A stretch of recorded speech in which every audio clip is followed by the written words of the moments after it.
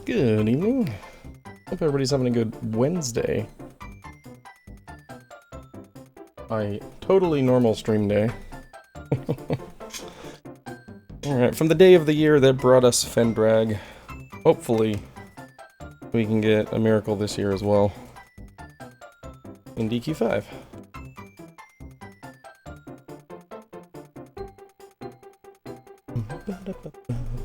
Alright.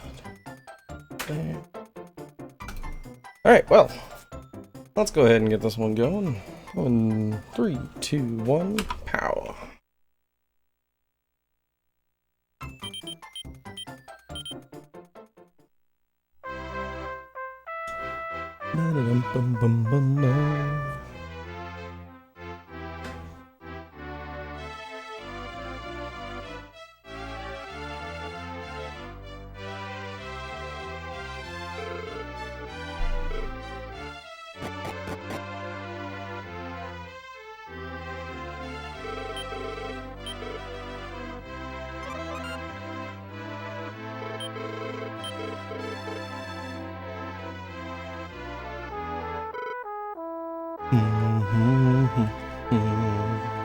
Yeah, I figured that, since I don't have any pressing time matters in the morning, cough cough work, might as well do a late run tonight, see what happens. If it finishes, great. If it goes wrong, no big deal. Give it a go, see what happens this time.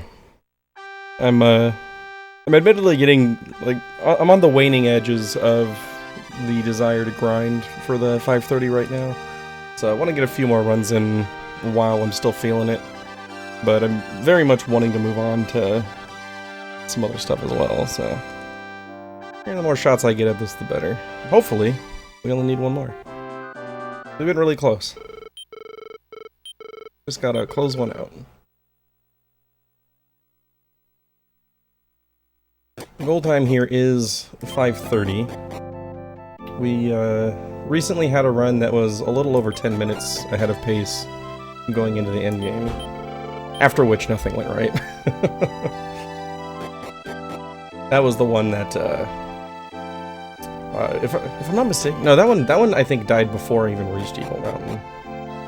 That one, the Great Temple killed me a couple of times, and then, like, right before Evil Mountain, I had a couple of bad encounters that, one of them I mishandled, and then the one after it killed me because I ran out of resources to do anything but run, and I got I think it was a quadruple run fail, or it was a triple run fail. It was 3 or 4, it was bad.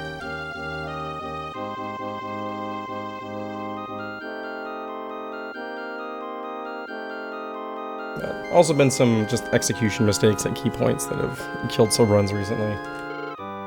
So, just keep pounding at it. Eventually I'll get it right.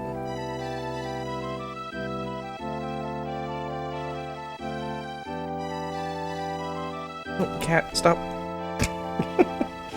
Oh. You're cute, but I can't have you pulling the controller out of my hands.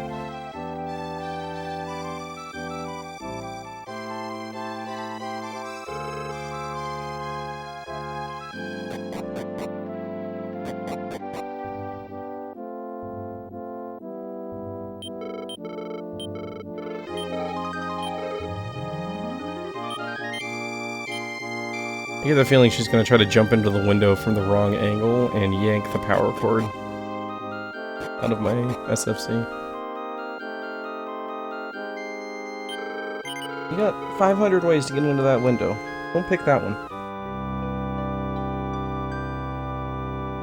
There you go. Good girl.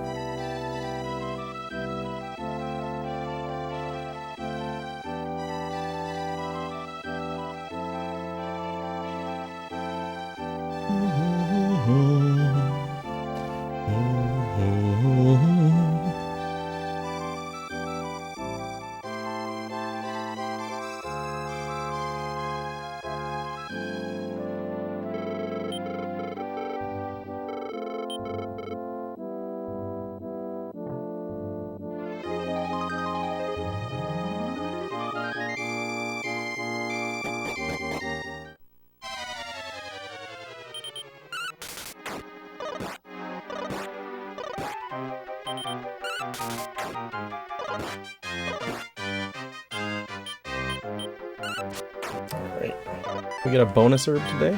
It's been a while since we had the herb drop on this fight. Hey, thanks for the GL Pierre. I'm sure Pierre will have good luck. The question is, will he be on my team when he has it? Pierre makes his own luck.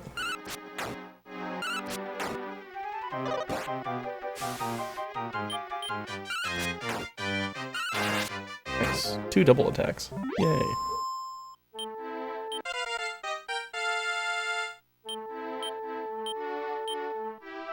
Da, da, da, da, da.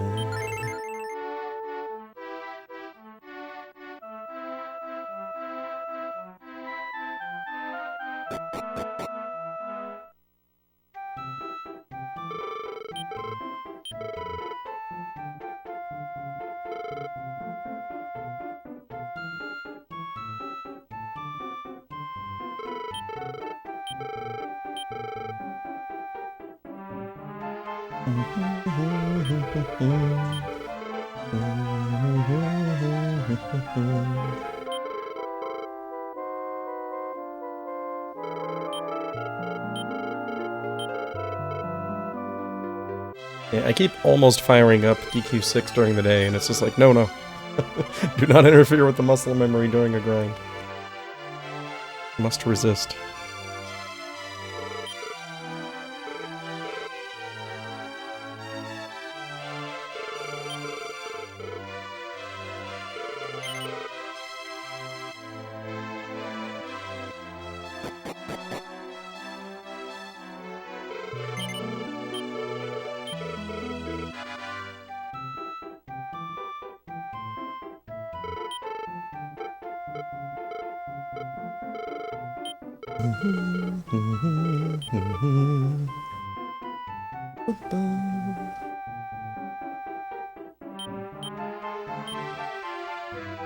Hey, let me continue. Thank you very much. Merry Flexmas to you as well.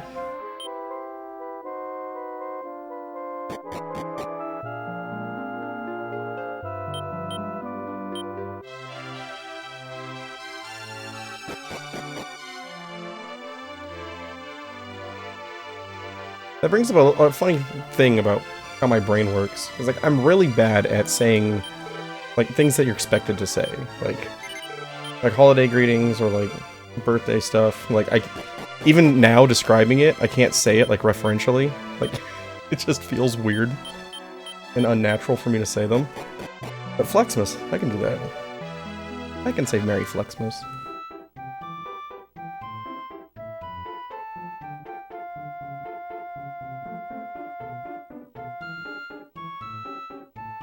I don't know what it is. My brain just won't let me do it normally.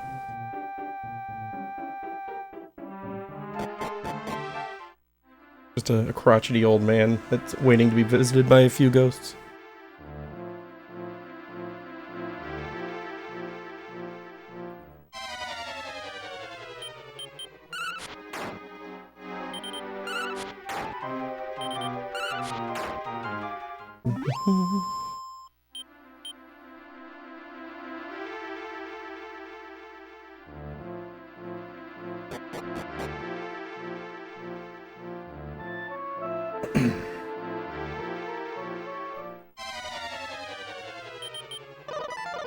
This is a mistake to fight, but I'm already swinging, so I might as well go.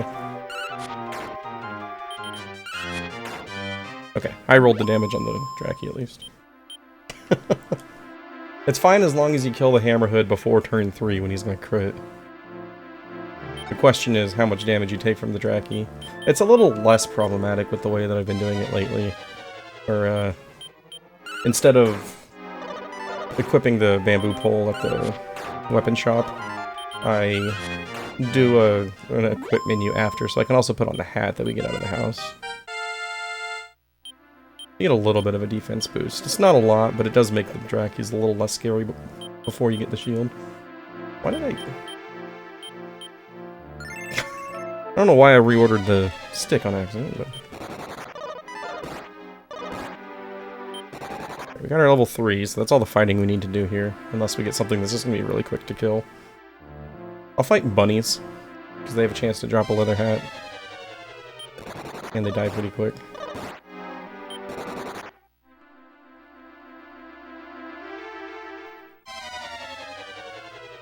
I also just never see them, so, you know. Committing to fight something that doesn't exist is really easy to do. Here's a crit.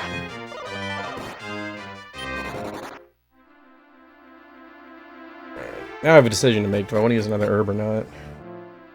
Run fails adding up.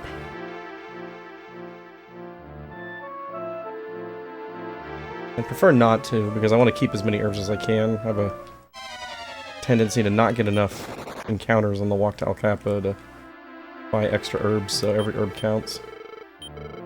Like, it's gotten to the point where I've considered grabbing the herb on the first floor of this game. Even though it's a little bit out of the way.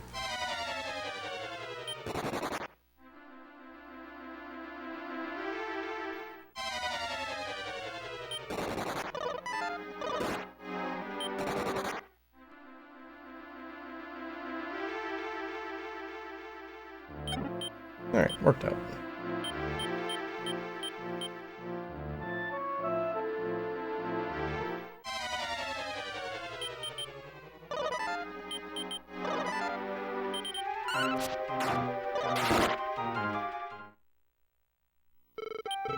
Cool. Out of the cave in under 11 minutes, it's good.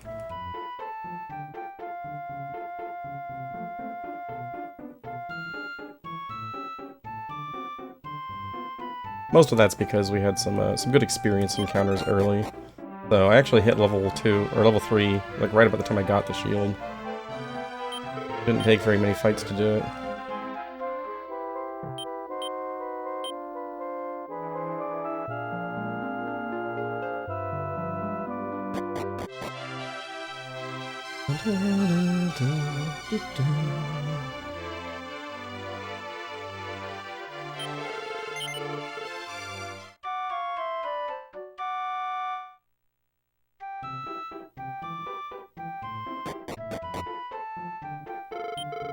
Alright, now we hope to get some good gold on the walk to El Capo.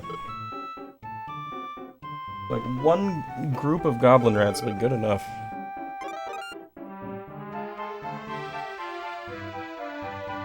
But really, as long as I can get, like, at least, like, 20 gold, I'm happy.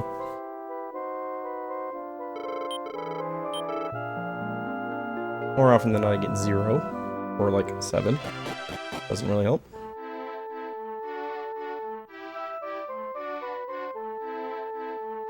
Come on. Thank you. That's not useful unless they drop a hat. Really not worth anything at all. Bleh. Oh, hey, hey. There we go. Oh, that's not useful. Better than nothing. Oh, it might not be better than nothing because it takes time.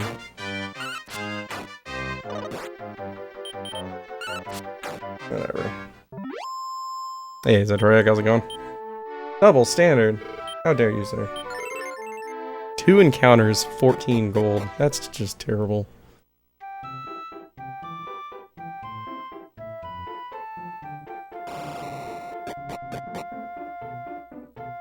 I think I'd rather have no encounters than what just happened.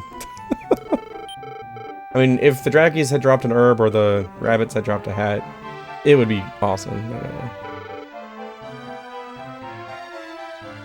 What are you talking about? I'm still running it.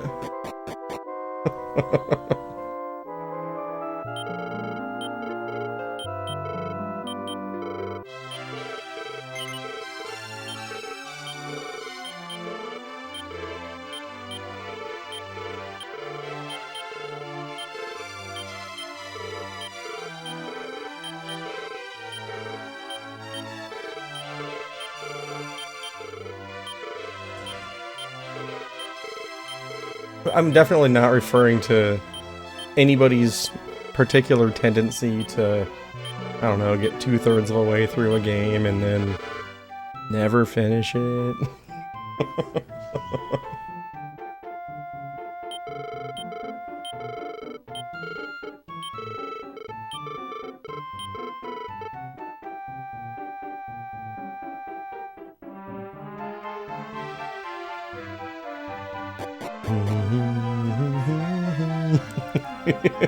Sure have.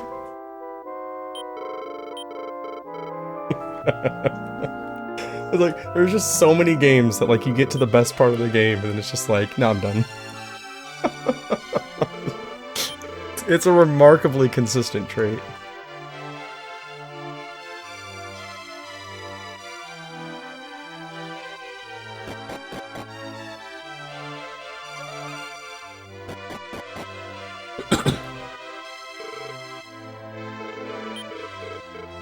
You did beat E33.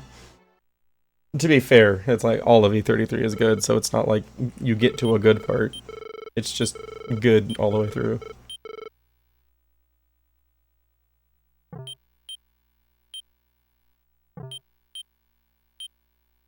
You'd basically have to quit right after making your save file to quit right before it gets good. And actually, even then, it's too late because the music on the main menu already got you. Yeah, I'm surprised you finished Dragon Warrior 7. That's one I still can't finish. Tried.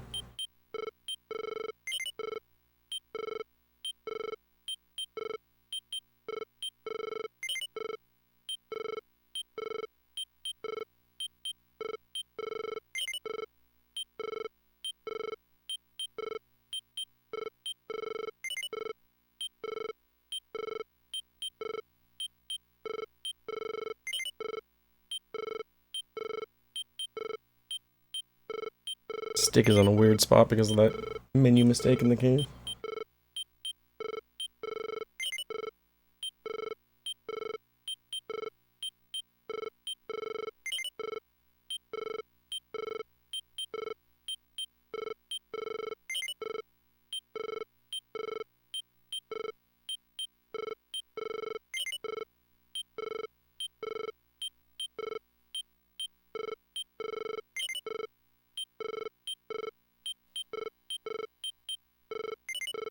Have you never played it casually before? Or is it just one of those things where the amount of knowledge that you gain from that particular speedrun will just make it impossible if you ever play it casually in the future?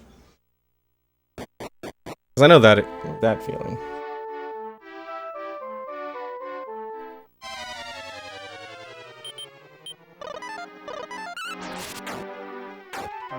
I feel like we've all bought something from SK at some point. My PS4, I bought from SK.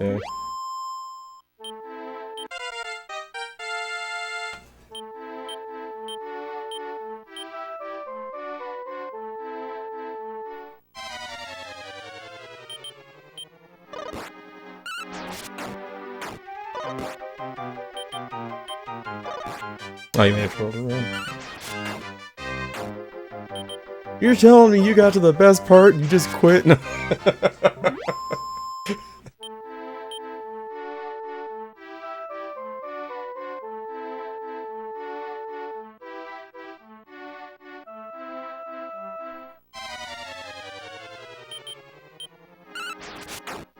Hey, steady.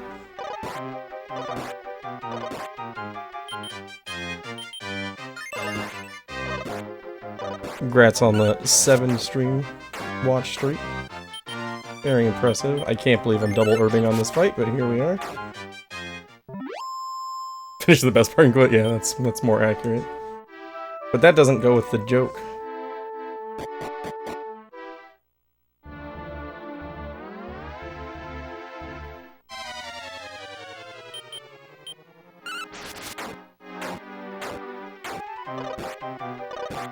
I hate these rats. They're just a little bit too tanky and they're not worth us anything at all.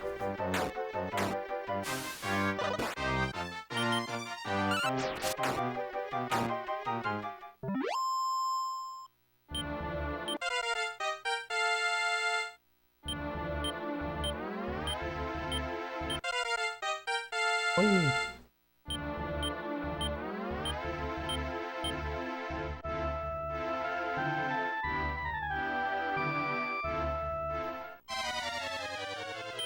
Oh, it's the boys.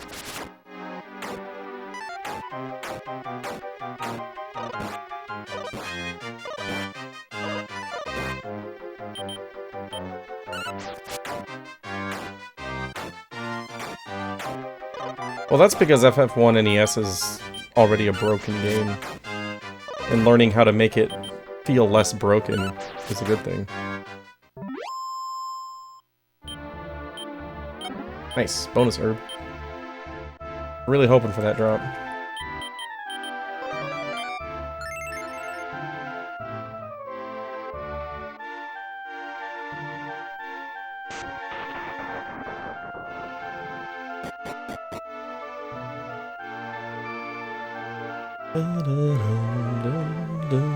That's one thing I like about like Dragon Quest games. Like speedrunning Dragon Quest games, you're just playing the game well. So like you don't do anything that like ruins the ability to just go through it and play it for fun. Like yeah, you understand a lot more of the mechanics, but it's not like you're breaking the game like a lot of speedruns, and it just things that you have to either actively choose not to do or fight the urge to do. It's also one of the great things about FF13, because all you gotta do is stop practicing it for a few weeks and you lose everything. That speedrun is so hard, man.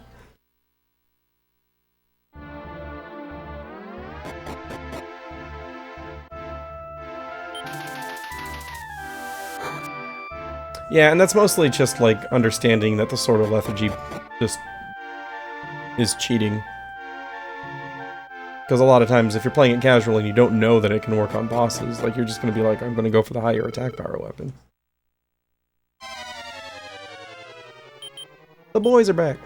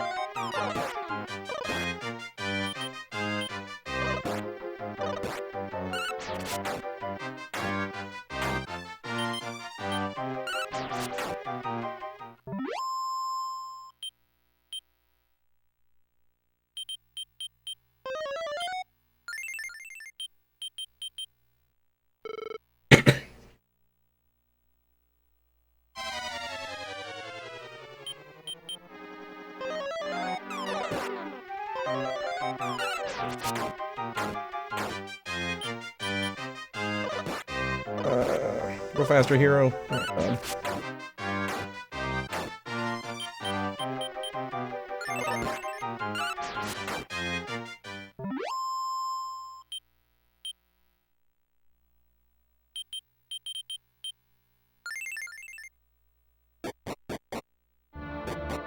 I'm gonna run low on herbs real fast, but we have been getting really good experience, so chances are we're gonna get level 7 on Bianca without much trouble, which makes herbs less critical, because you generally don't go through all of Hero's MP.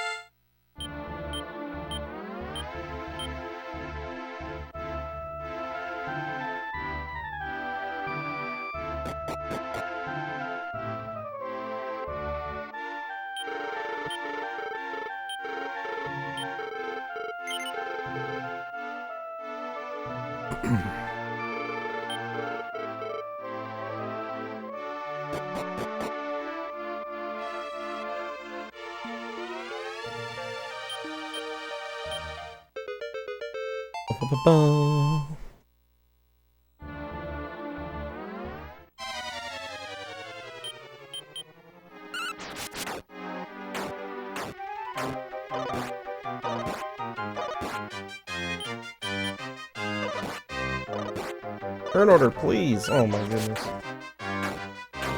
There goes another herb. Heroes wants to go last every turn.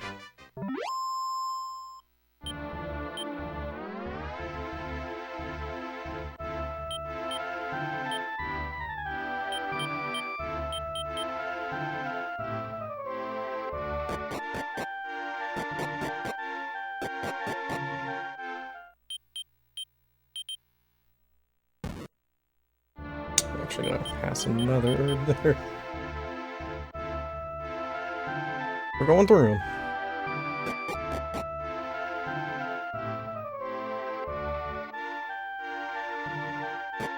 Bud.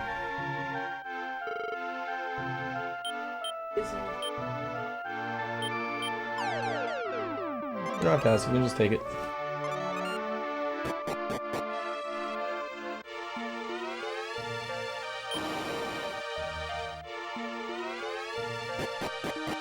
Suddenly no encounters.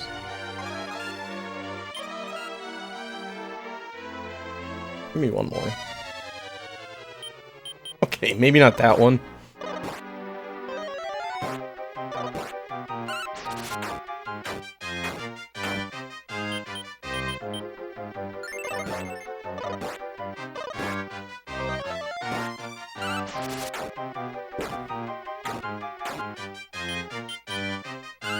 Good, fast hero, okay.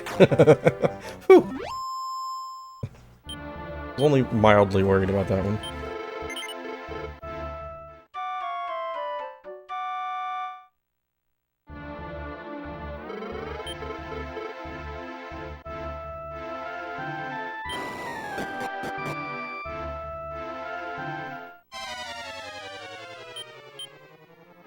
Actually, kill the night whip. Don't want to get sapped here.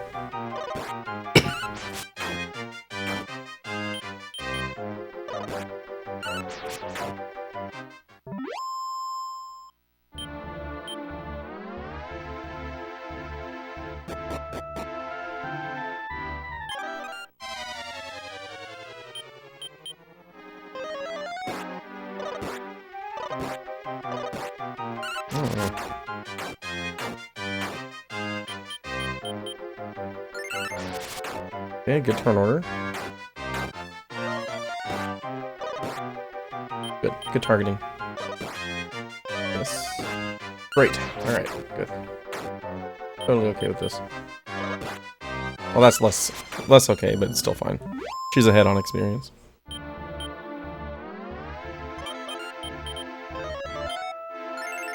Hero going first on the last turn would have been nice that she got that experience, but at least I only needed to heal one character. It was the more important outcome in that scenario.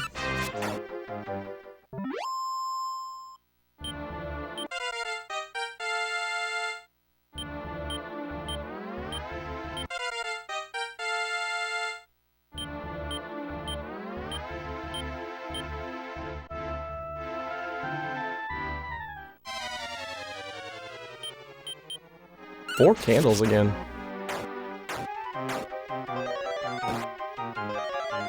Good news is this fight is significantly less concerning once hero hits 6.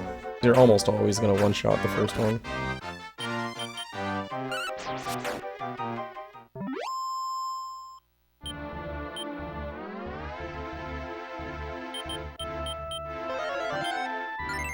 Leave Bianca at 20 for now.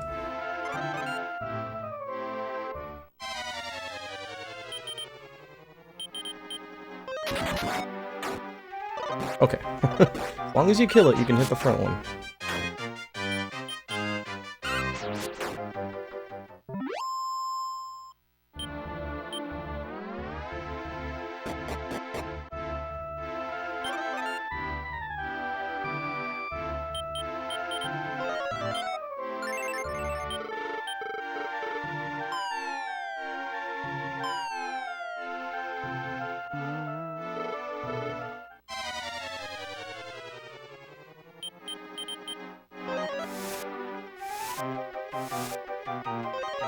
Three out of 4.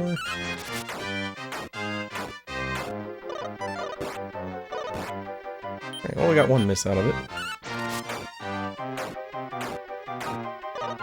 Ooh.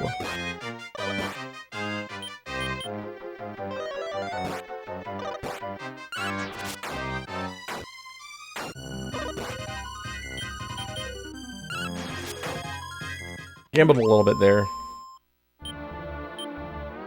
But did not want to use the herb.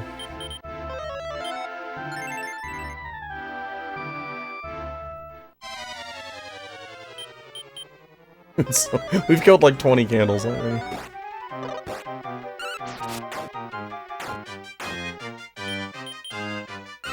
And no bronze knives. Come on. Hint, hint. Give me a bronze knife. We're overdue.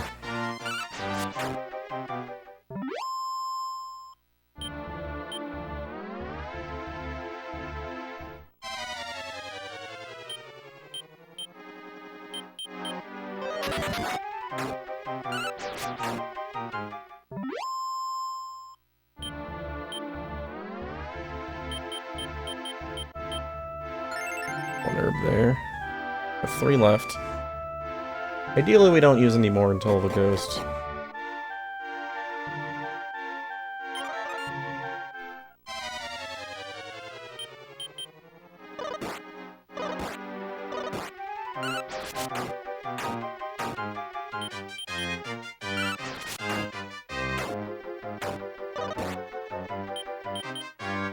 This might be Bianca 7 already. Before we even reach the end. Yeah. And a bronze knife, maybe? Maybe, maybe? Hey, look at that! Pre-recorded, baby!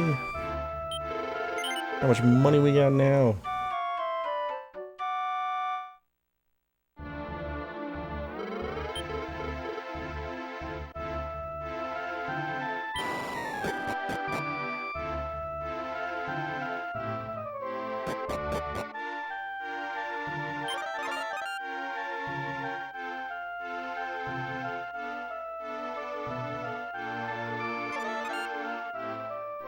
I was gonna say, if I seriously make it all the way to the ghost without another encounter, it would be amazing.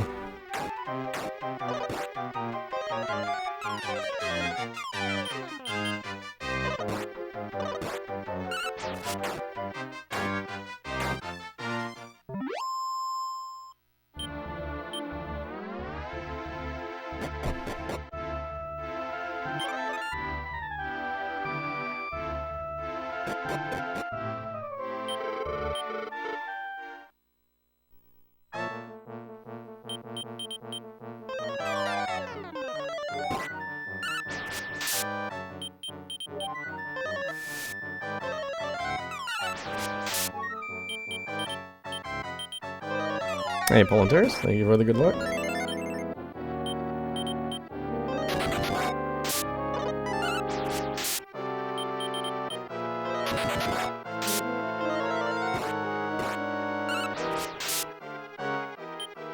Ooh.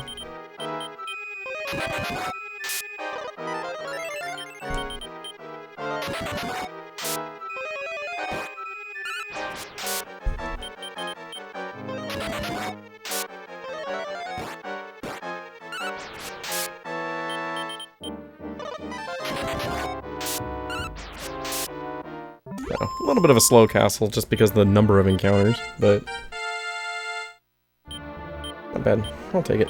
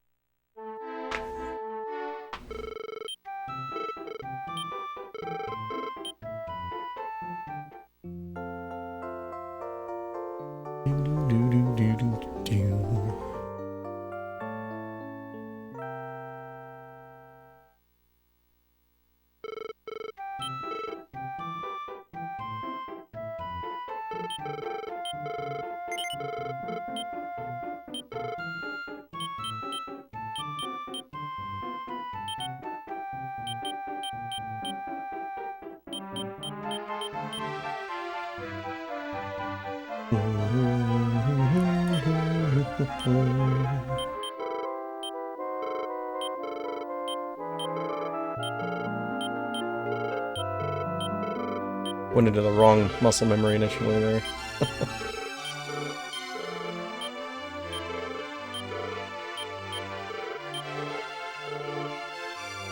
Tempting to just buy the wooden hat there, but I don't need it. It would involve a separate shop. And we're gonna replace it with the fur hood anyway later. Will help very slightly with damage in the fairy world, but yeah.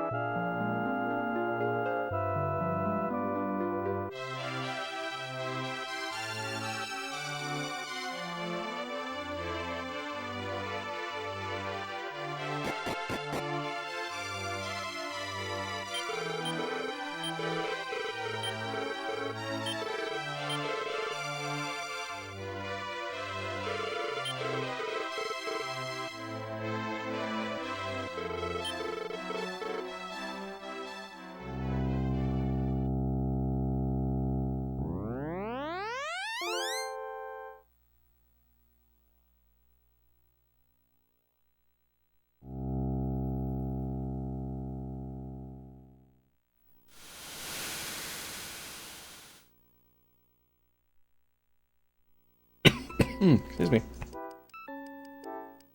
One of these days my lungs are gonna recover, and then I'll get sick again right after. But we might get a day or two where I'm able to just, you know, breathe normally. That'd be cool.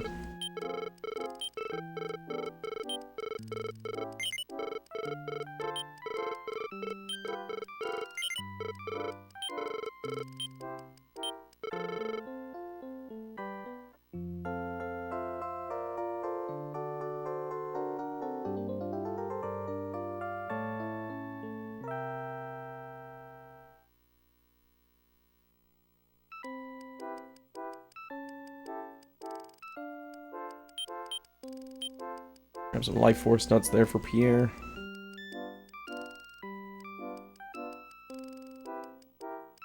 Holy water here.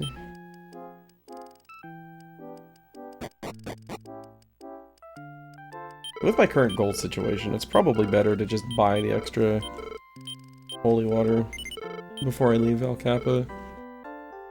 It'll be a little bit quicker than walking around the building. Not by much, like maybe a second.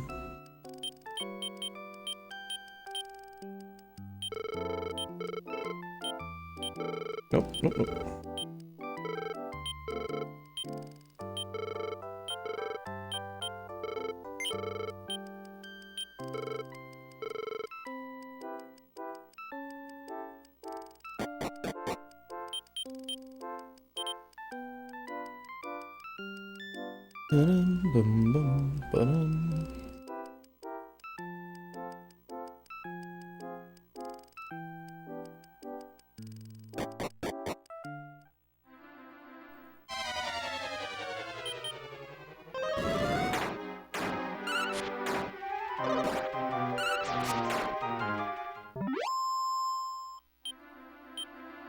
Alright, so we'll take some fights in here. Mainly want to get a level on Barongo to buff him up for the Zale and Ice Queen fights.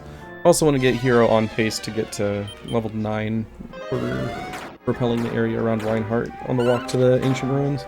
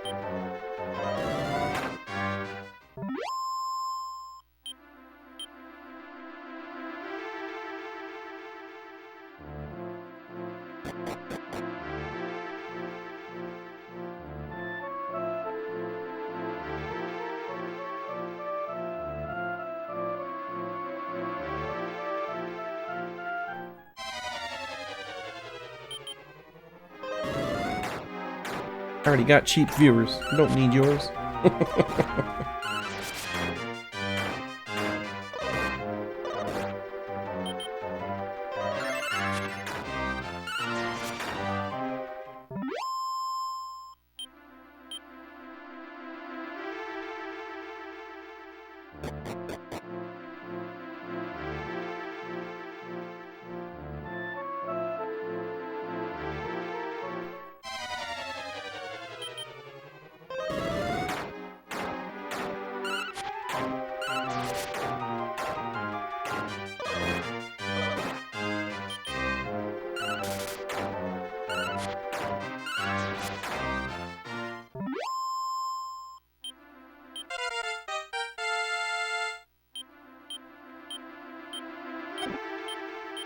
Hey, bonus herb.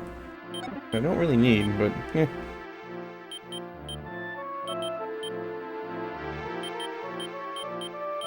I'll pass one to Barongo. I don't want to get rid of it, but like, so I don't have a lot of inventory space on Hero, and I might need that on the Ancient Ruins walk.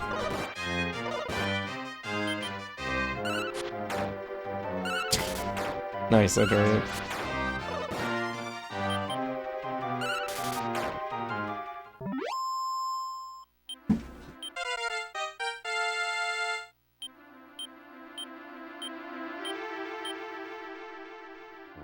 Okay, so that's enough experience here. We can just run until the Death Warp. Unless it's gonna be a quick fight to kill. Like this.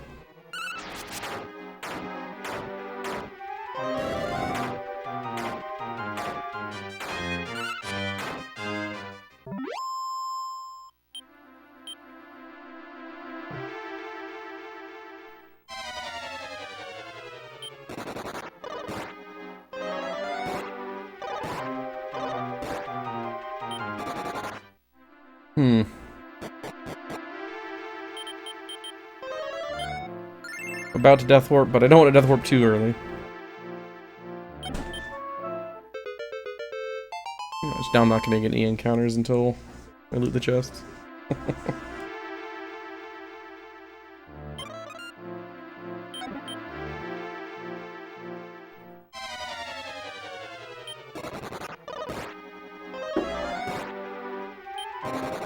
Okay.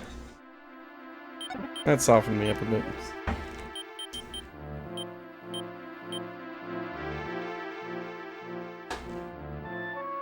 And the good news is Barongo's almost dead, so he's not gonna... Why is it always this encounter? If they kill Barongo, he can't take out the things that I need to Death Warp to.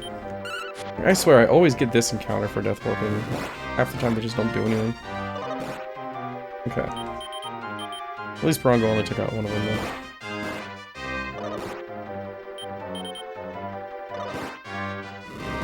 Okay, that's good. That's fine.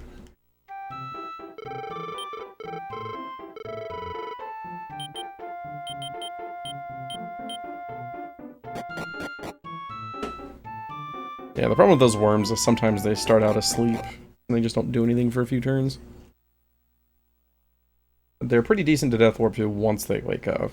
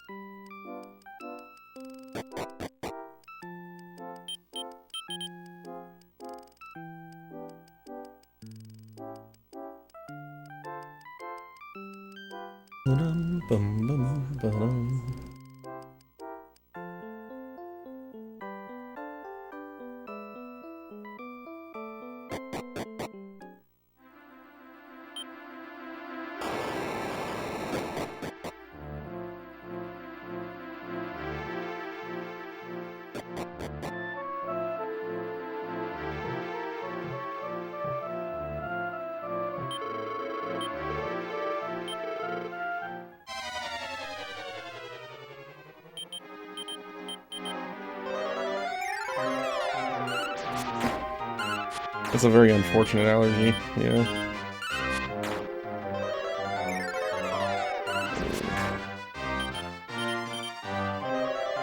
Oh my god, stop MP draining me.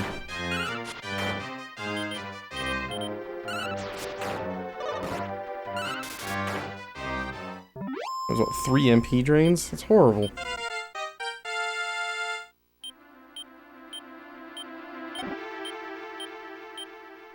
It's relatively fine if Bella doesn't miss any saps. Annoying if I have to burn more MP now.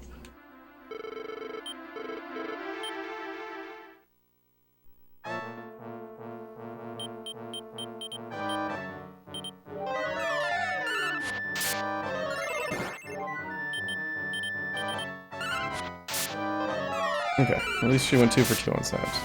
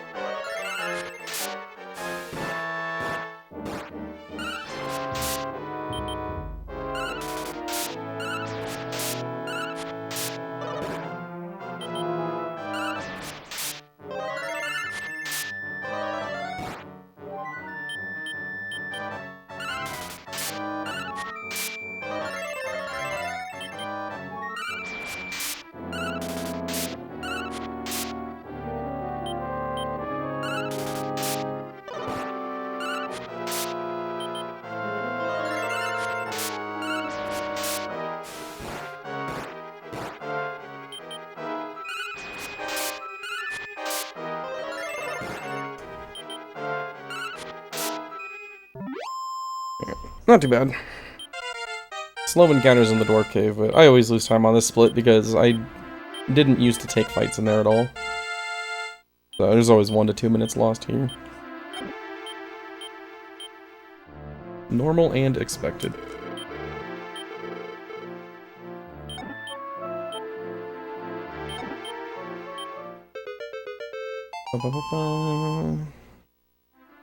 Oh my god. Okay. Inventory was full. I thought I had used 2 herbs during the fight, but I hadn't. I used 1.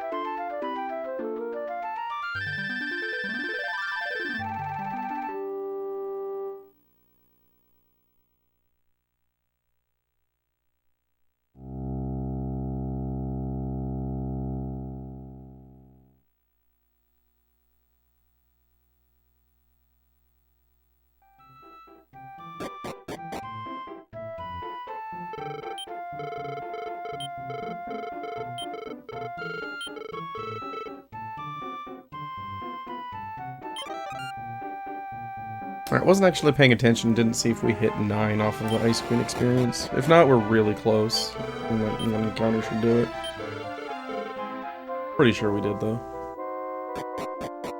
I know Barongo leveled up.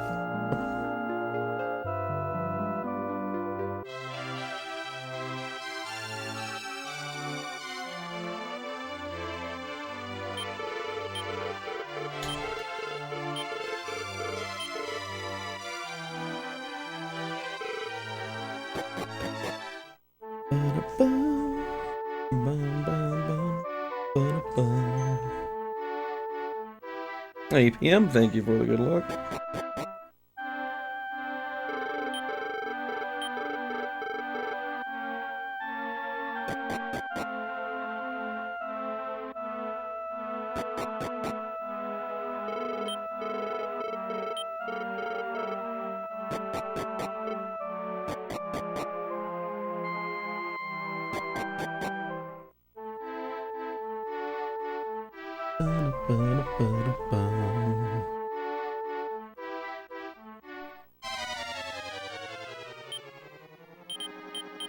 Okay, we did hit 9, so it would have been fine if we didn't get this.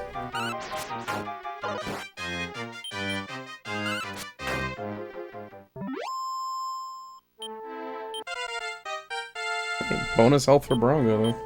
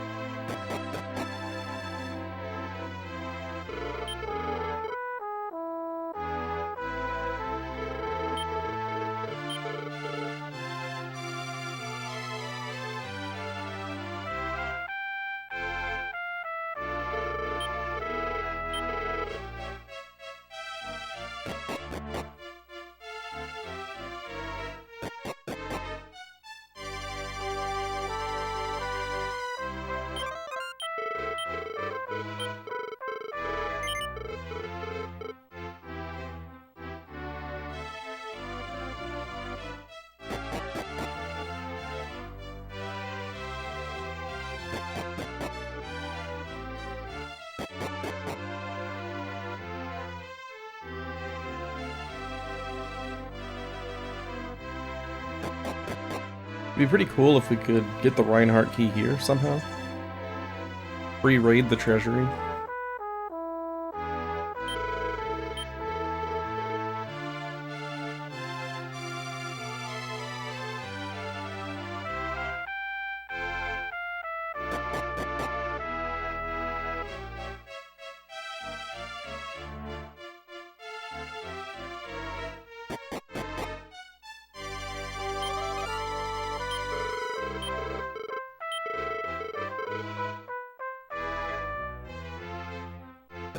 Yeah, just imagine what the ancient ruins would feel like if you had iron armor. And honestly, it wouldn't change too much, I don't think, because the big threat would still be Fireball from the Dragon Kids, the baby newts.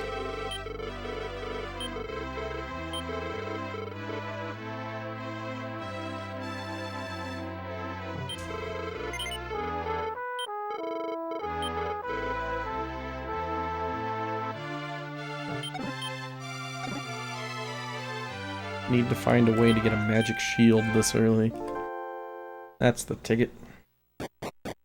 Become immune to the entire generation.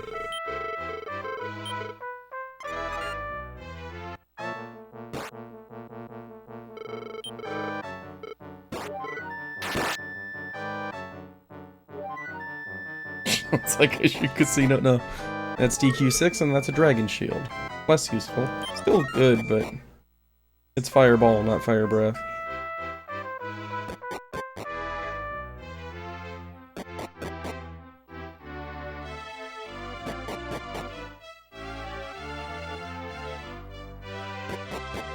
I don't even know what the casino rewards are in DQ5.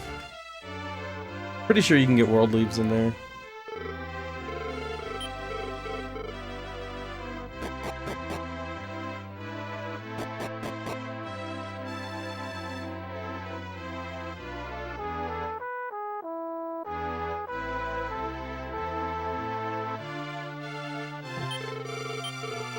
This is the anti-casino stream, sorry.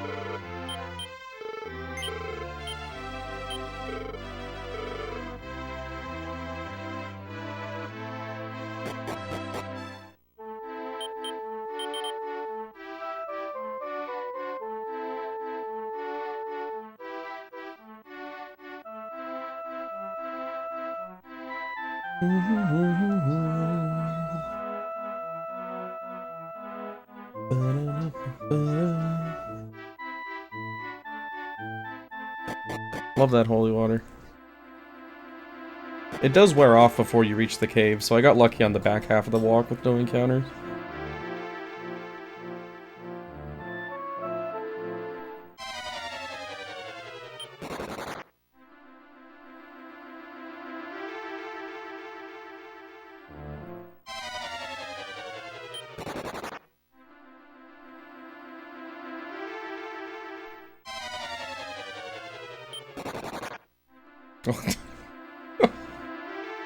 Well, now I can't talk to PM.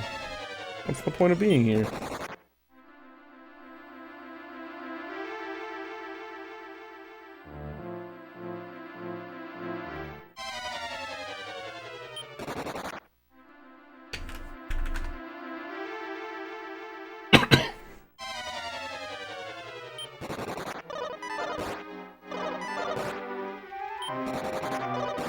Might be the first person to use the watching without audio badge non-memishly.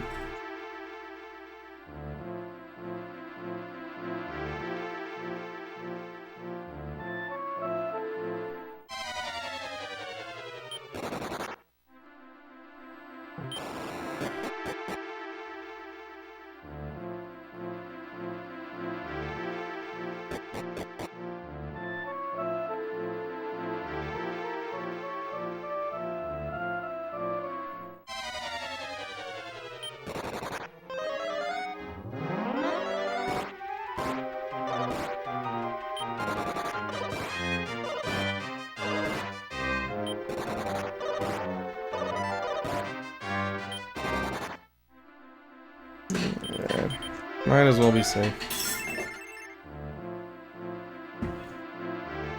Well, can't ask for the ancient ruins to go much better than that.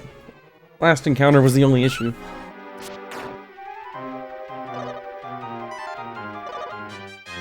It was almost a no-heal.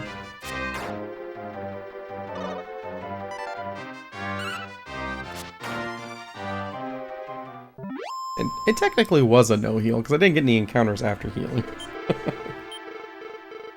I only healed to play it safe. Turned out I didn't need to.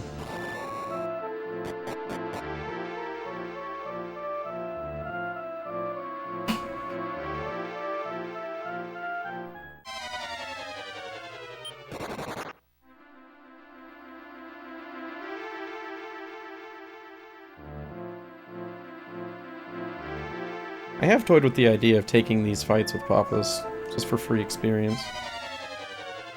I don't think it really matters, though. Nothing in here is worth enough to help push toward 14, really. You're still just better off with fights post-Pierre.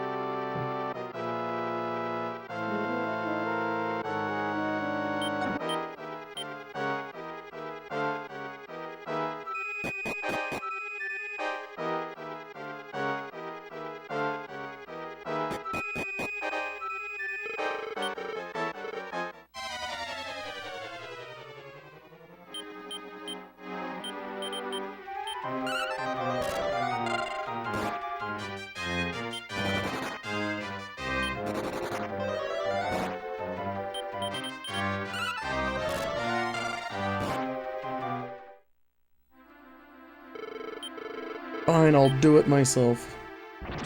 Gemma doesn't want to kill me. I'll kill me.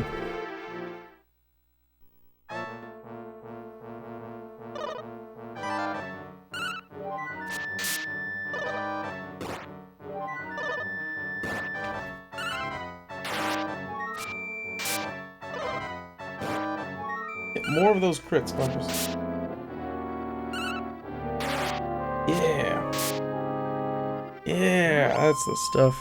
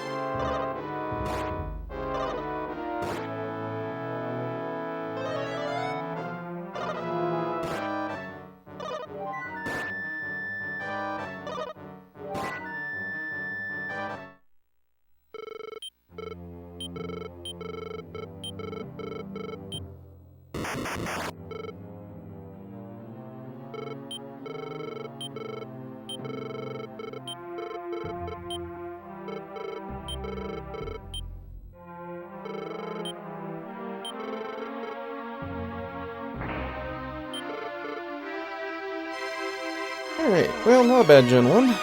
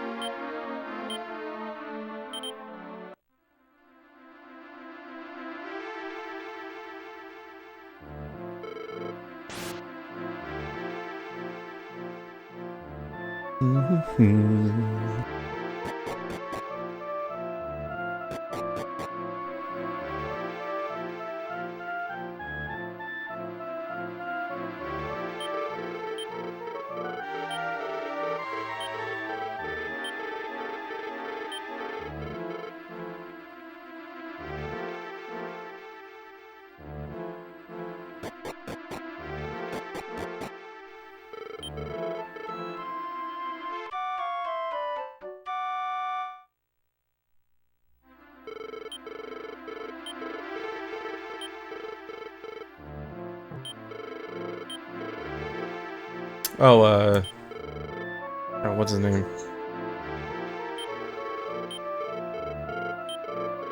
Why am I blanking on his name? Yeah, I know who you're talking about, though. Yeah, he's the fake Siegfried.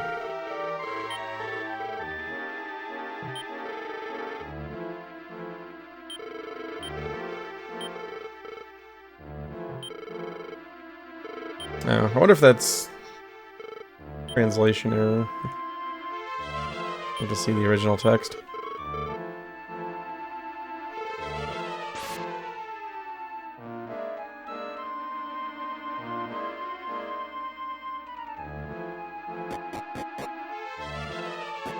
FS6 is fun.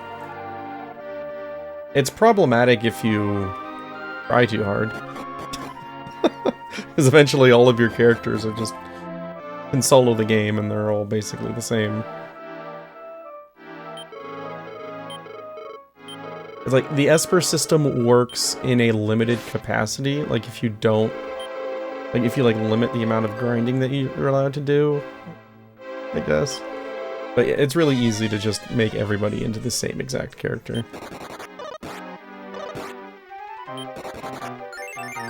And the only real difference is the base stats.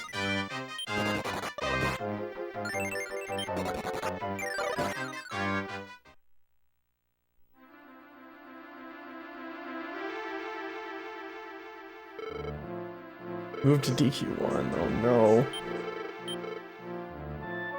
DQ1 HD2D is one of the worst experiences I've ever had. I absolutely hated that one. 2 was okay. 1 was garbage.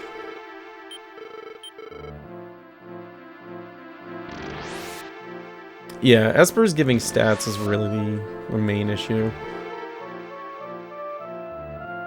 I would even be okay with, like, limiting the amount of times that an Esper can teach a character each spell.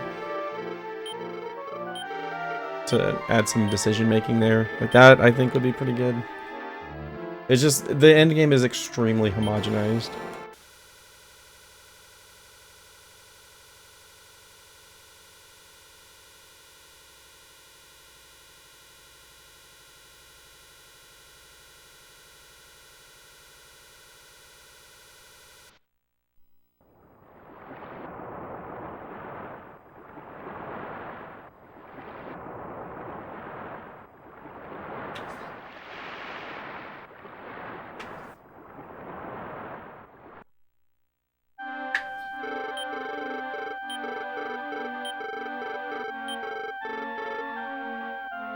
Yeah, FF6 is probably at its best before you really understand all of the system. Afterwards, it's too easily broken.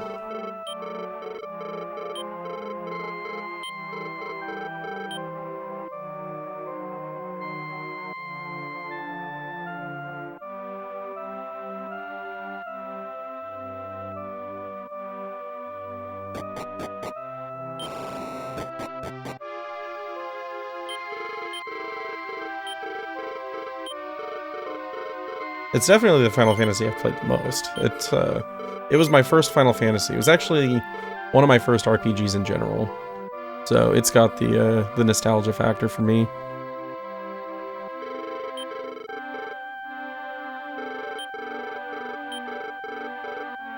Yeah, except unlike DQ7, it doesn't take 150 hours to do that.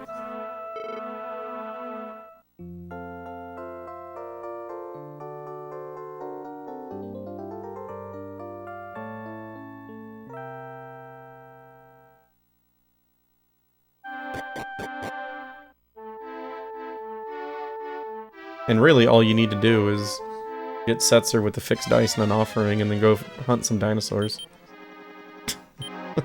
I just tried to put Henry in the wagon that I don't have.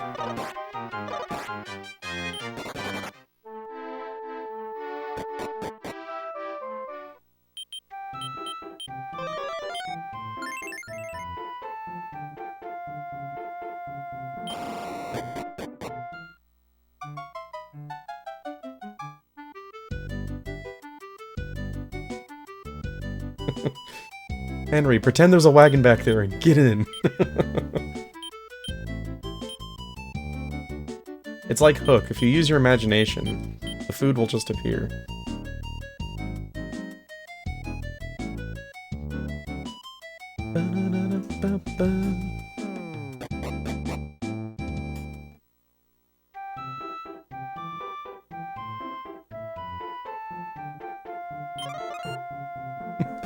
Casino was fun while it lasted.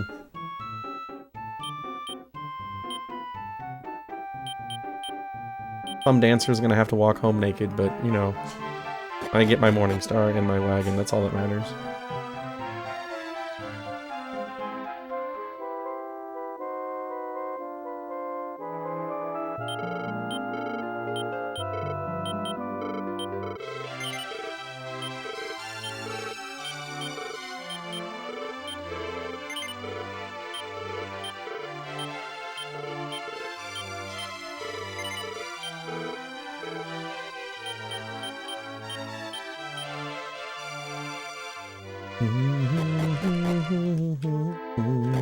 Ah!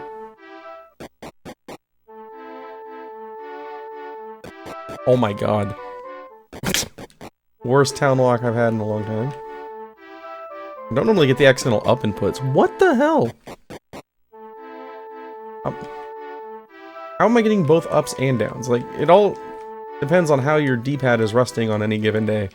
You either have lots of ups or lots of downs. You don't normally get both. Good God.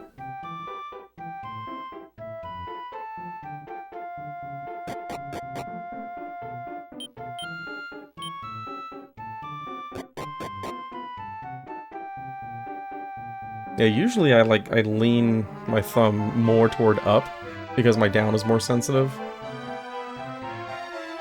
Hey, it's just all over the place.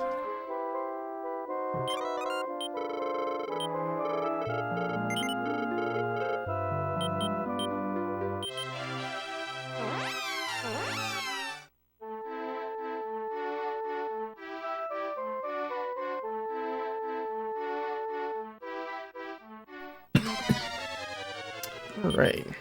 Give me these blue slime. Come on, Slalom. Let's go. We got things to do.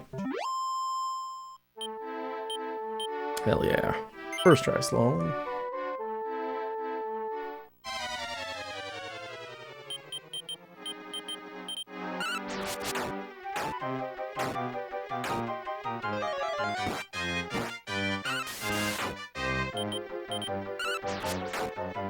And we also get first try Slabo.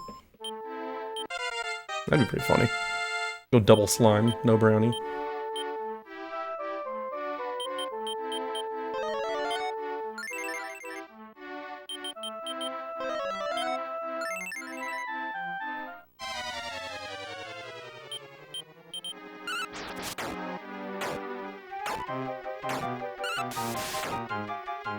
Alright, 1 in 4 chance to recruit this guy. Nice, first try.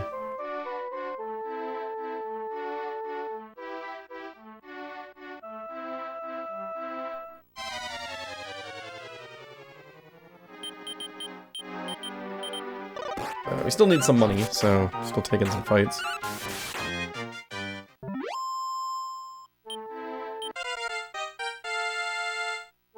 Not a brownie. We'll just have ice cream.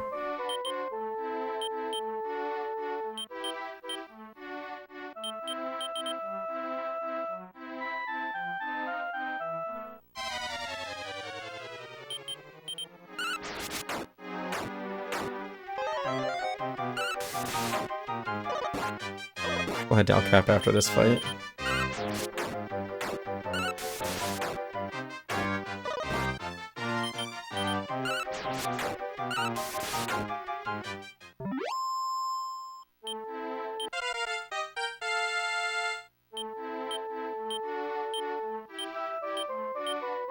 Oh my god, a second brownie?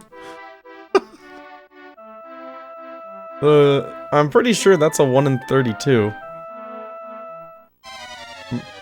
Might be 64 though?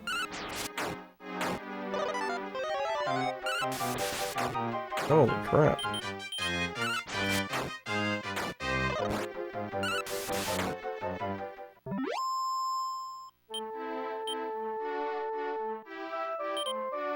Perfect. Well, actually no, we want a little bit more gold. Because we gotta take the inn. One more fight will do.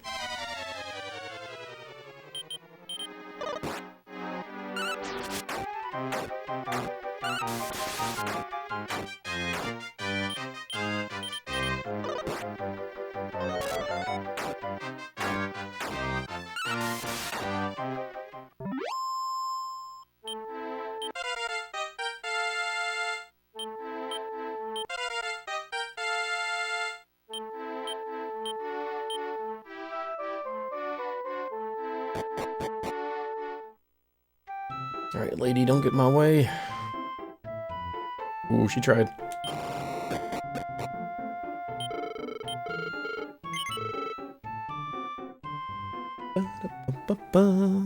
It is a 64. Okay. Yeah, it's the same as the, Oh, wait, it's 1/2 for the brownie? I thought it was 1 in 4 for the brownie.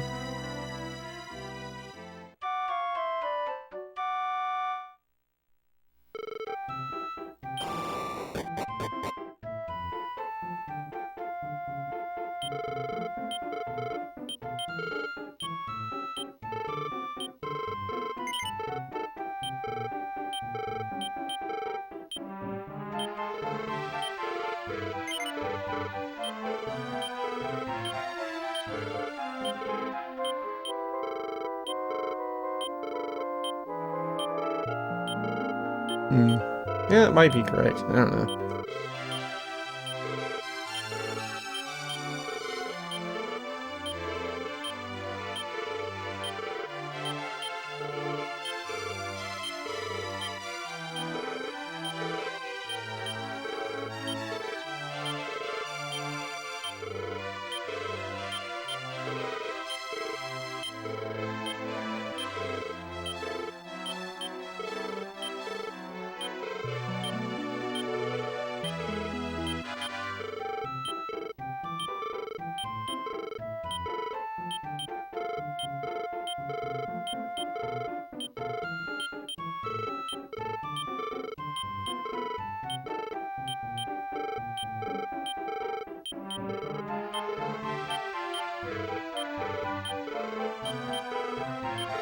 Yeah, it's always been 1 in 4 in my head from when I initially looked things up. I recently went through and made a list for, oh, it's DS. I was actually wondering that as well, if it's different on the DS. Because there are changes to what is recruitable. It wouldn't surprise me if they changed some chances. Anyway, I was saying I have a list of monster recruits for when I eventually get around to doing recruit all monsters. And on there, like that one, I made it while staring at a list of everything, and it says 1 in 4. That could be wrong still. Who knows?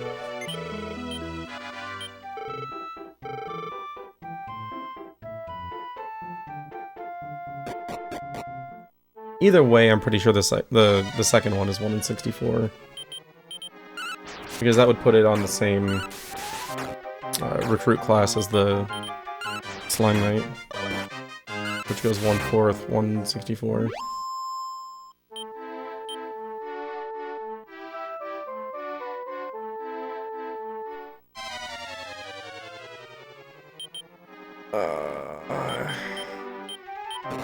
I just really don't like that encounter. It's not worth it. I'm gonna end up poisoned.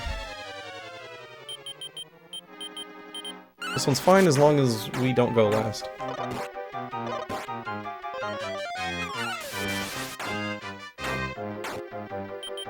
Hero kill.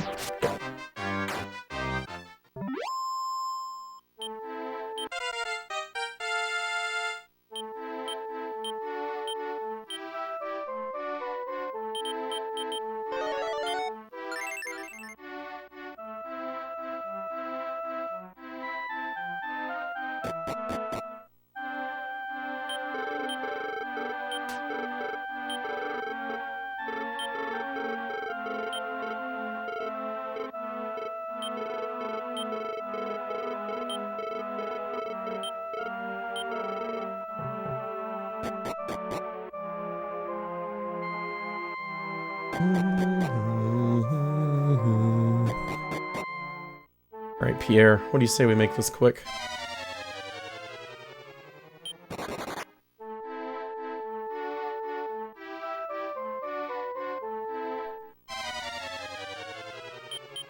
That would be quick, if it works.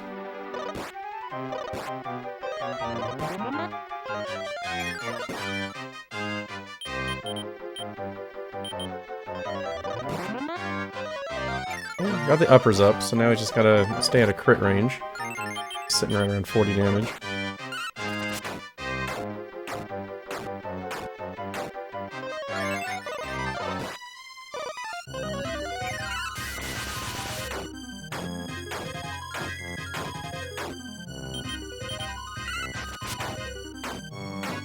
Yeah, can you believe we're about to recruit 6 Slime Knights? Awesome.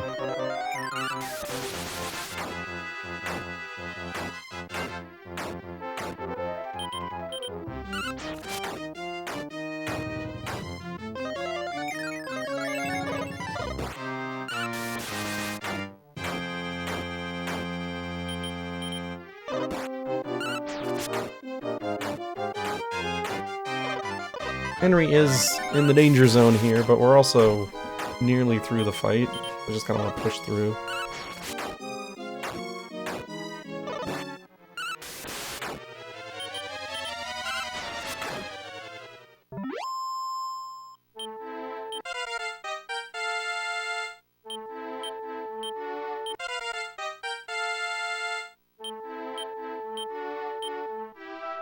Darn.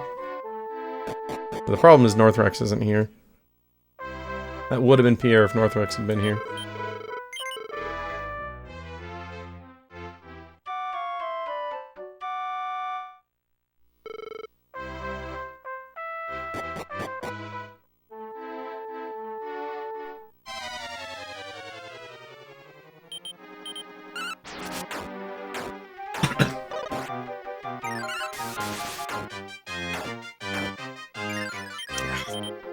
Stop MP draining.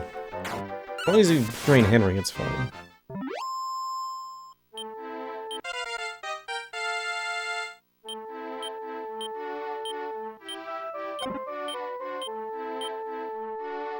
Okay. We need that hat, but alright.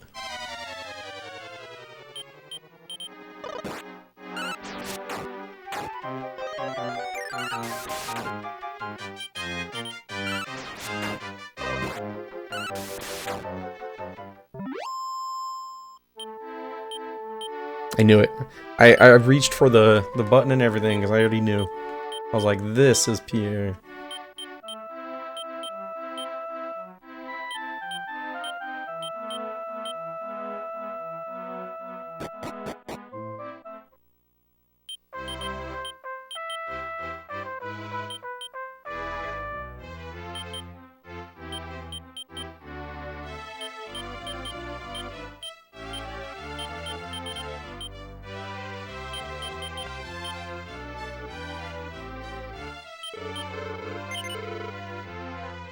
Alright, now we just need to not get walled by the underground.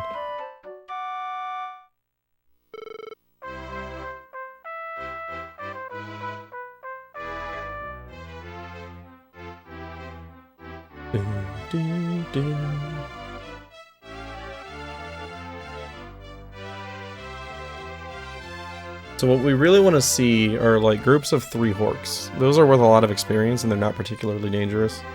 Especially since we can fight using Pierre. 2 Magicians is another good encounter. Hey, ask and you shall receive.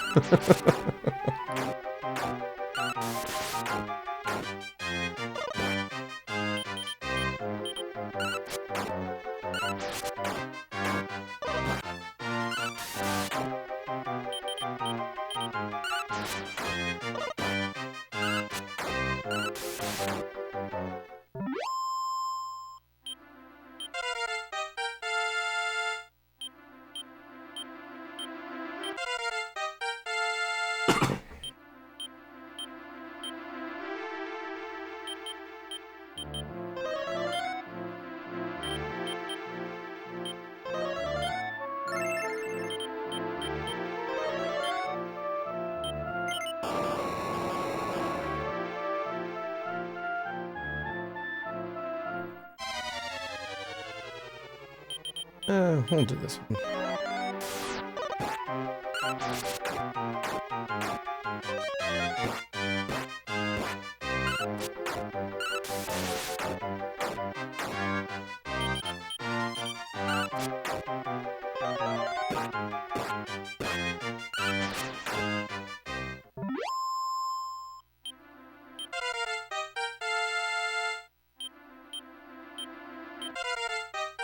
Alright, there's level 6 for Henry.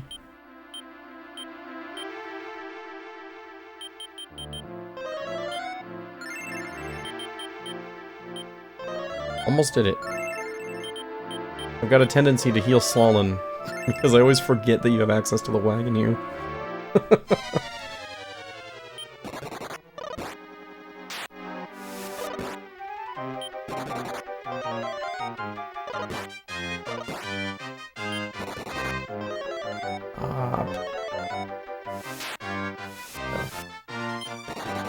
Say these things don't even do damage.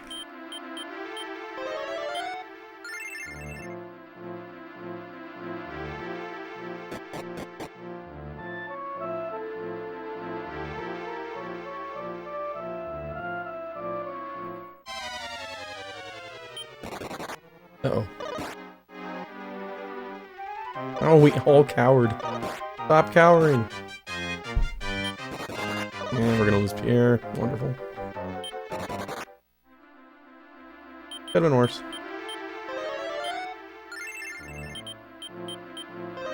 Okay, we got 2 more heals, and then we're on to herbs. We do also have a magic water if we need it. If we get the opportunity to use it. If Hero dies, then it doesn't matter.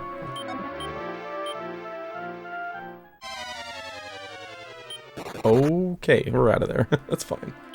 Everything's okay.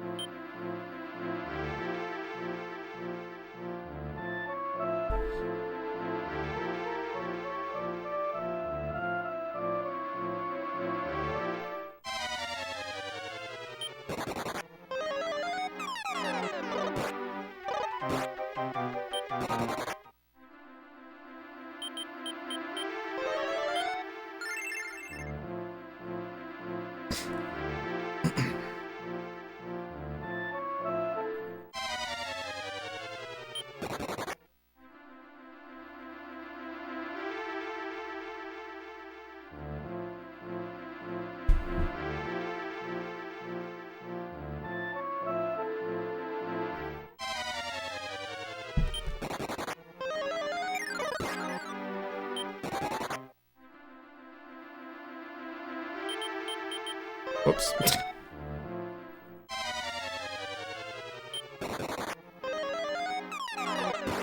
I hope I don't get punished for taking that step here. Okay. I took the step in between opening the menu again to heal. Almost really hurt.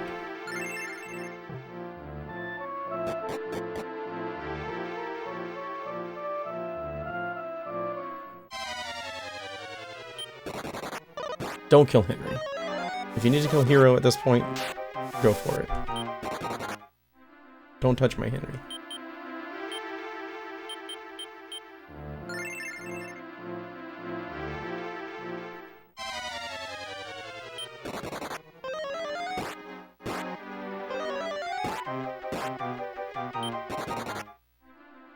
Debating just taking that fight, but it's fine. We got through, that's all that matters.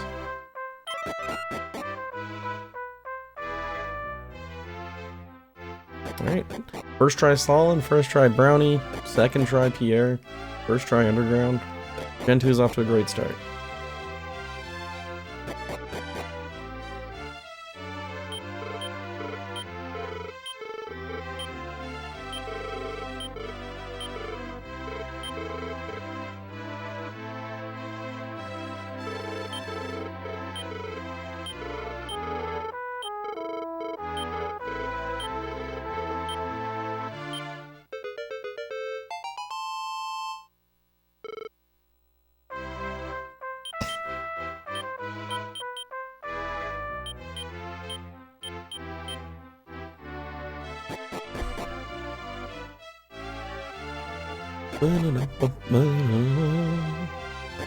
The best monster drop? Like item? Or monster recruit? If it's recruit, Pierre. As far as drops? I don't know. It depends on what you need. Oh, like Hat of Happiness? Not really anything that's like that influential. We're gonna walk out because I need to live here. I mean, you can get things like the Anger Horns in Gen 3 can drop Devil Armor, which sells for like 6,000. But like as far as things to use, I don't really know. We don't really get very many drops in this game. The drop chances are extremely low. Very rare that you get anything that's actually impactful to the run.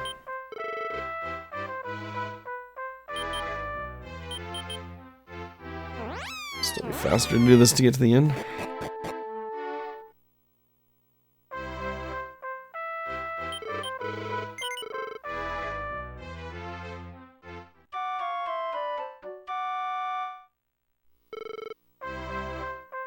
Like, honestly, a leather hat off of a bunny on the walk to El Kappa might actually be, like, the best drop you can get.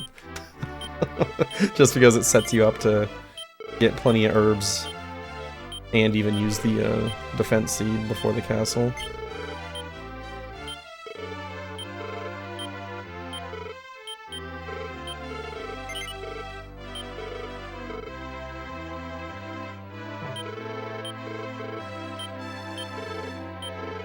But like casually, I don't know. I'm not really familiar with most of the drops in this game.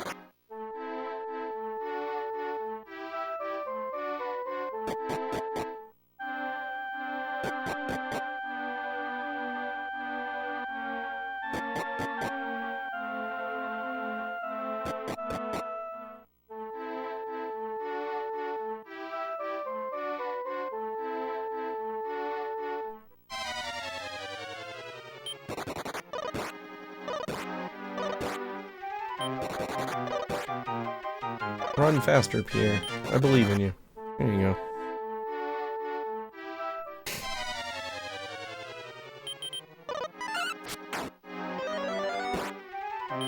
You're like right next to level 3.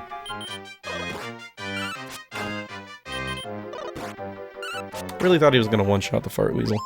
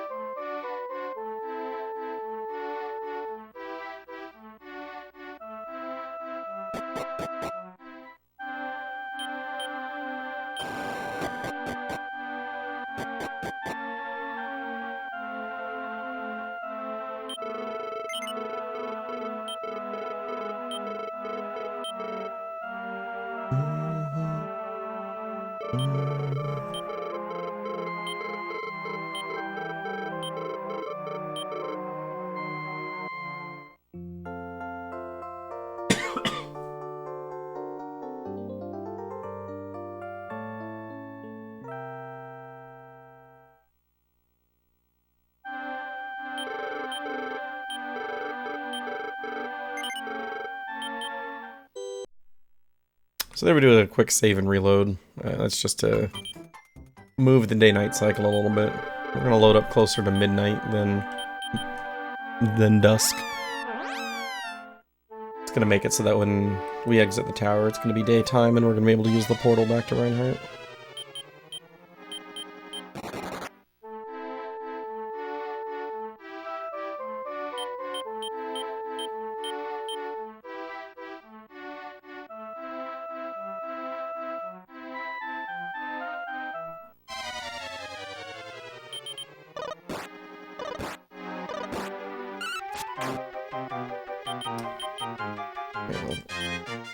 Funny story here. I meant to have Hero out for this. Oh, no. I screwed that up. We'll just reload the save.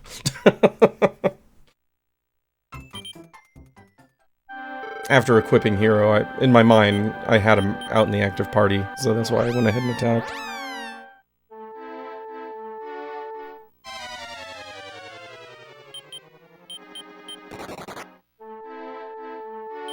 Forget if I don't do it now. Alright, it's just Pierre.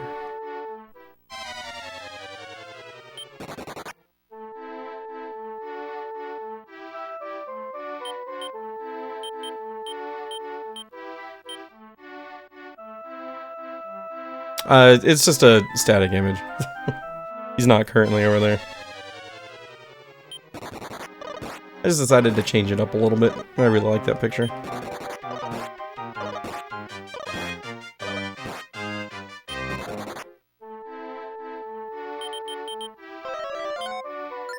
Also, how's it going, Krillin? Hope work wasn't too bad after I left today. I would be surprised if it was.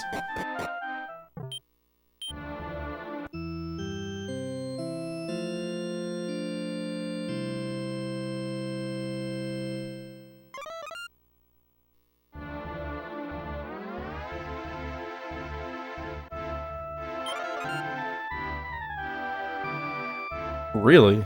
That's shocking. Oh, what's also shocking is Pierre outsped the metal slime. Alright. Level 2 Pierre, outsped the middle slide.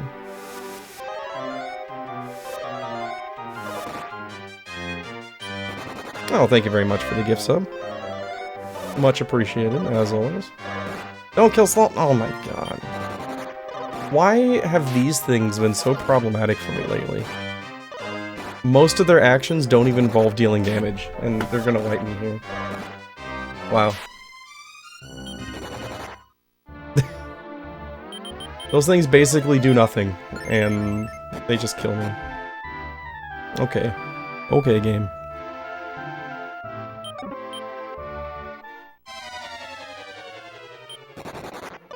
Like, it's weirdly consistent that lately the things that have been killing me are the enemies that don't deal damage.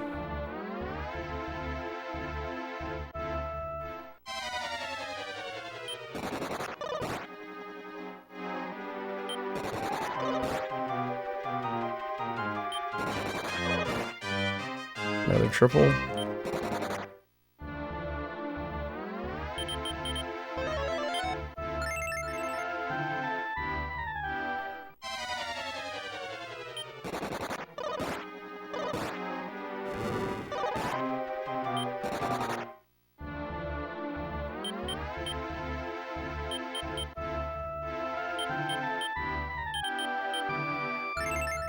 Oh, I didn't use the last life force on that.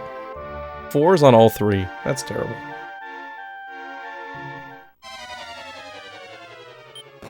So far, everything has been great luck or terrible luck. There has been nothing in between.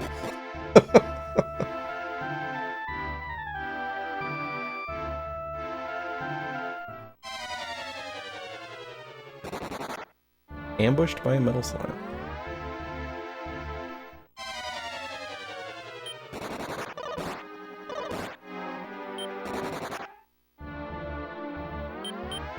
We're gonna do this too.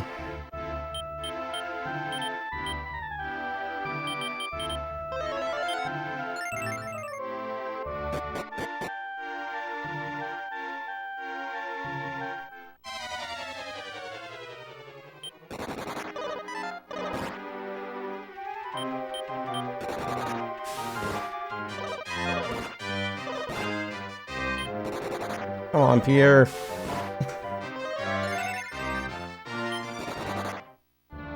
No more triple run fails. They're banned for the rest of the day. And that's not a challenge to go for more than 3.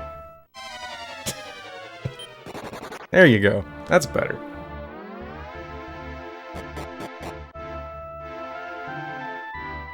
Man, that was a ridiculous number of encounters. And there's still time for more. Like, there's not on this floor, but on the walkout, you can get 1 or 2. But, oh my goodness. I don't think I've ever seen this many encounters in here. I've certainly never had this many run fails. It's a very bad tower. Please not here either. Okay. Alright. The hero will get auto-revived here. And then it'll swap Sloan for Henry. Holy crap, that was bad. But still going. We didn't die. The air literally carried us through there.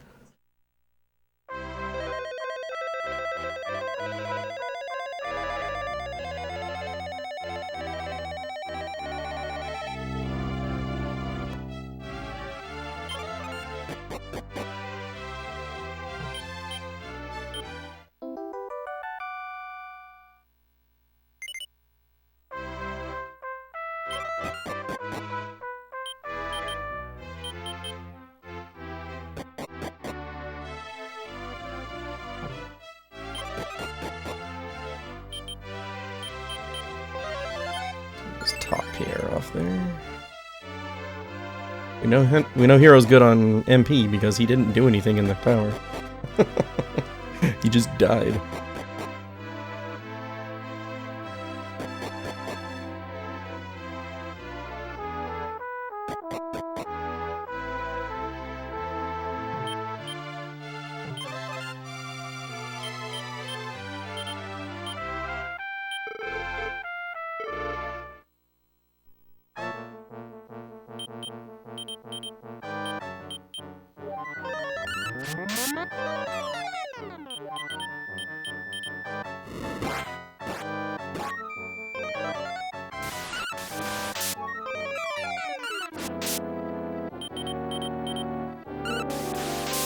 Here, you're confusing me. Nice crit, though. Here went from outspeeding a metal slime to going last on this fight. Make a decision, Pierre. How fast are you?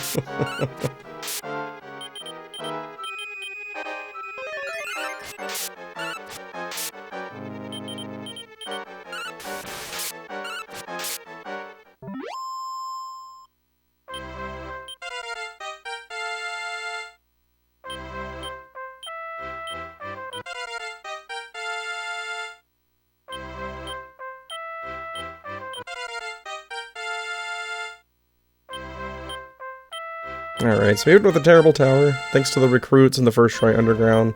Good start to Gen 2. Very good start.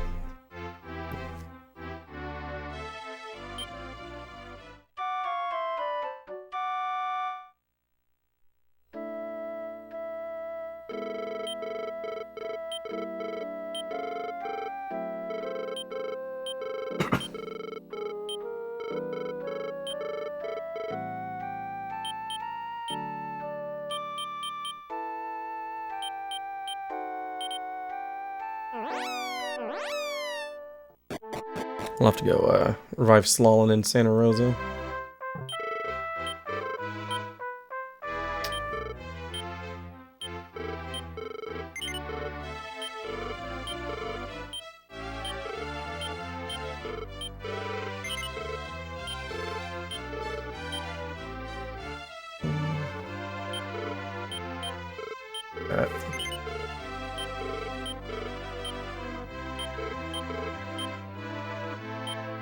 Honestly, at this point, Pierre's defense is overkill anyway. And we're gonna get him an iron helmet in next town.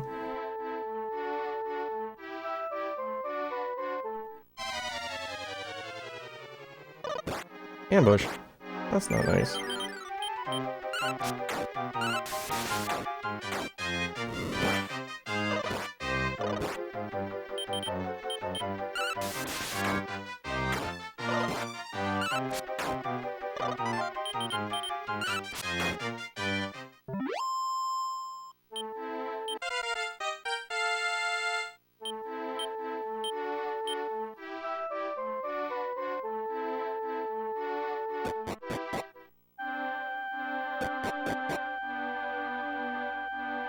Alright, so next stop is Santa Rosa Cave. We're primarily there to pick up the Zenithian Sword, but we can also find metal slimes in there at a decent rate.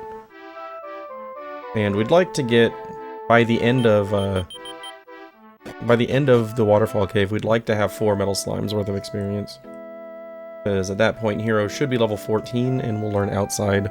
It'll save us both the time and gold from Death Warping. If we get level 14 any sooner than that, which a good grind in here, well, it's not really a grind, but a good trip through here can certainly help with, then it just saves more time and more money.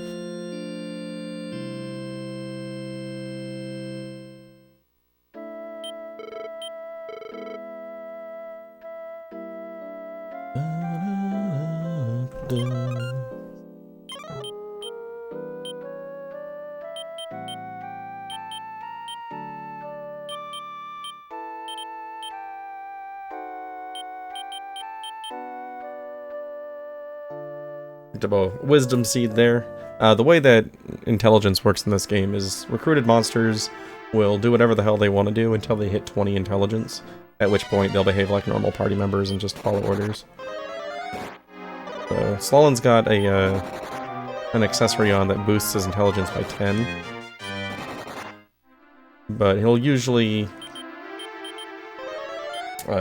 hit 20 right around level 8 or level 9. Depending on how that seed rolls.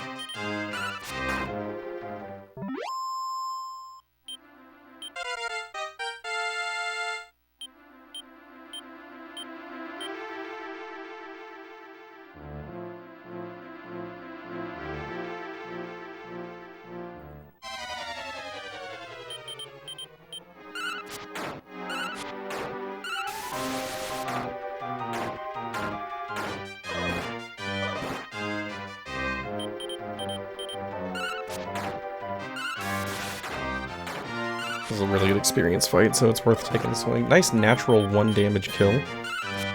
Love to see those. So Slolin's Poison Needle will always deal 1 damage, which is great for guaranteed damage against Metal Slimes. But it's also got like a 1 in 8, I think this game it's a 1 in 8 chance to insta-kill.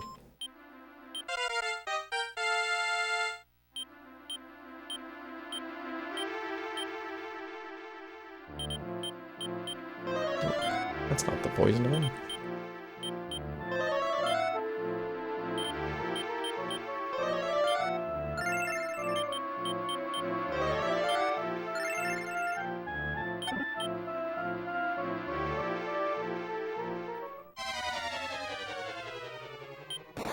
No! I hate this fight so much. Like, I cannot explain to you how much I hate this fight.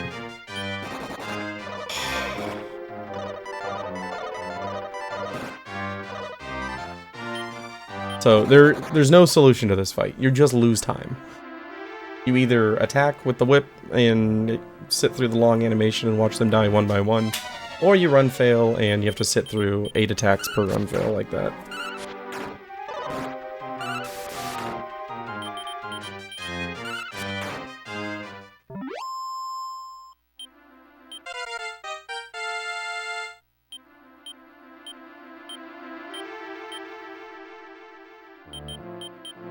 Alright, so now Slolin has Expel, but he doesn't have an EMP because he didn't gain enough levels before the end to actually have an EMP. But that's going to come in very handy for the rest of the run. Okay. Dude, last run I had 3 encounters in a row that were those blue slimes. Absolutely terrible. This, though...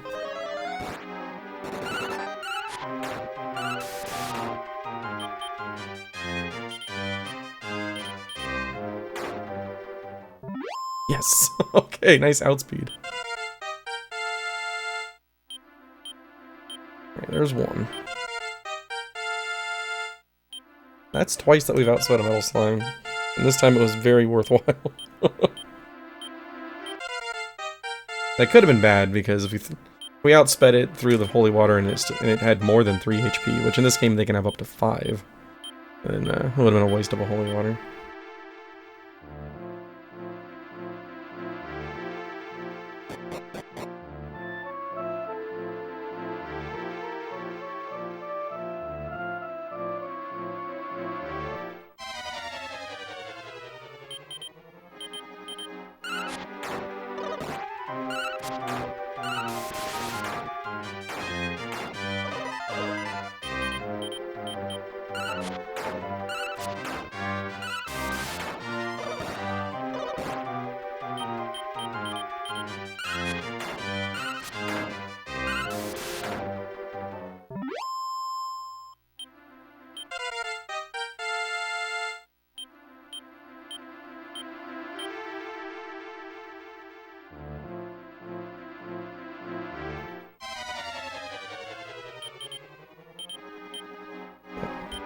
Doesn't expel the Hork, but I don't have MP to expel.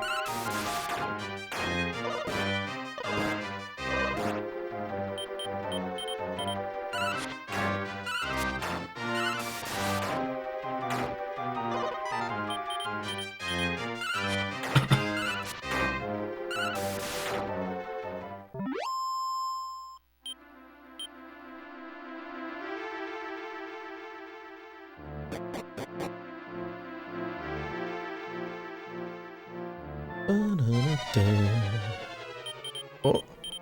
Aww. Ah! Every time they run, Slolin gets the insta-kill.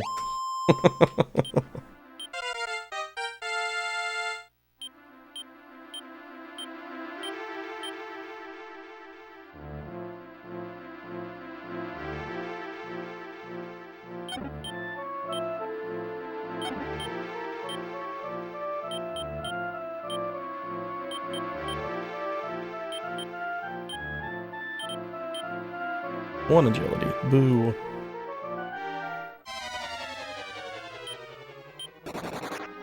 Ugh.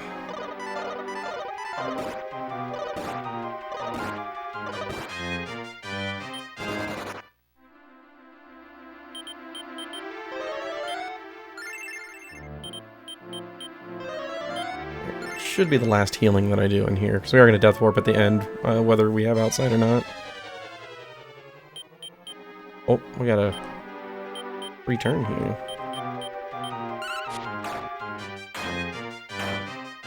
Nice.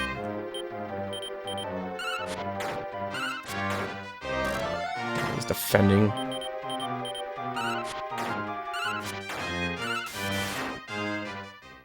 Went for the quick kill with the Boggy and he defended. Alright, it's 2 metal slimes. Excellent.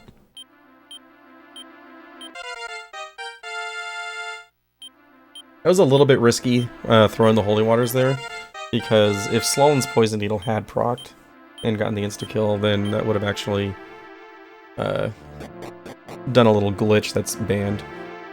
Because if you have a Holy Water throw that's pending on a target that dies, it'll bring it back to life and then kill it again, and you get credit for both of them. And that is banned. You cannot do that.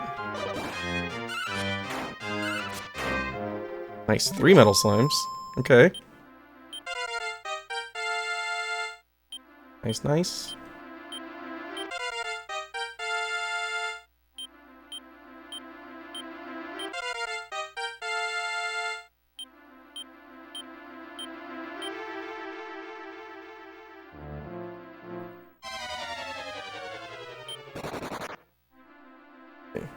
Don't need to fight anything anymore. Just metal slimes if we find them. We'll get some chipped experience as we go from here.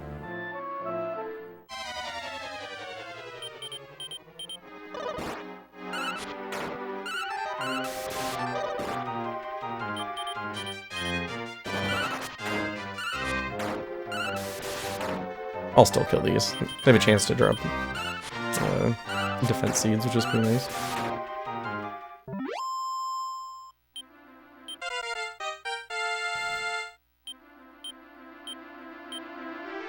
Plus, after a metal slime, Pierre is almost always right next to another level. That actually saves me from needing to take some fights after Port Selmy.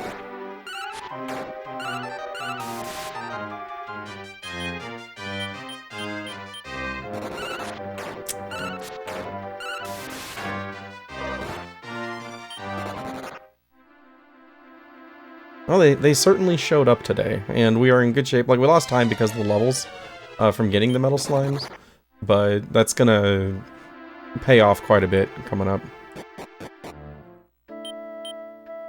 The extra stats and stuff are gonna make up more time than we lost. 3 strength, very nice.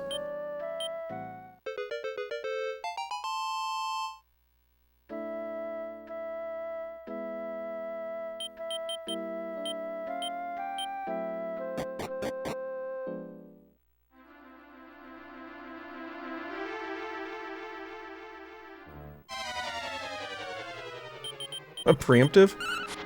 Is this number 4? Yes! Alright. Wait. So now, if this doesn't get hero to 14, the Lava Savages will. Okay. So hero's just under. Looks like G.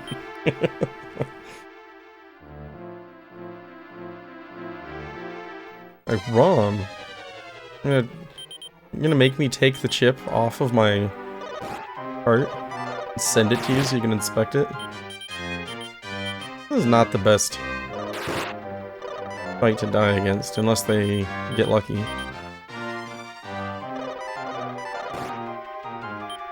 I am going to find a different encounter.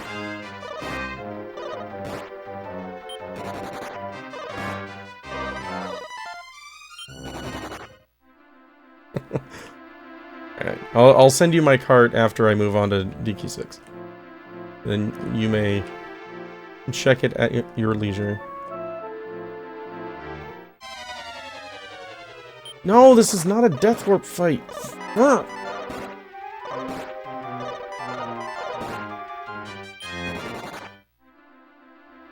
Still look like cheating to you? Give me a bear. 1 bear will be enough. Like, something that deals damage, please. Thank you. Couple more.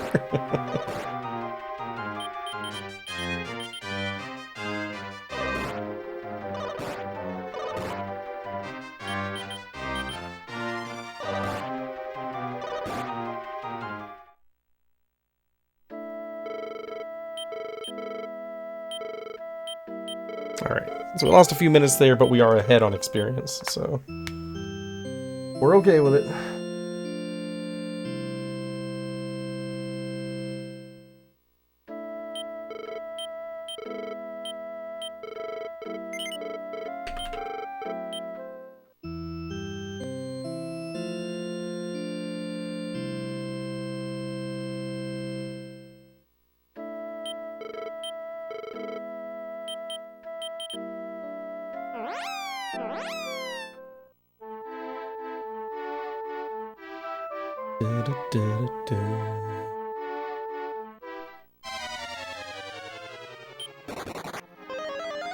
Look at these health totals. Beautiful. Yeah, up here doesn't have any armor equipped right now.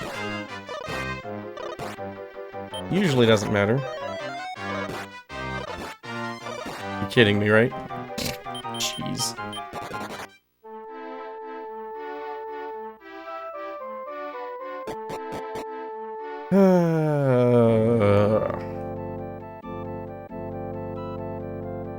So, you never get fights on that walk. You just don't take enough steps that you normally see anything there.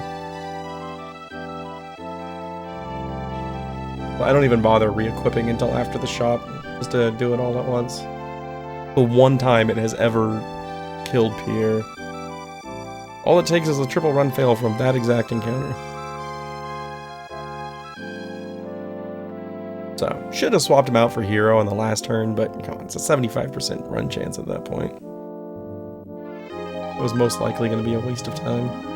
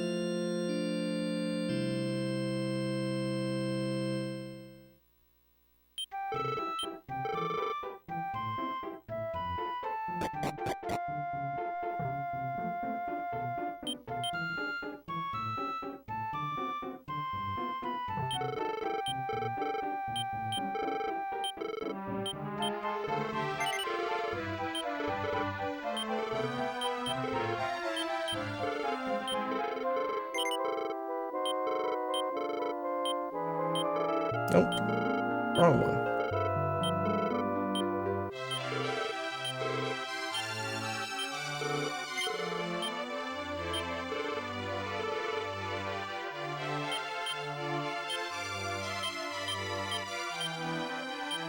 Oh, well. If I could menu correctly, that'd be pretty awesome. There we go. All better.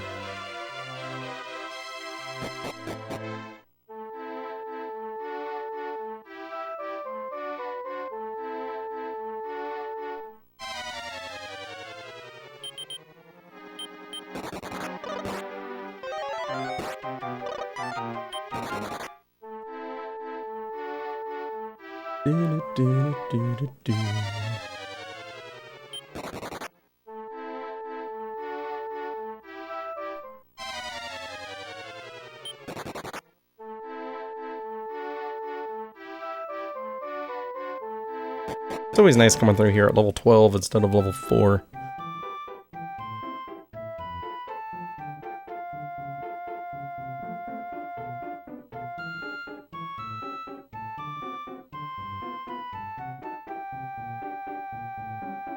Yeah, another nice perk to all those metal slimes is that since Slalin was alive for them, he's ahead on experience as well and gets closer to having Rukin on for a couple of extra boss fights, which speeds those up.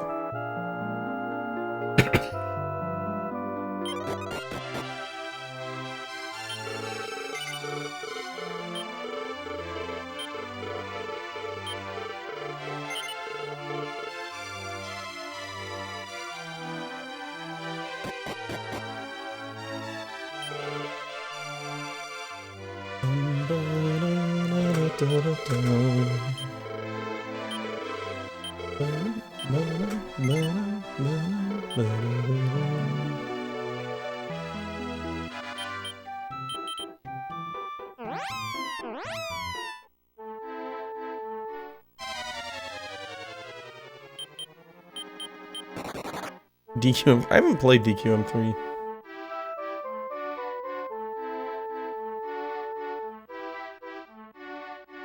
I've seen it.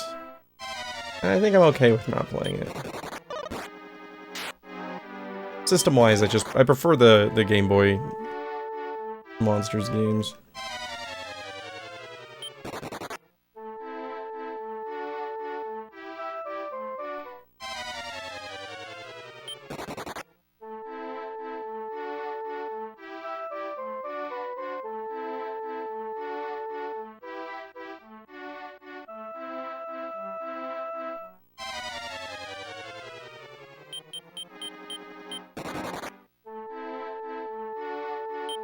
Nice. There's a double benefit to bringing Hero out right there. One, less likely to die to sleep hit and Pierre just getting sleep locked to death. Two, I need to menu here anyway, so that there's two characters. That way Pierre comes into town with me and I can pick up the magic water and herb and then go right into his inventory. Although, at level 12 it's less likely to matter, but still good. Good to have them.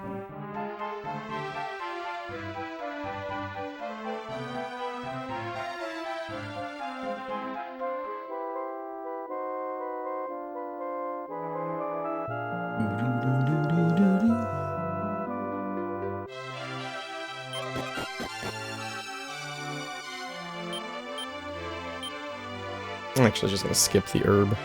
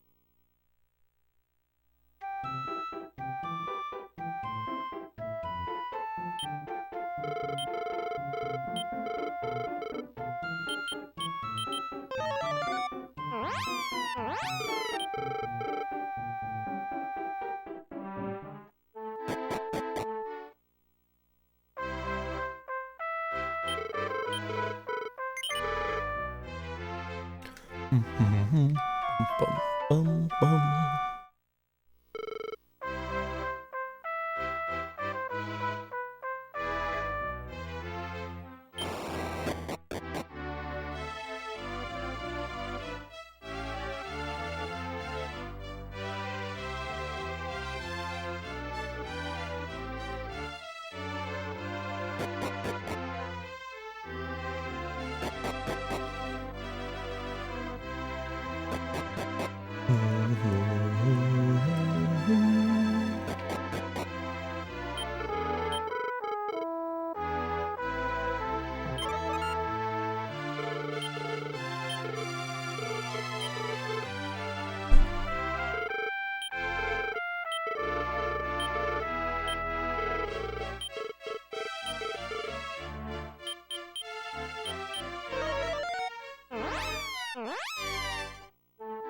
That menu was very hard to do while scratching my nose.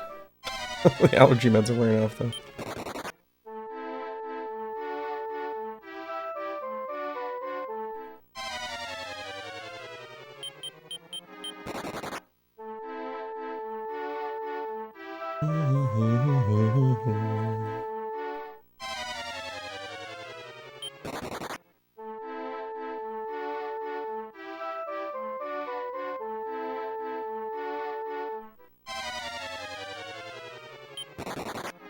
Blue Yetis.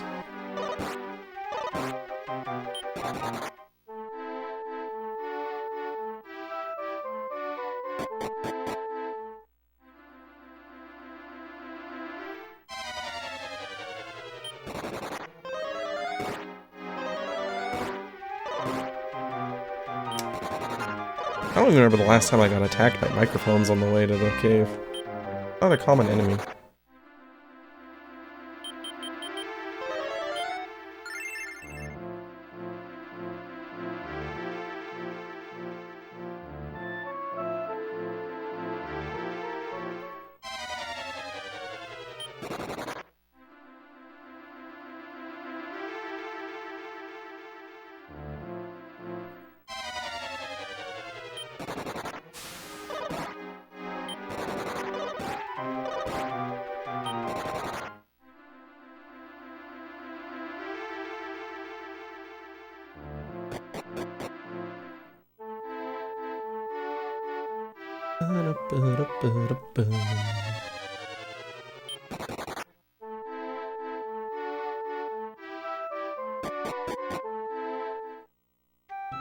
One.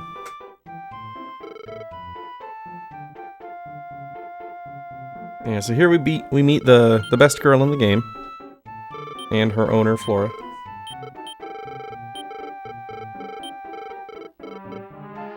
Hi, Lillian.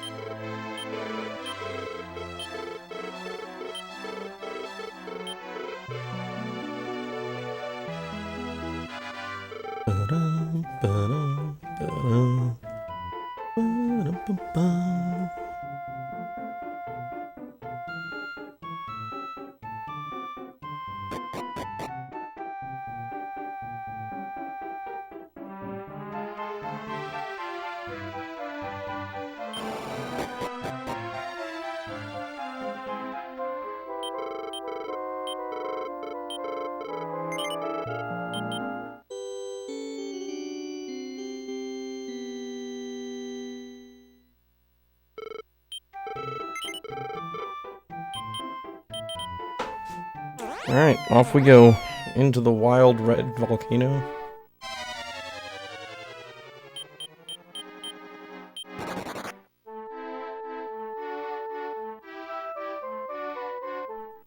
We definitely get a bit of an advantage here because of the 4 metal slimes we managed to get in Santa Rosa, but it's still far from guaranteed.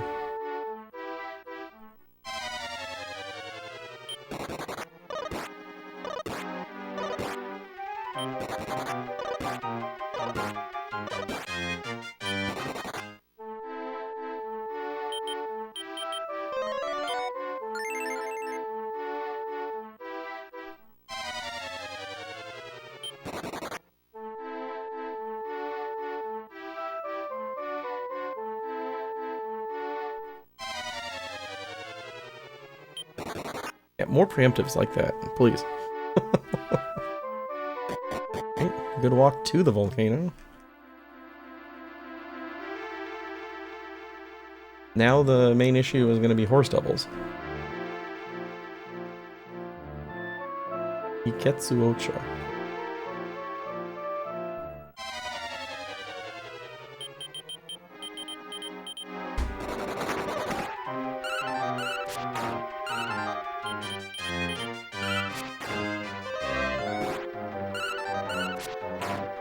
How about a 5th metal slime?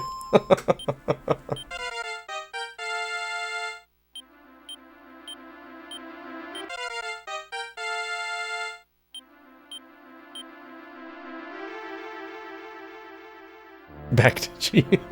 No, you'll know if I'm cheating if I actually see metal slimes in the fairy forest.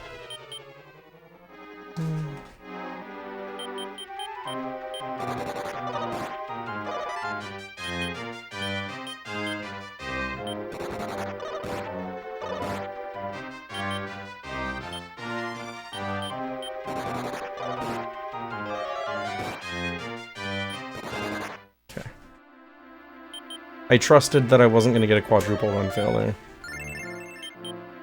Was that a smart thing to trust? No. But that's the decision I made.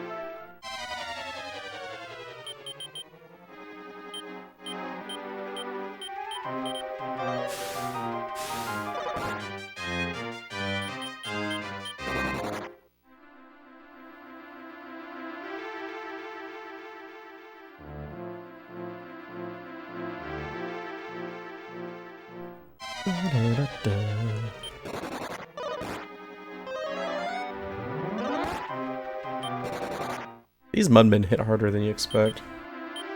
They don't look threatening, but they are actually one of the higher damage, like physical damage dealing enemies in the volcano.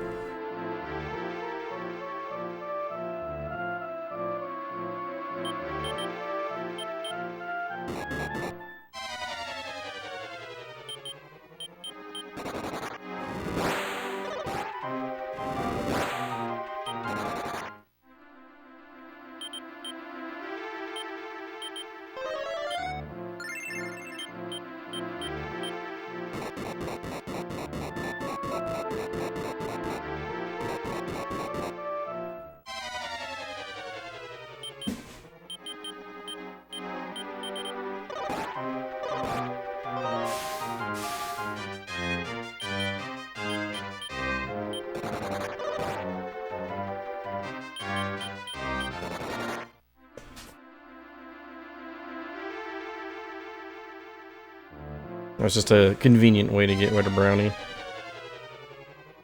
Ambush. Since we're gonna have outside. Normally Brownie dies on the Death Warp here, and then you just don't revive him.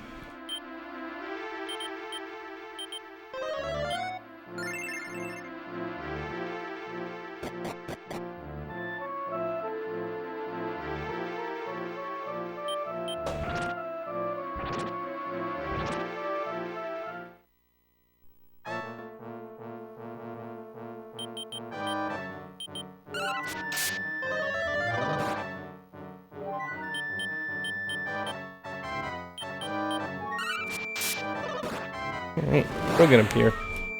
Yeah, so I am going to be using the Elfin Elixir here, but it's fine. I'll just pick up one of the extras later.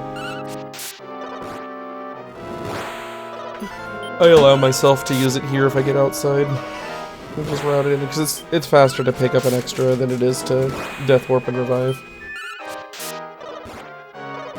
That 38 was a dangerous spot for Pier to attack, because these guys can do 13 damage with their flames. But it would require all three of them to choose flames and then also max roll their damage, which I don't think we've seen a 13 yet.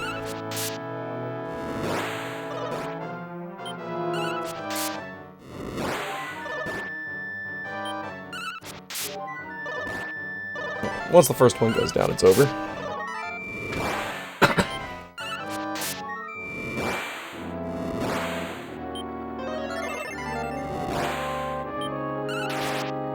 Nice, guys. Keep doing that, Pierre. Pick up the pace.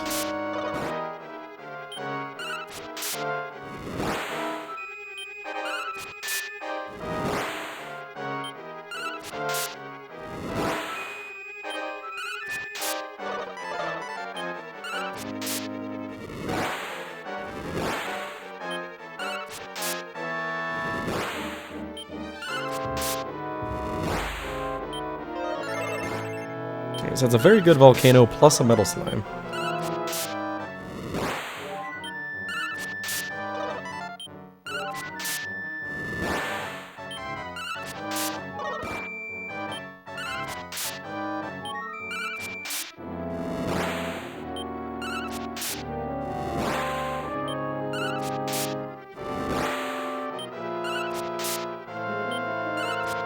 Actually, I still have the magic water, so I'll see how I roll on the... how much MP I roll on that before going for the Elfin Elixir.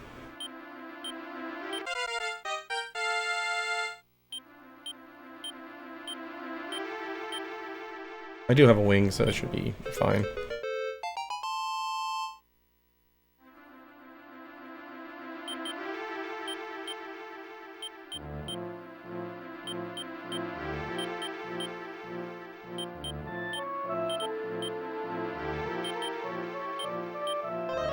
Just enough to cast Return. Heck yes.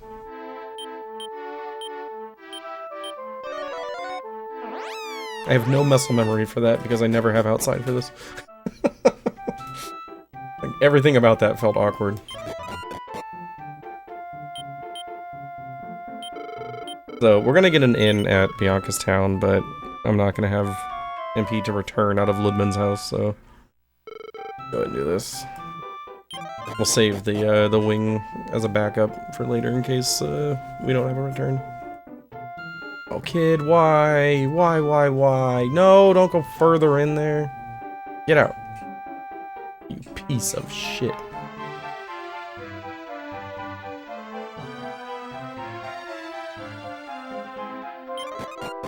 Oh, Run's dead. No, I'm just kidding.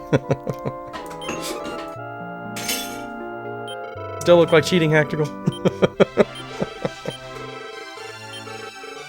All that time I just lost to that kid. Yes.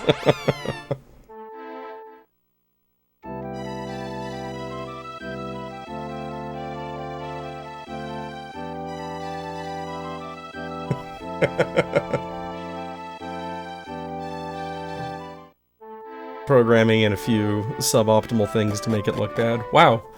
I don't think I've ever made it here without an encounter before. I mean, oh no, bad RNG, yeah.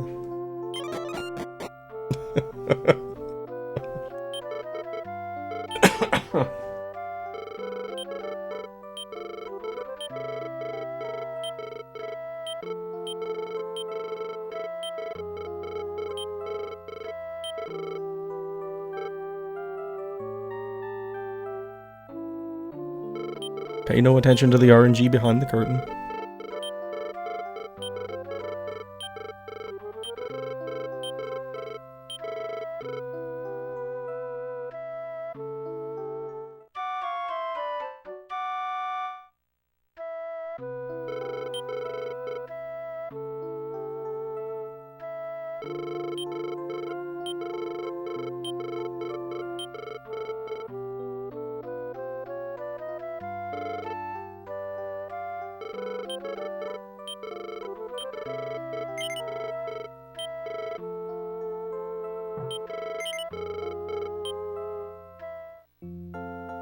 Gotta remember the shield swap. I normally do that as part of the death warp.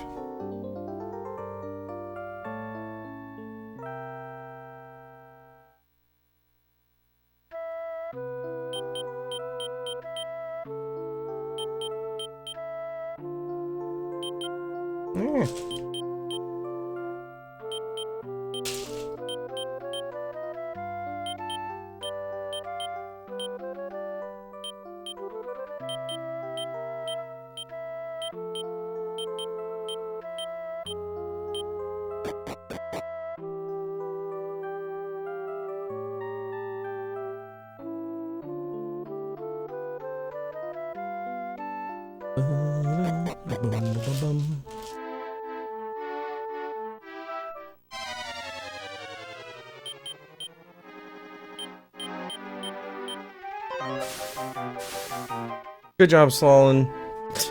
You made me not look too stupid by doing the right thing on tactics. Completely forgot that I had gotten shuffled there, or that not that I hadn't swapped it off after the boss.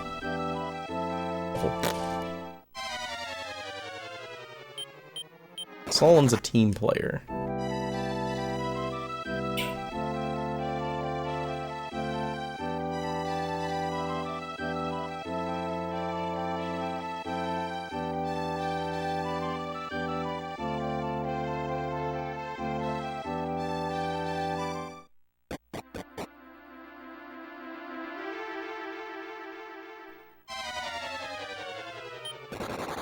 Alright, so the first few floors, the main thing we don't want to see is Lancers.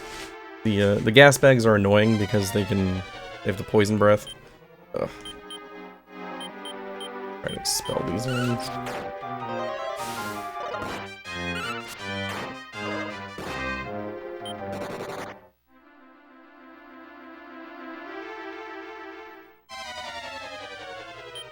And there's the Lancers. Now, obviously the poison breath isn't dangerous, it's just tedious to remove it. Nothing like casting Antidote 3 times after every fight.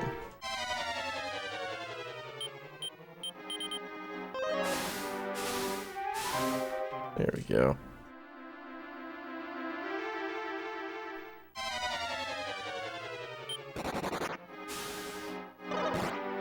Don't you dare. Don't you dare. No, stop! Oh my god. Oh my god, that was terrifying. Hero resisted the paralysis breath 3 times in a row. The first one got both Pierre and Slalom. And then we get ambushed by these. Well, we're not expelling them. Things are making me nervous.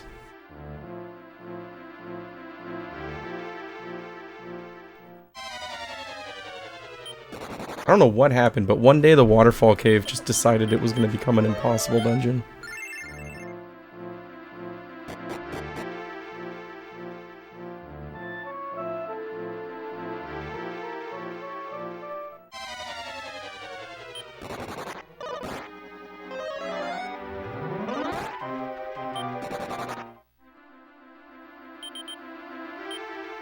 Whoa, menu.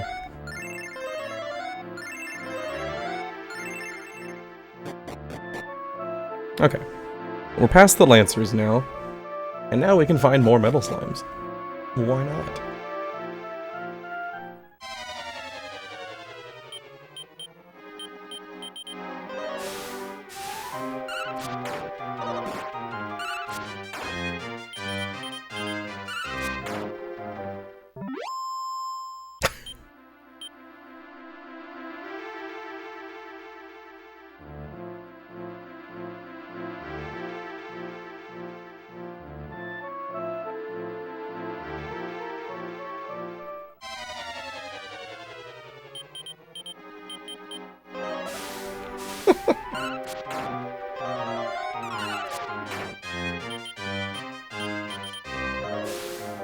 Says the guy who, like, hacked metal slime formations into the fairy forest on his cartridge.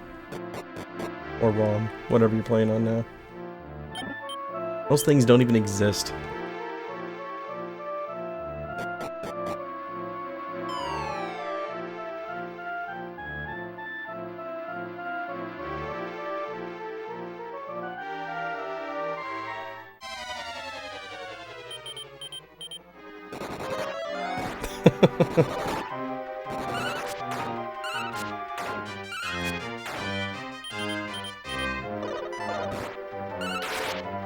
Number 6.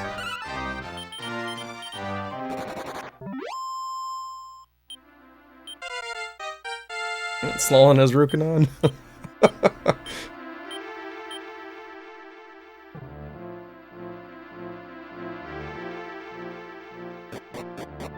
Alright, from here on, Metal Slimes are a time loss.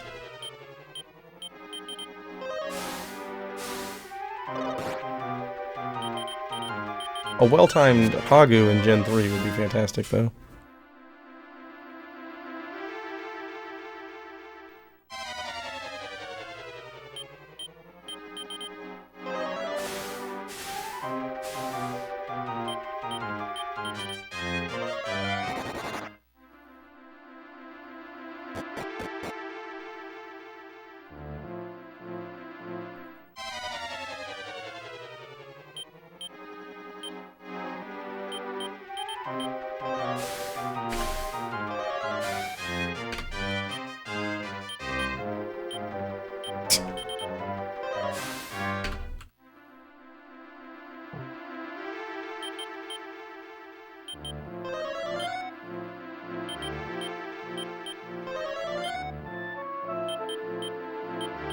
Yeah, the main reason for saying that is that getting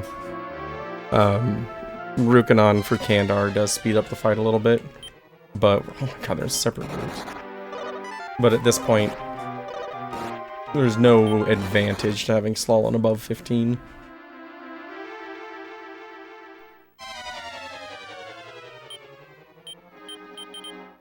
This is awful.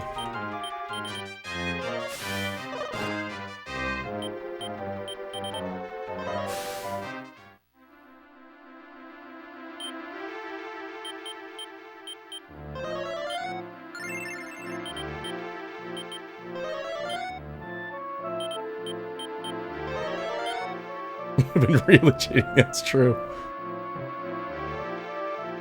That would have been definitive proof that I'm cheating.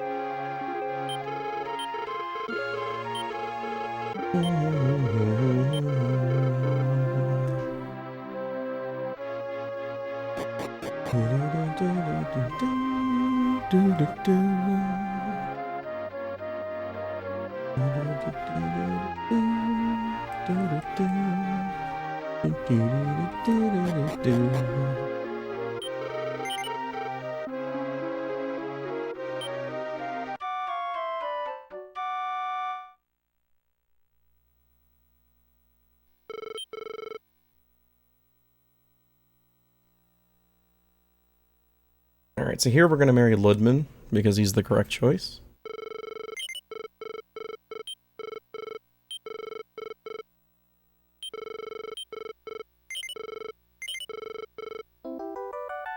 But since he's not actually an option, Flora is the next best.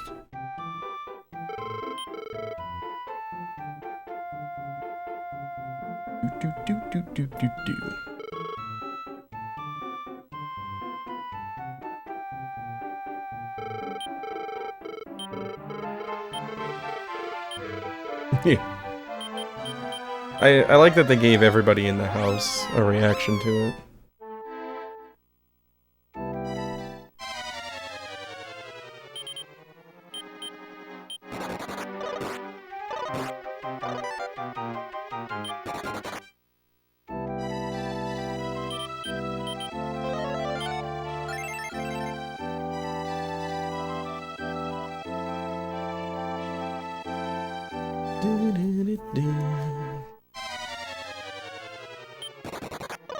Oh. Ah, I messed up. Stop licking Pierre, please.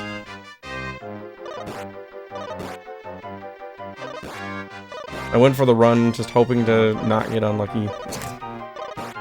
Okay. Here's the correct solution, though.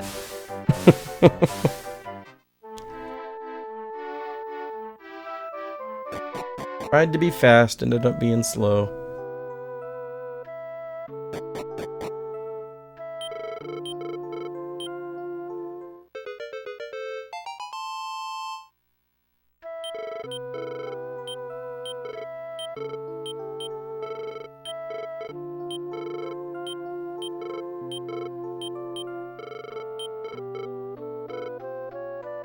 Pick up a couple of Mangetsu, full moon herbs. Pure paralysis. We're gonna use those specifically for the Gemma fight in Gen 3. If I remember them. More often than not, I forget them, and then I lose to daughter getting paralyzed.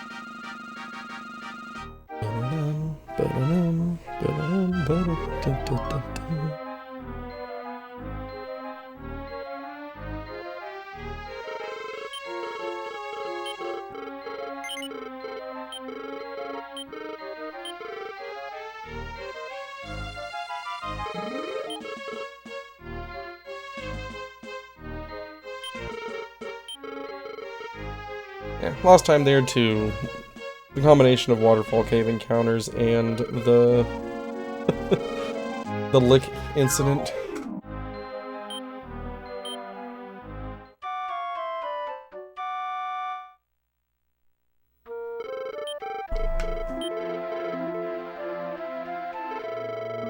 The great lick of 25.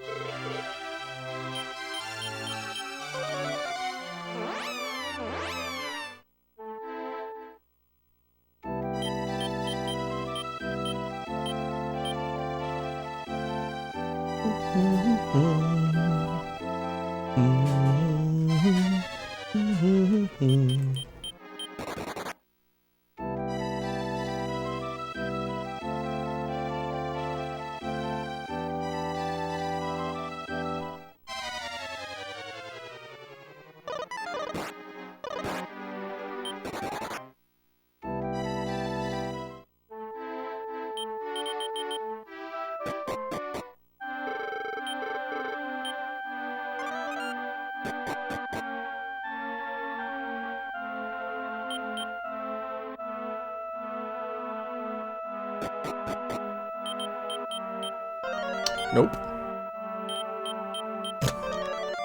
My up input was slightly off.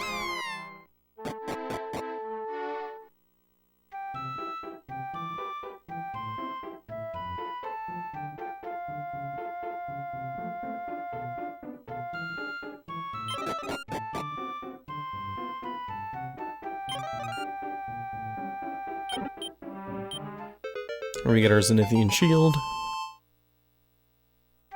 And just a bunch of gold.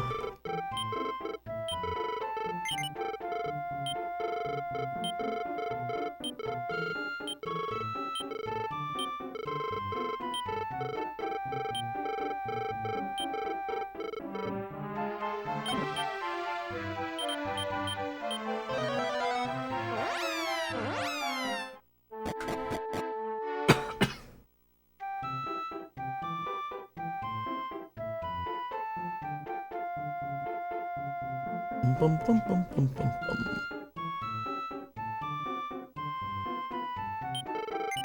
Oh, I said no.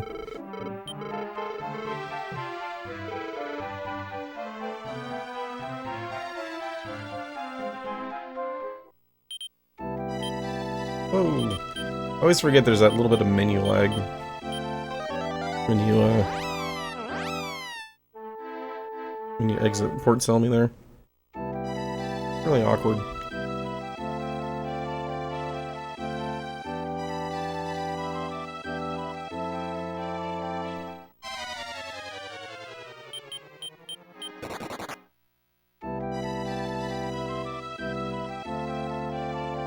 Where does Flora get healed in there? Like, I guess Ludman heals her when you take her back. Like, she just probably goes to full health when you enter the house. That's weird. Because she had taken damage in that first encounter on the boat, but I went to Monton and it didn't do anything.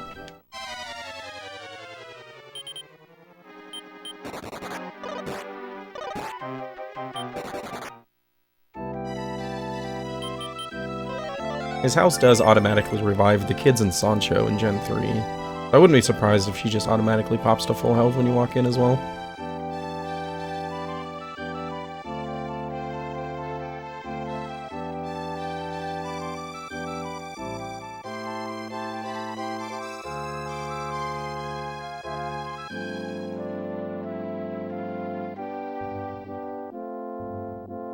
Oh man, one tile off. Someday.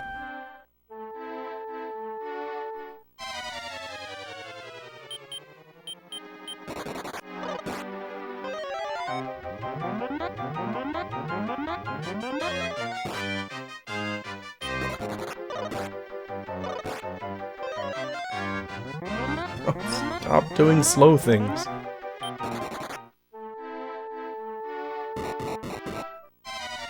Really? Okay.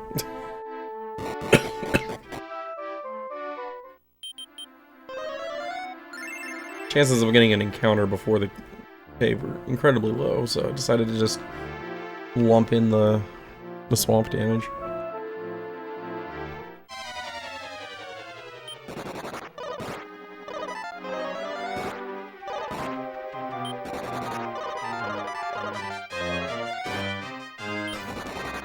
Go Cloak of Evasion. Triple dodge.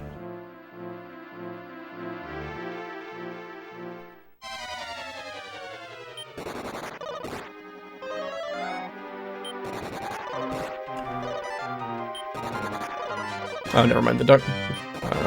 Some of these enemies just don't deal damage. That's right. I think the duck fights don't always deal damage here. Oh no, they do. I think that was actually legitimately 3 dodges.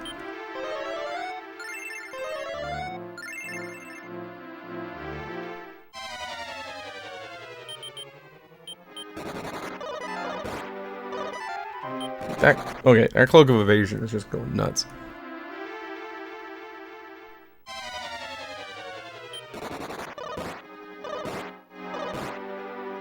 Well, not that time.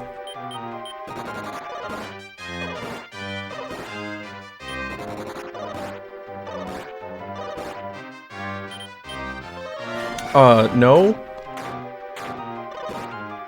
Well, bye, Pierre. That was interesting. I must have done the turbo menu on that one, because I went to go swap to hero, and it swapped my tactics instead. So... I don't know.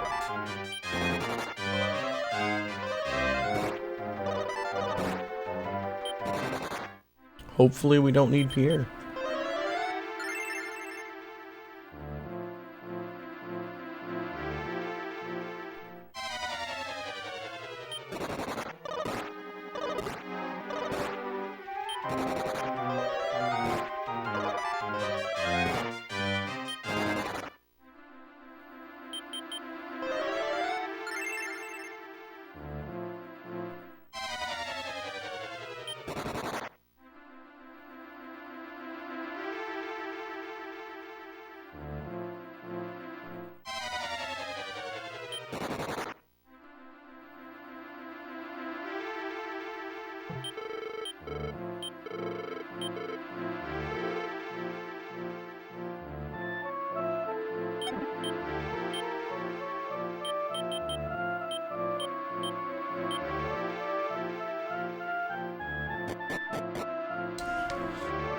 Oh man, I am stressing a little bit about the loss of Pierre. He's our he's our backup plan in here.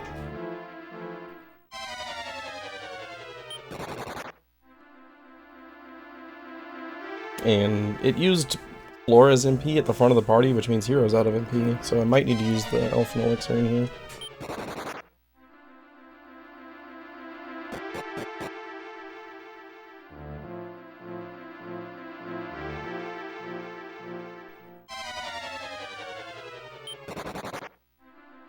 Or Flora can just nail it.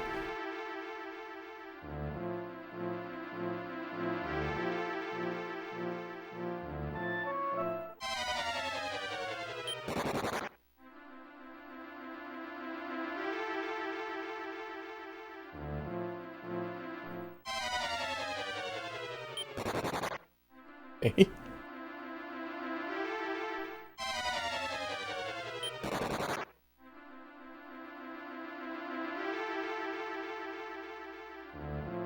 I don't know how many 50-50s in a row that was, but I may never win a 50-50 again.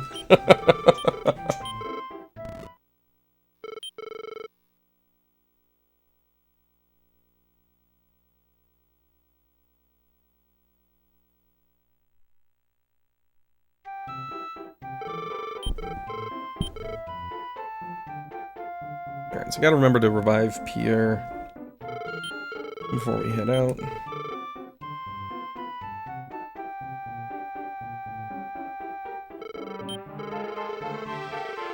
I mean, chances are we'll get through the next segment without him, and I can revive him at Grand Mania. A little bit faster to revive him in Grand Mania than here. With Hero's MP, that's probably okay. But how much do I want to trust that?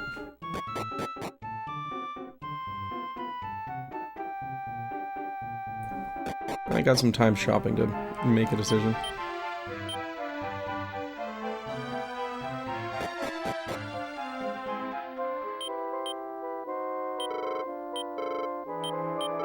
The fast thing would be to revive him in Grand Mania, for sure. But we're also talking about, like, 8 seconds, probably. Probably a little bit more than that.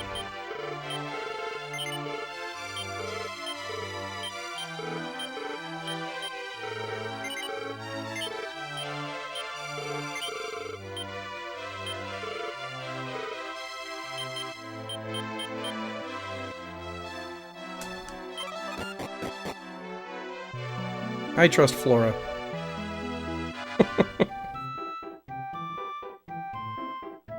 Put on a strong showing at the end of the last cave, and this side of the cave is generally less dangerous.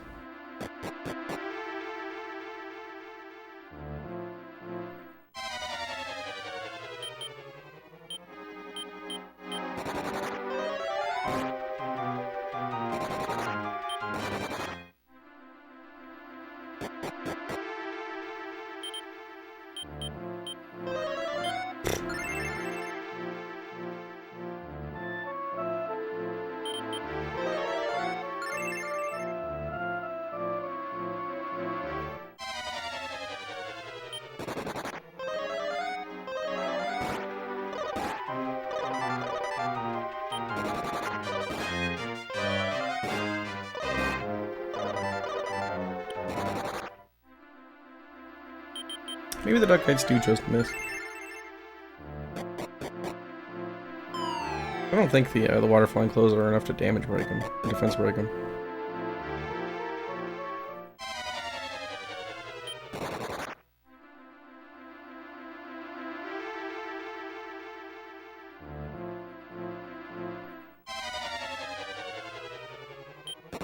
That's an encounter.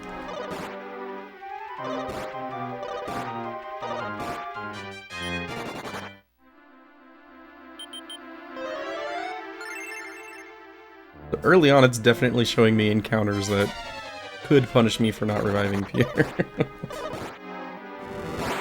We'll have to see how cruel it wants to be.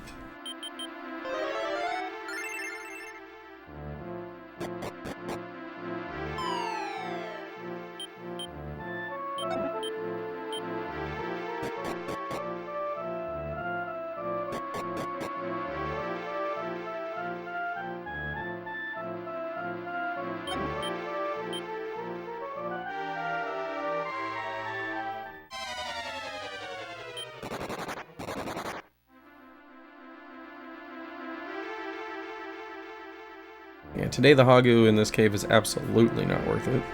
He's not even getting the Pierre experience. But also, we just don't need any more experience. These characters are totally fine from here on out. The character that we care about experience on now is Daughter, and she's technically in the party right now. But she's not eligible for experience yet.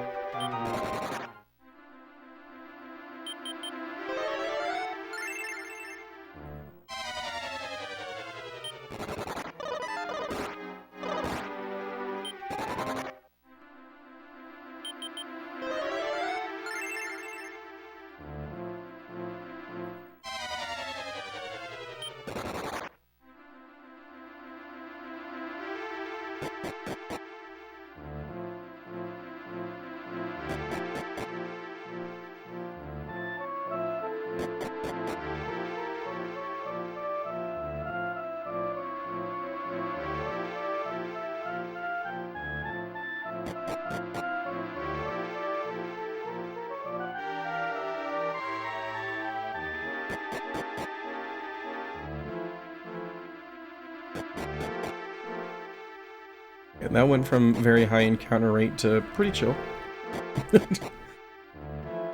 Like in the back half more.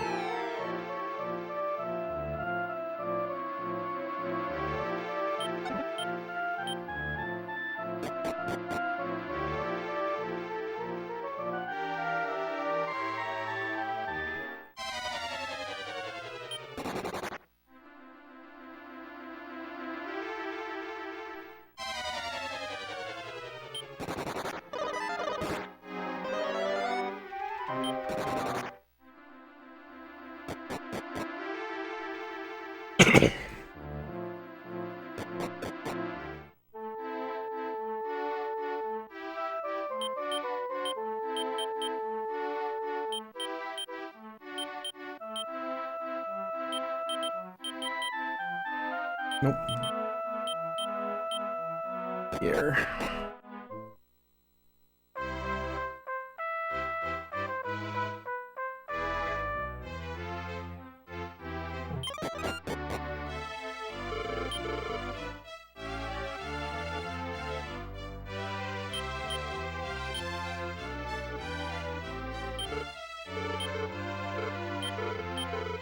A little bit of a slow trip to Granvania, but lots of encounters for most of it, and then unfortunately lost pair to a menuing error.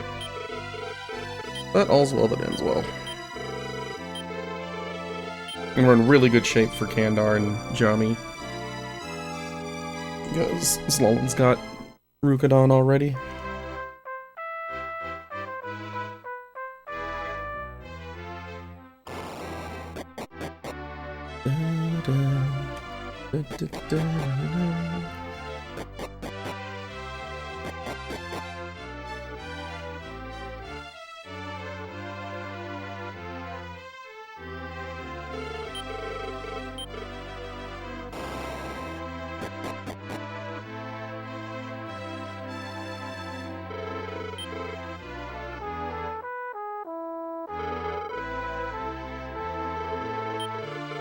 And the most important thing, which I figured out what's been going wrong in Gen 3 over the past month, and it's that I ran out of tea. So I haven't had my Gen 3 cutscene tea for quite some time.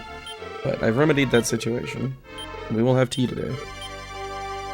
So Gen 3 will be a success.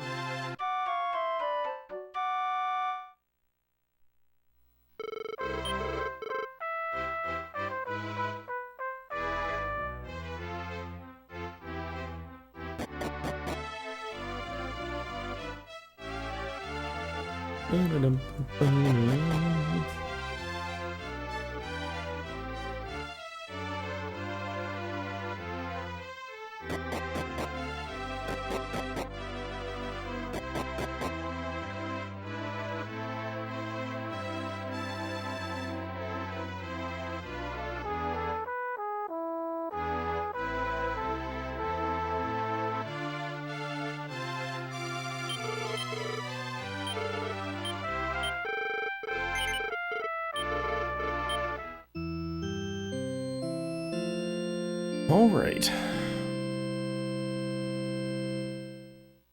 Welcome back, Pierre. No more dying.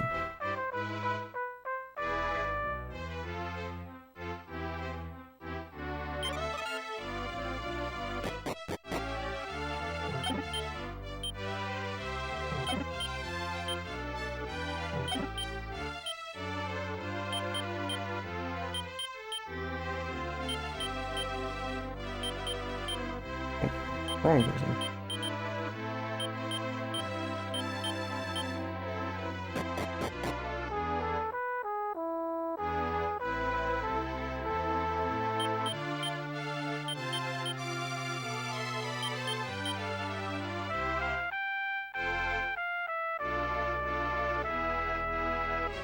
Try to use the magic water so we don't have to move that.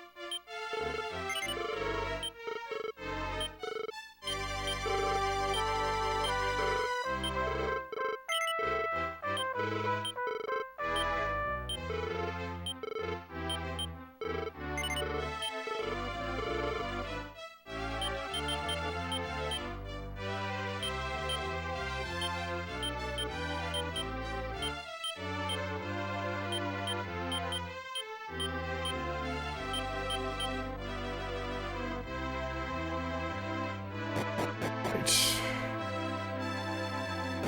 Now let's just not get unlucky on encounters on this walk.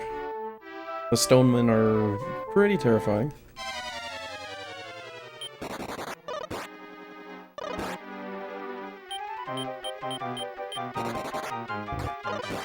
Oh. Ah, good. Okay.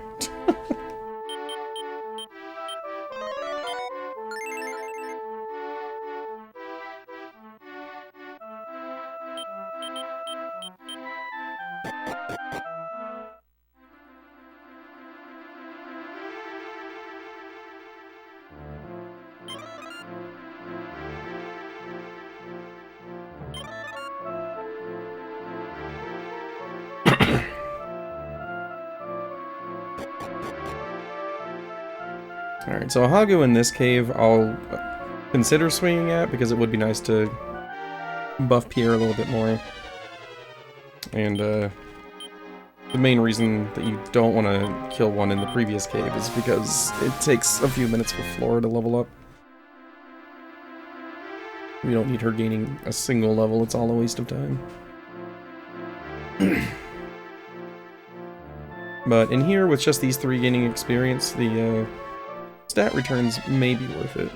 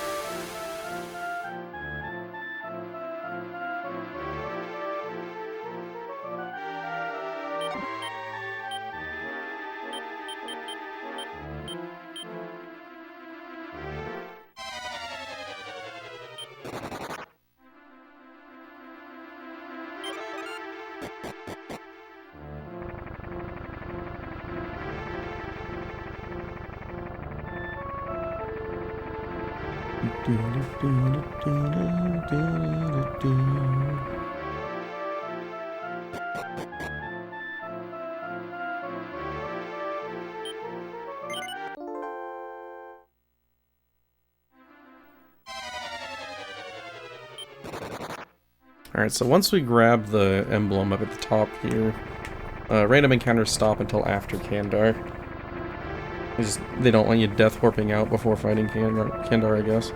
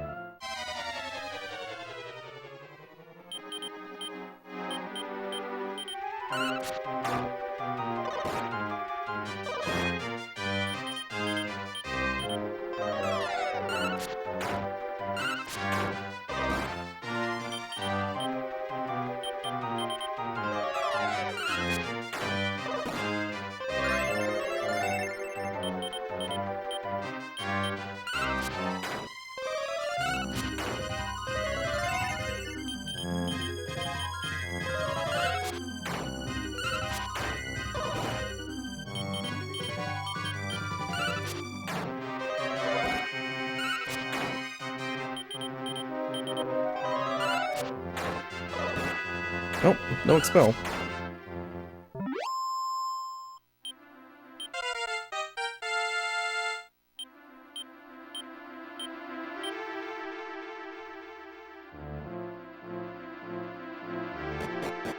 Time loss there was basically just not landing expel.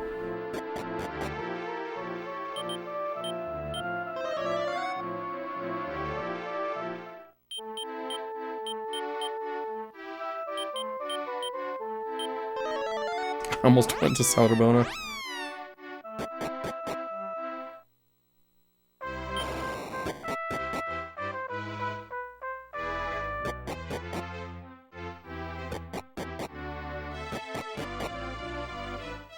Like 90% of the time, that's where I want to return to, but not here. Fun field trip, where'd you go?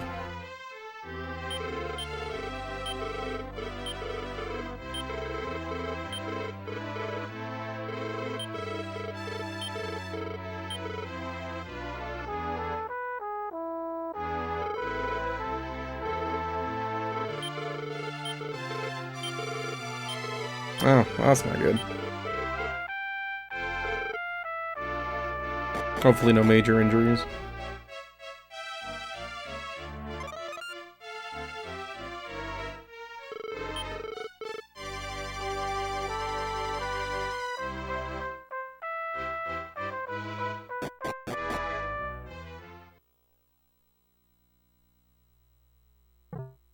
Hey.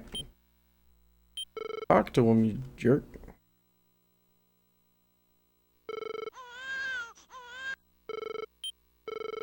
That's good.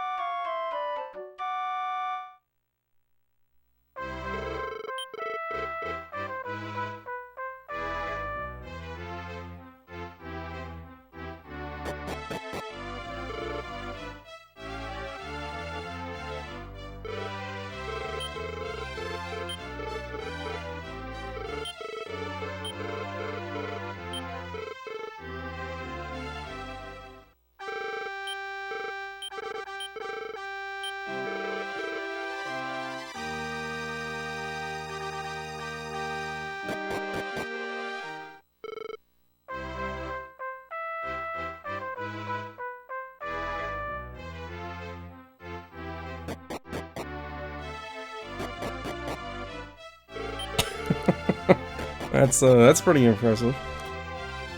Not many people out and about on a night like this usually.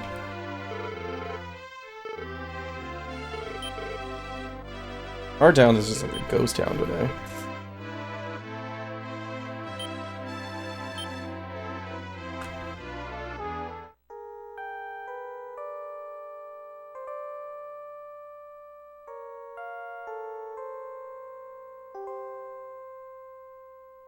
Midnight Big Mac.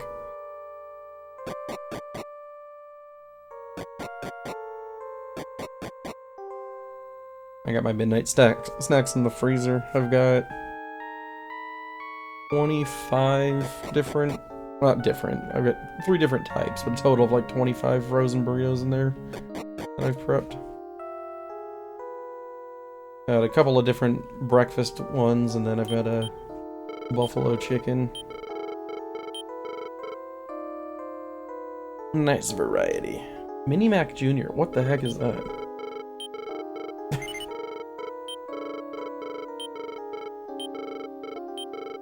Oh, nice.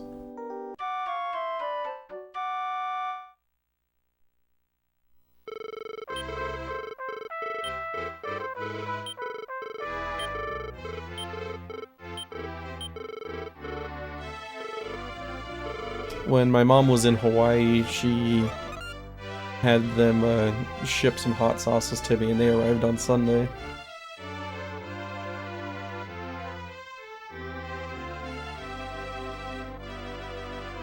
Oh, a bot? Never came across that one.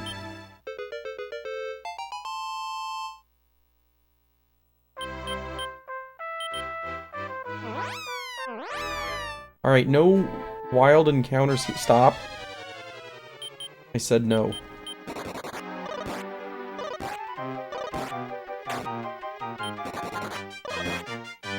Gotta be kidding me. We are not doing this again. We are not doing this again.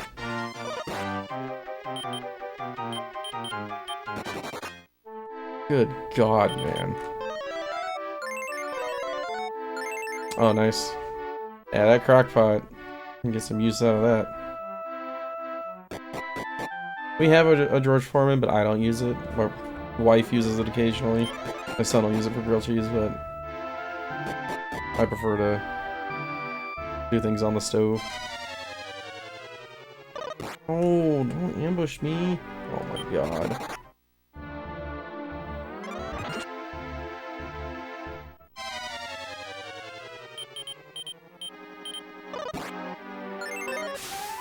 Good job, Sloan.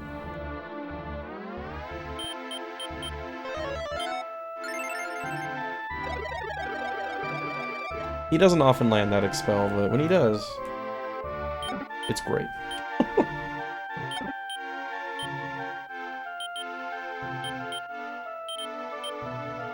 Strength.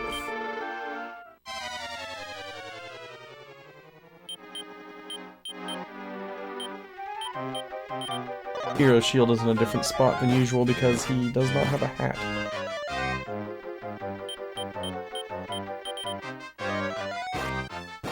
Anybody want to get these guys out of here for me? Thank you.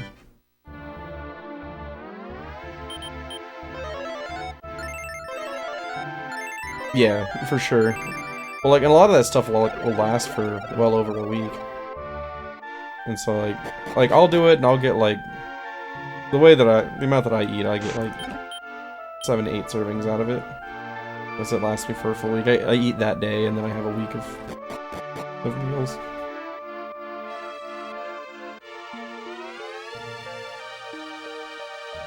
Like, I don't eat a lot, but the thing that, what people say is a portion is just, like, starving yourself to death.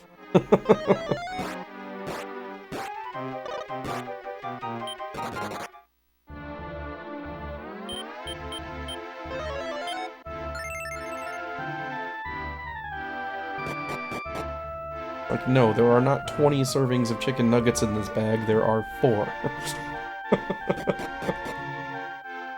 If I'm getting 20 servings out of that, am I even eating chicken nuggets?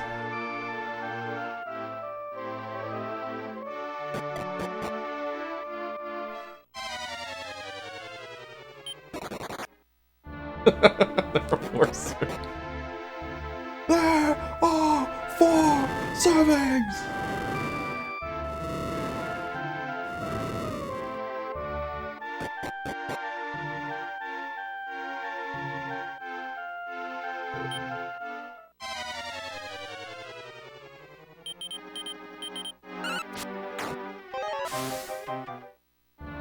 Air is fast today.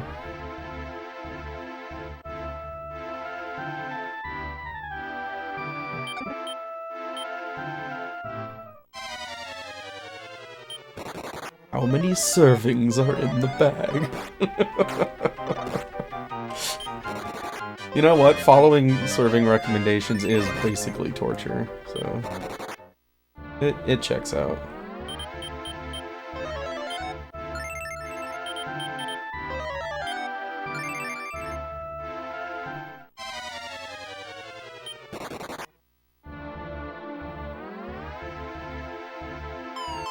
Alright, good. I need a little break from encounters.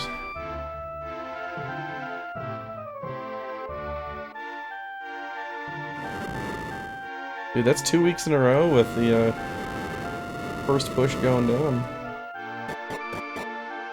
Crazy.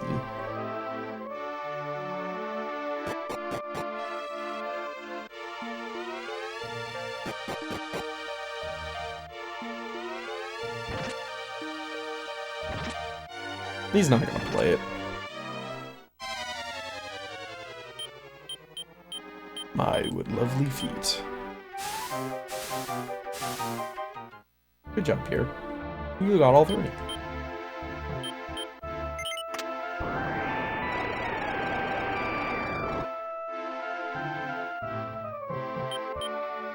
It's great when he pulls out that line on Renoir, and it's just like, no, not appropriate, man. This is not the time for that statement.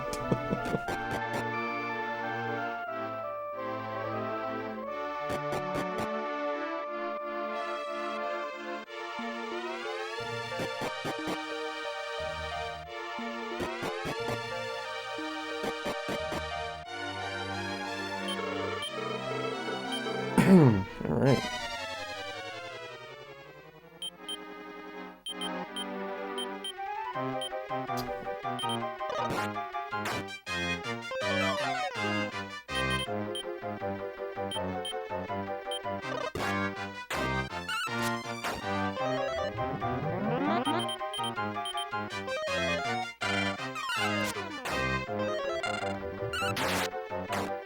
Ooh, I like it.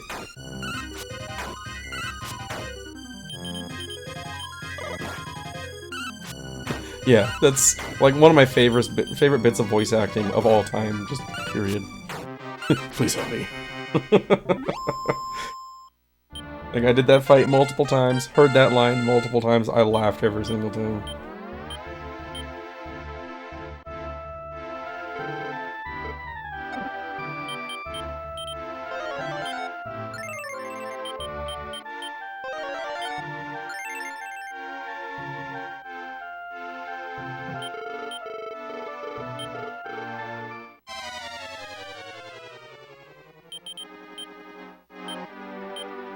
Oh, oh. Almost forgot to buy kill here.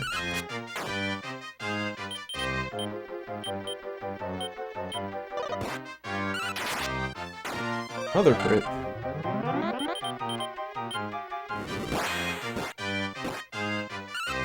Yeah, he's got moments of sincerity, mostly in like the relationship dialogues. But it's definitely one of the best delivered lines. Period.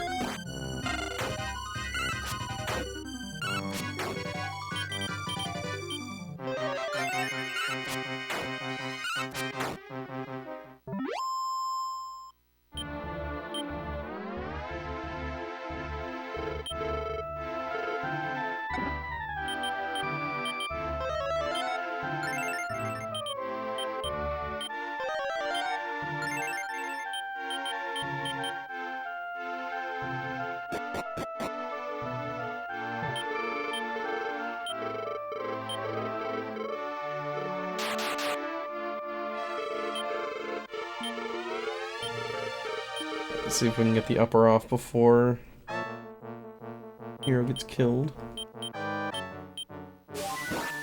Yep, nice.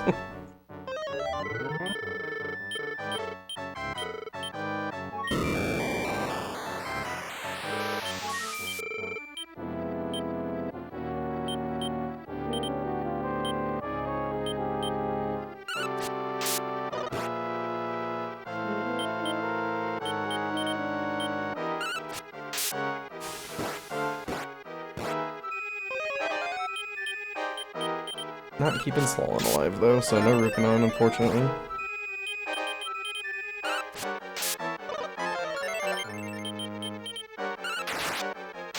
Crit helps.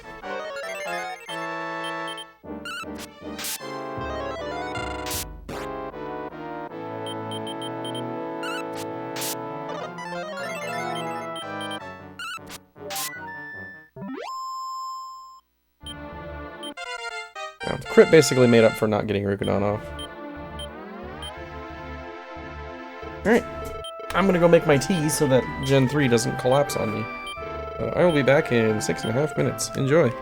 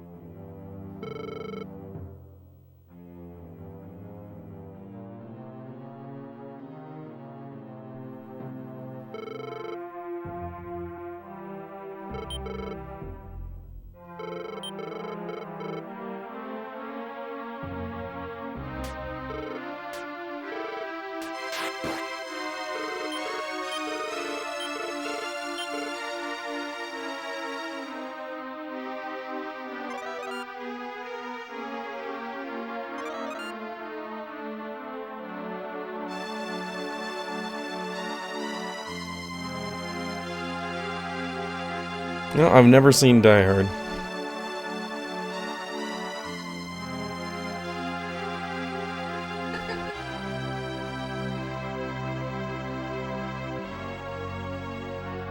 I feel like this is where Hack pops in and he's just like, even I've seen Die Hard. And I'm just like, shut up.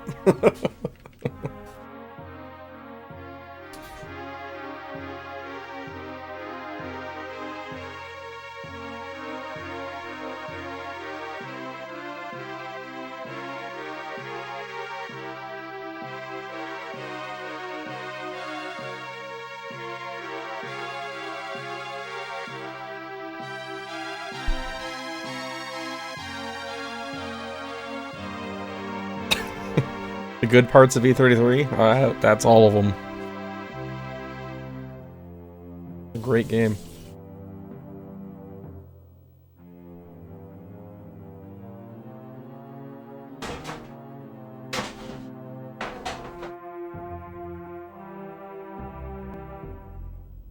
Okay, not all of it. It has some lulls where it drags a tiny little bit, but for the most part, that doesn't happen.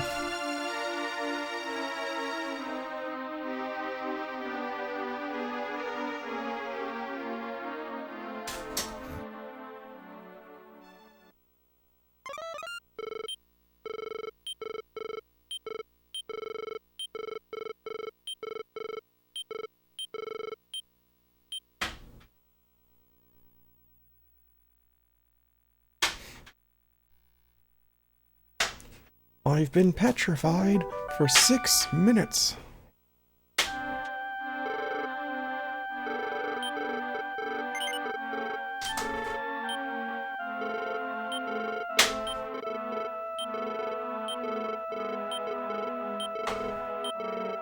It was.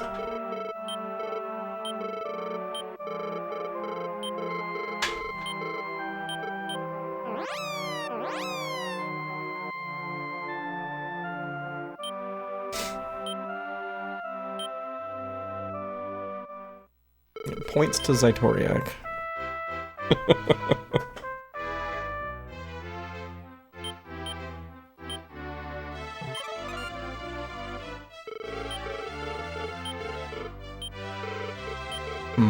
Who else could deliver that?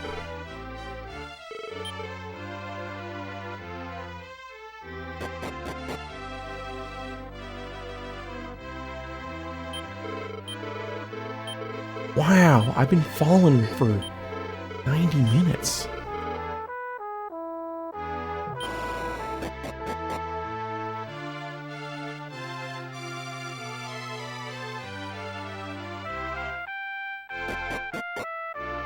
Oh, Chris Tucker could do it. Oh man, just imagine that one for a second.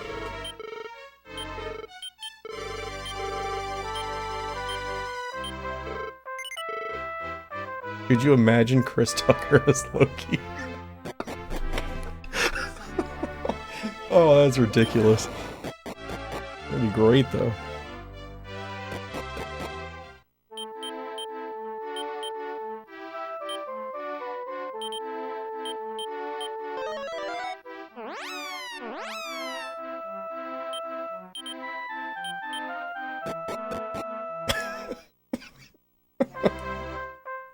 Oh my goodness.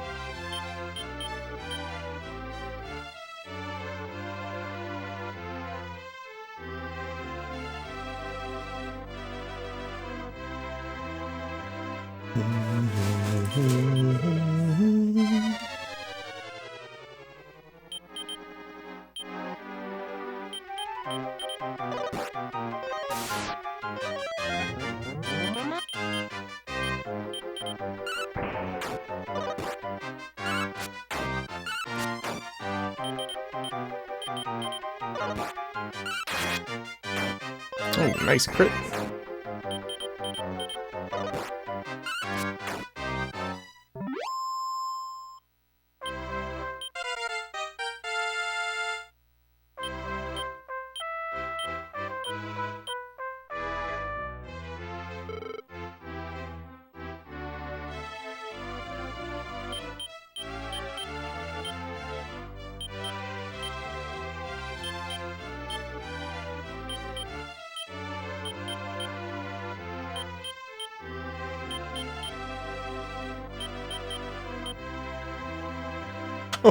Helps if I loot the chest, doesn't it? I was like, where's my armor?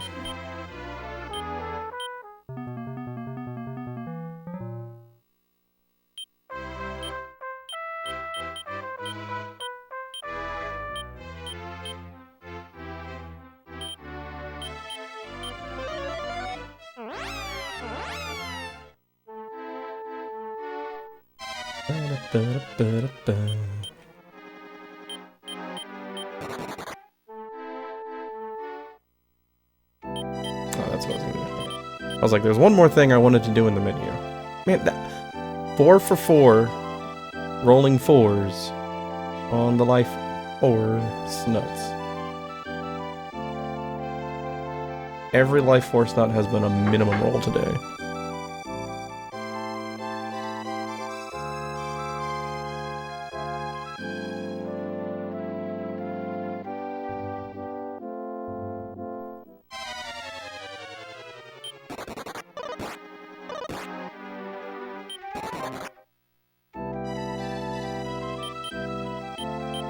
I'll start doing this now.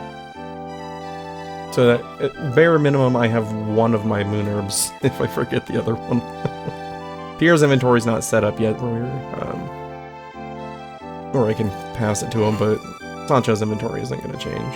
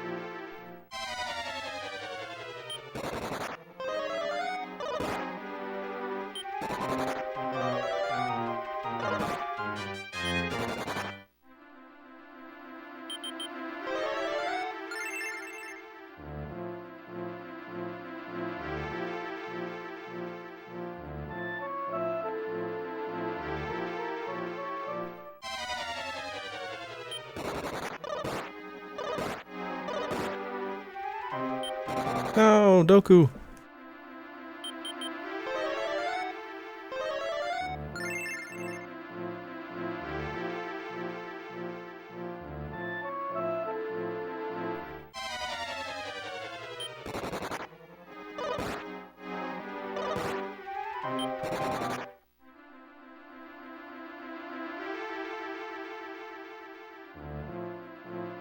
So.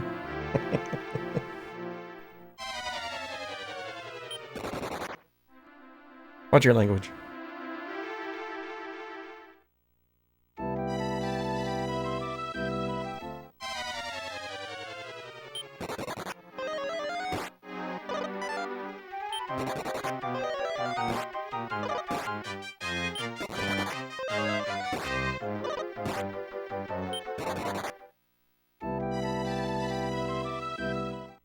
No.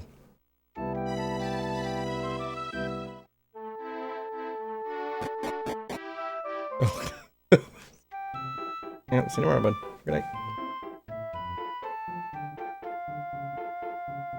Because there is.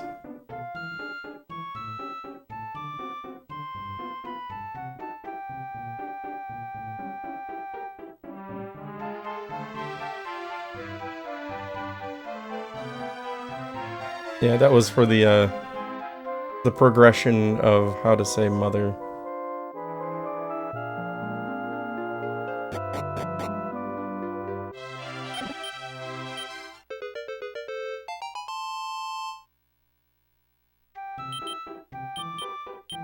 Ah! That's not where I wanted to go.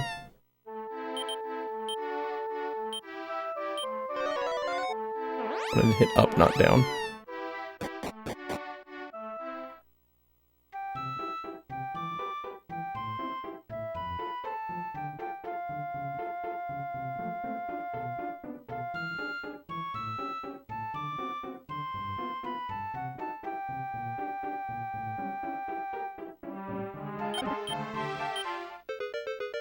Ba-ba-ba-ba.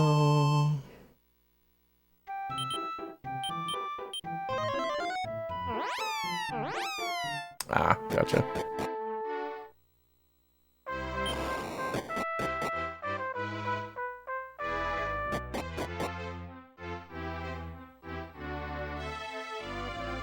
Grass.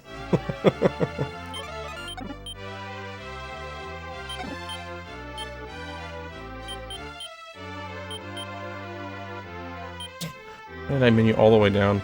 So like I was halfway down there and I was just like, this is going to Slalom, not daughter.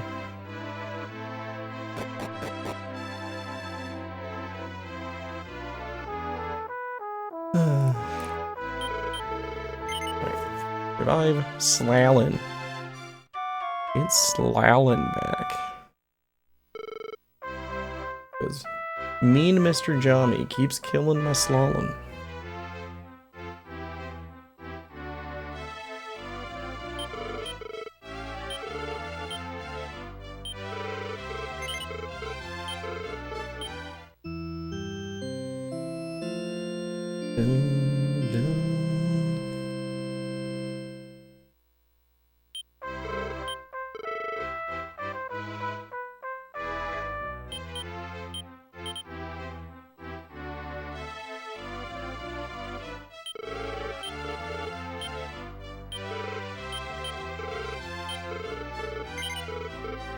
The slalom? Or the slalom?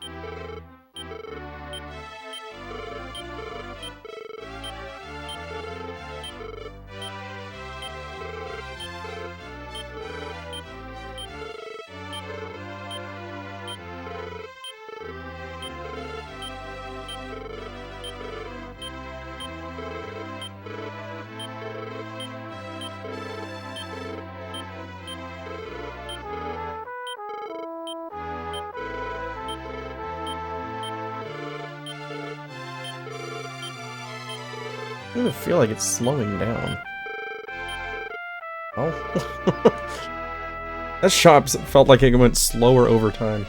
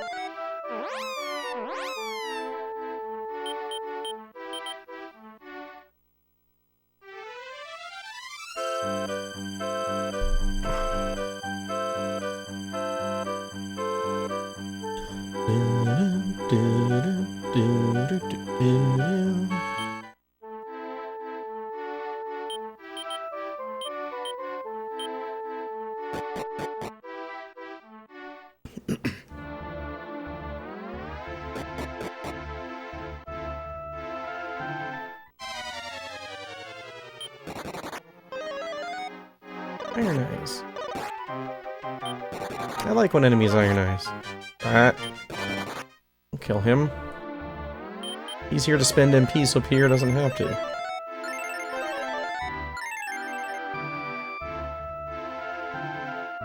I'll save Pierre's MP for the Tarako Mines.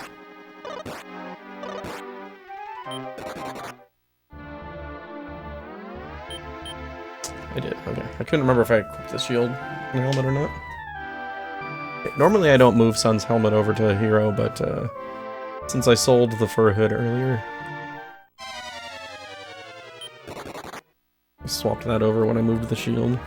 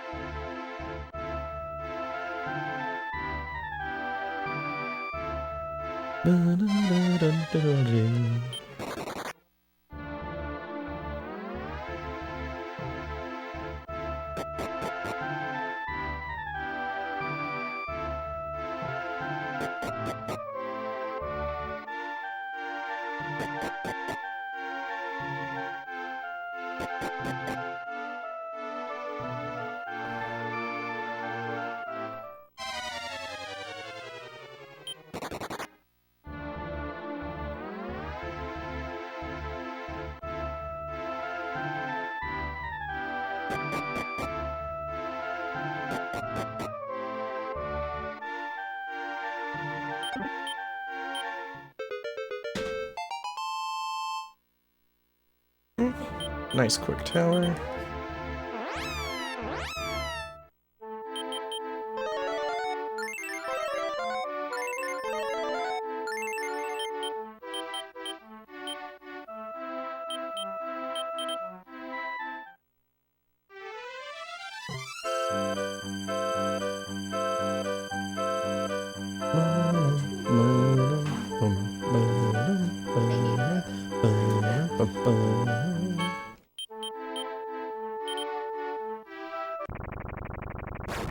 Keep forgetting to throw away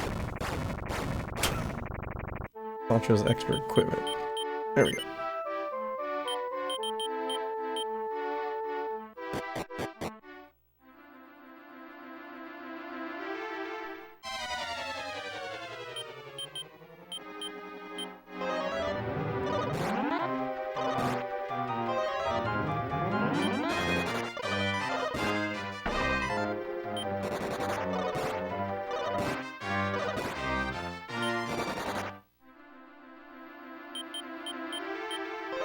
I can smell it.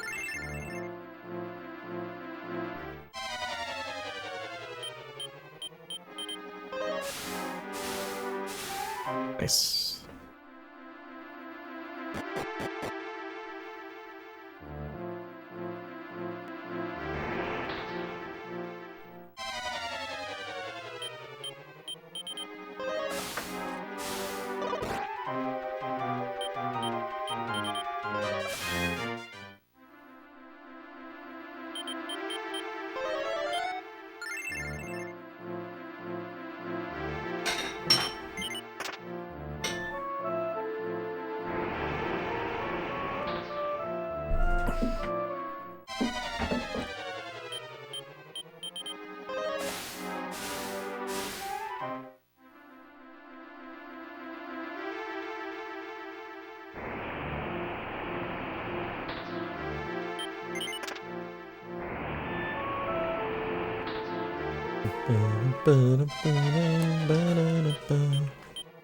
You're gonna keep giving me this encounter? That's cool.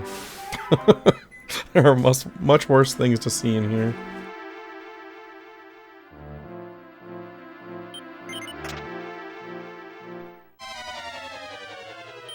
Ah, this is even better, actually. These are a guaranteed expel. The other ones are just like 75%.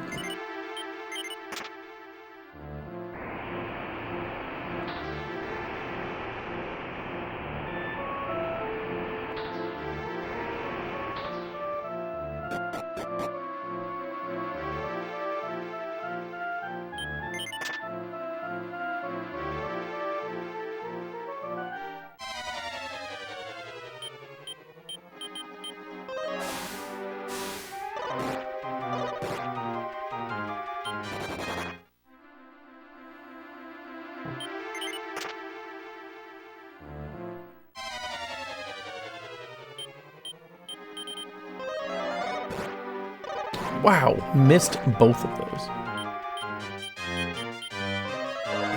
And missed the spikers. Okay, well. Now things are getting scary and we just need to get away. Okay. Well, that was trash tier RNG.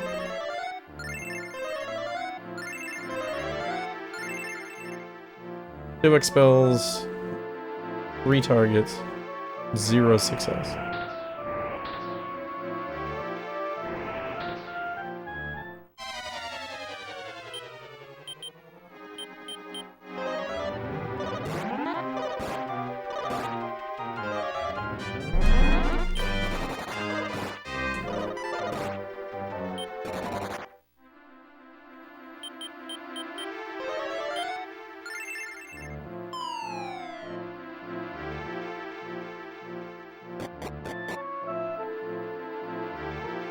Did I not hit the switch? I got that encounter right next to the switch and didn't hit it.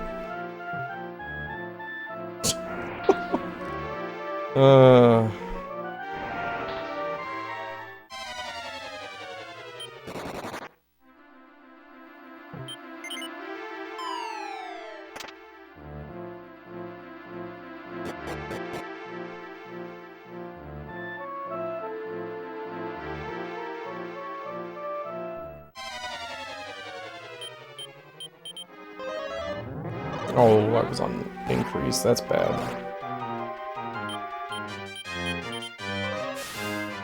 Okay.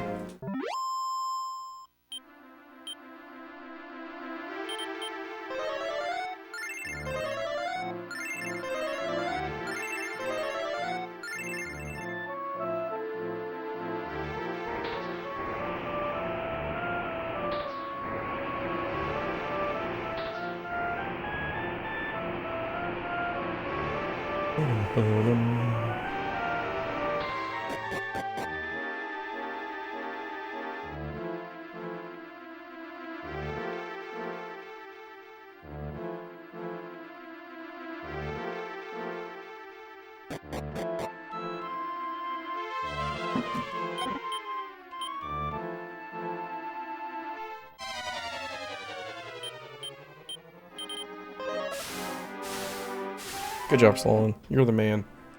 Or, you're the slime, I guess.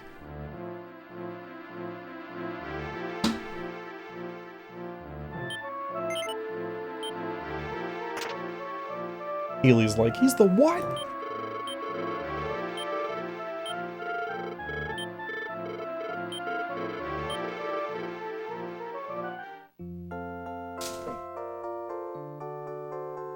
Losing time here to just number of encounters, but it hasn't been too bad.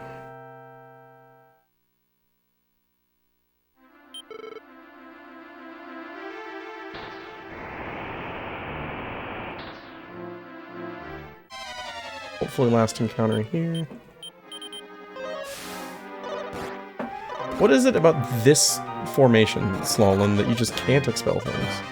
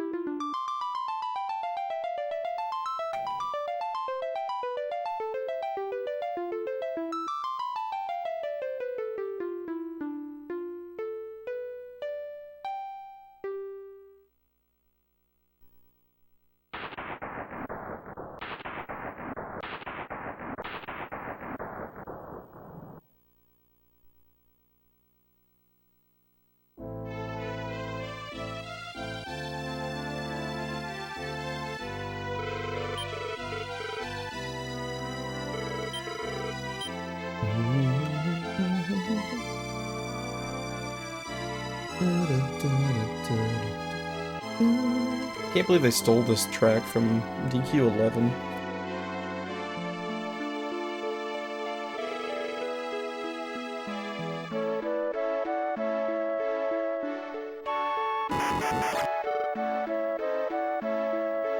Like, half of this game's soundtrack is just straight ripped from DQ11. It's incredibly lazy. Can't believe it.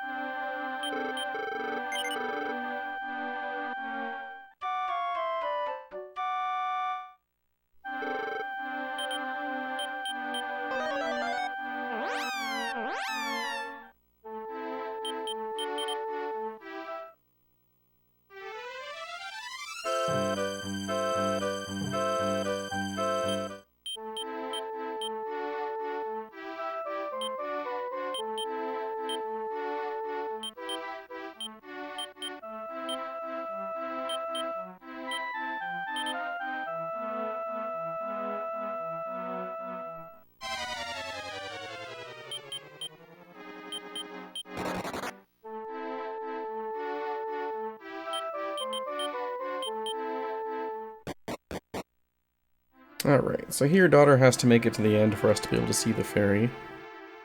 If we get lucky, we could find some metal slimes in here. Theoretically. I never see them. They're supposed to be here.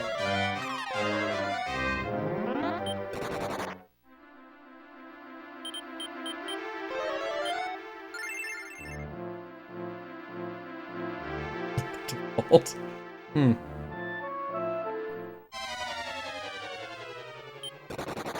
Yeah, that checks out.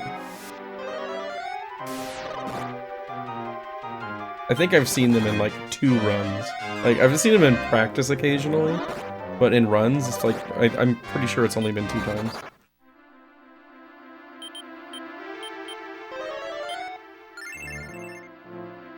Which isn't particularly surprising, because you usually only see a couple of encounters. It's not like you have a lot of opportunities.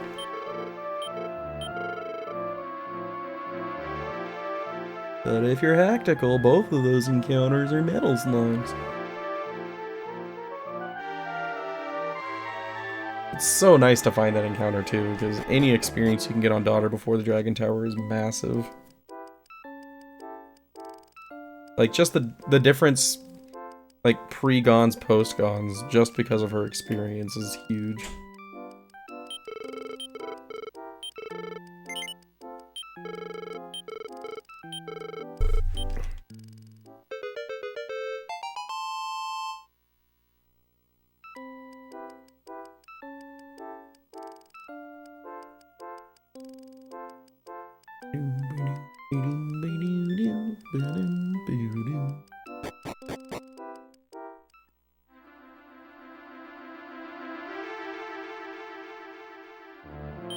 Nope, no metal slimes.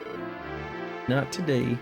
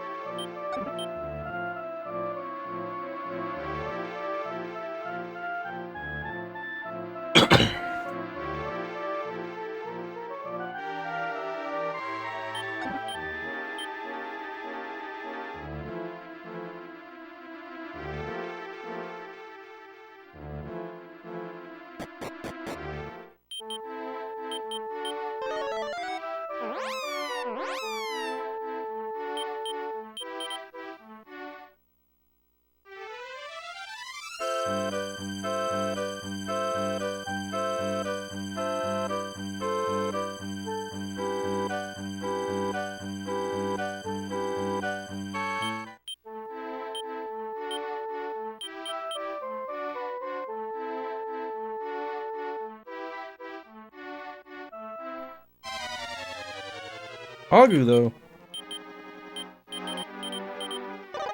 Please. Please. Please. Please. Please. Please. Please. Please! 2 damage, please! 3 damage! Please! Oh my god! 4! Please! Oh my god! Oh my god, you guys, just hit it! No! No! It wanted to die! Oh my god! That would have been massive! Oh, that's depressing. Oh my god. We were like 1 hit off. And, oh. It stuck around for 5 turns. Oh.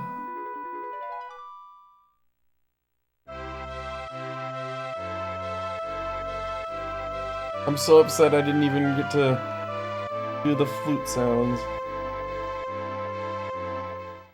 Oh. Man, that's actually the first time I've ever seen a Hagu there. You hope for it every run. I've never seen one.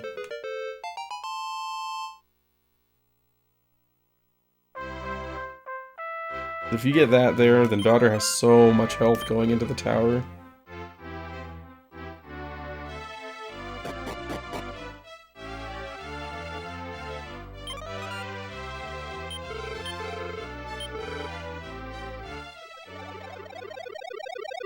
Oh man. That's so sad.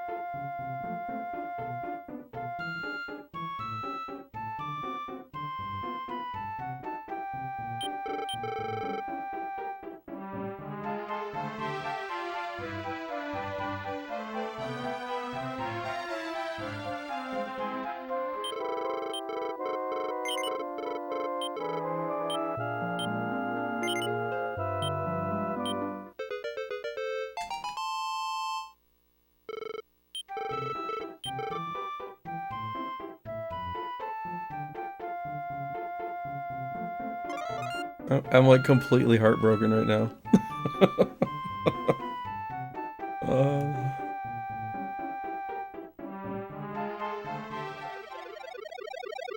I've never wanted anything more in this game than to kill a Hagu outside there with Daughter in the party.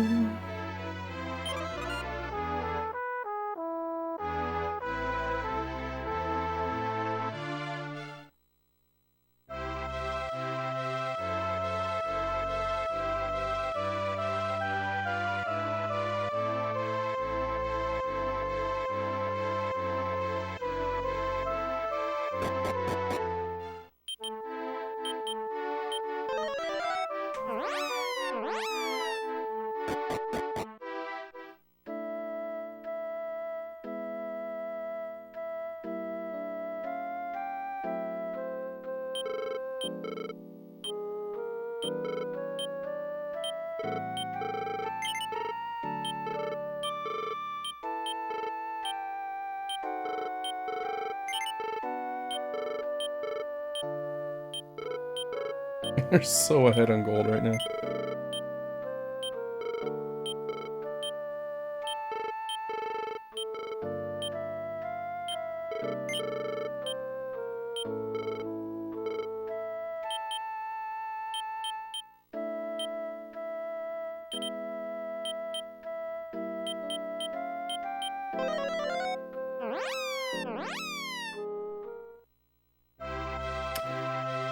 I blame Henry's family.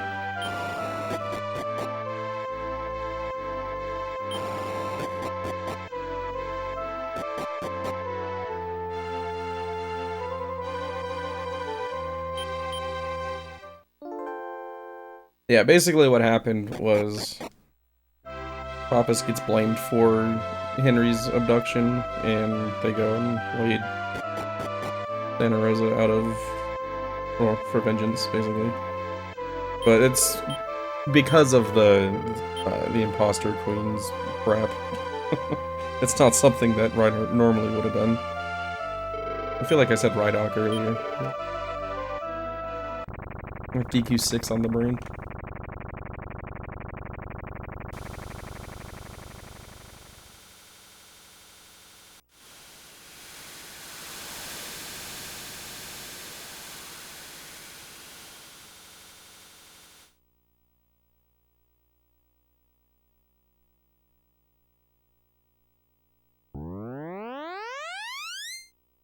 Besides, it's not my fault. I was enslaved and then I got stoned. You know, just so many things happen.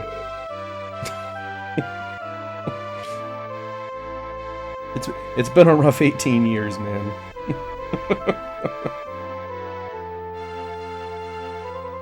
No new speedruns get good at the ones you've done. And that sounds good in theory until you realize, like, you come across a game that you just really want to learn.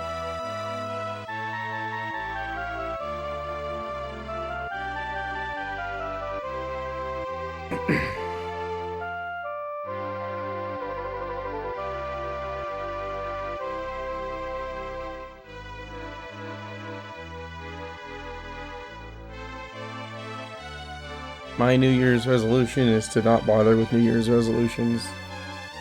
I'm gonna do what I feel like doing. 5, 6, and 6. Yeah. That'll fill a year for you.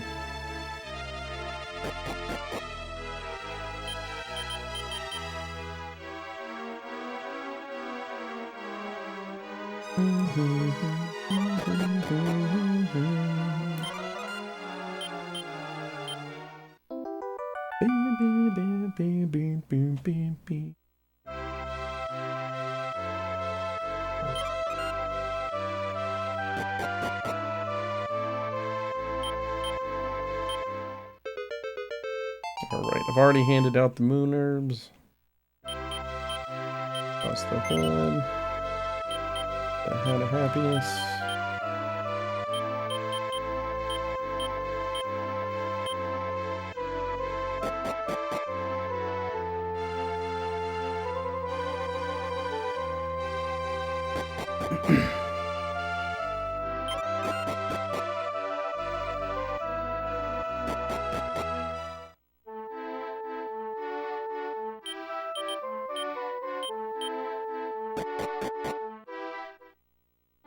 Alright, hero. How do you feel about surviving the trip down the tower today? Oh, it's crazy. Not something you're good at, or that you've been doing recently. But, we should try it out. Sounds like it, could be good.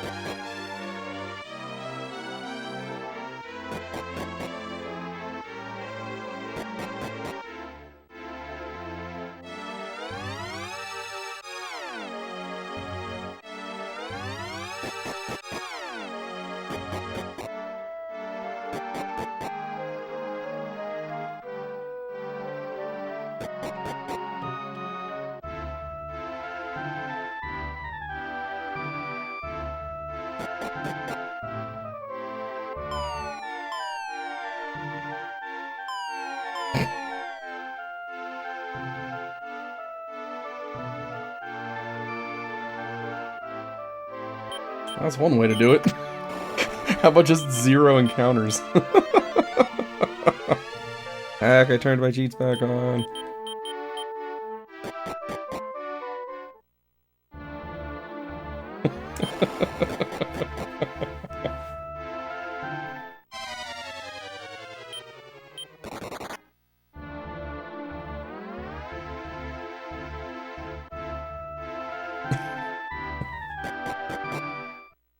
Rotisserie Bastard sounds like the name of a Dragon Quest enemy.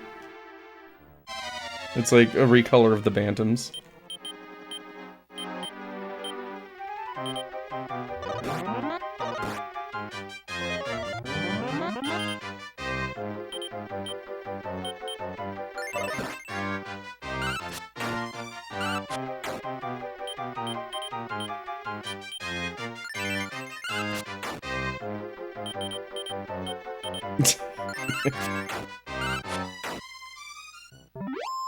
Stronger garlic rooster. Oh wait, no, it might be the DQ8 sword roosters. Because then they'd have a bastard sword, and it would fully make sense.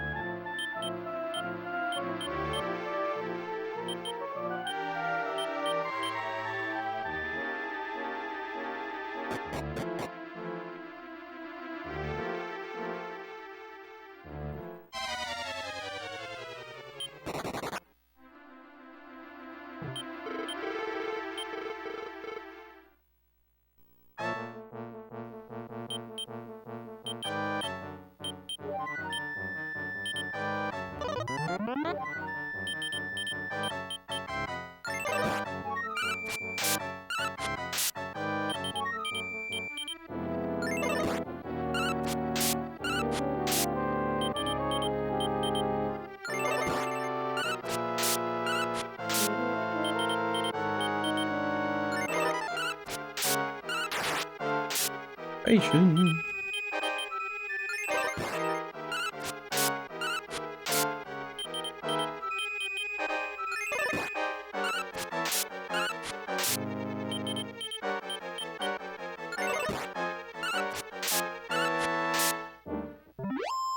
That was quick.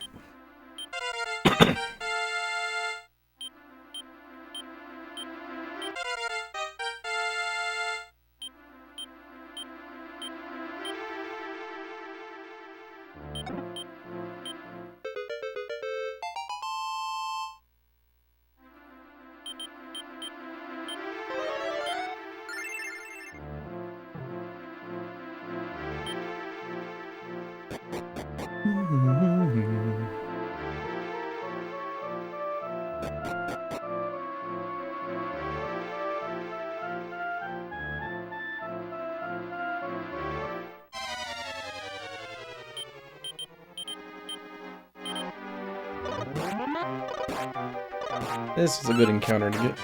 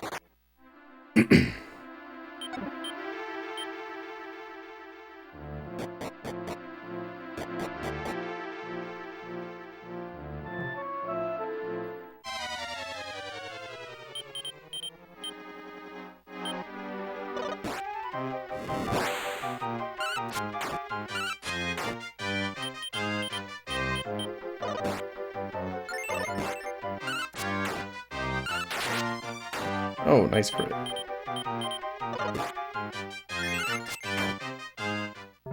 That fight went really well.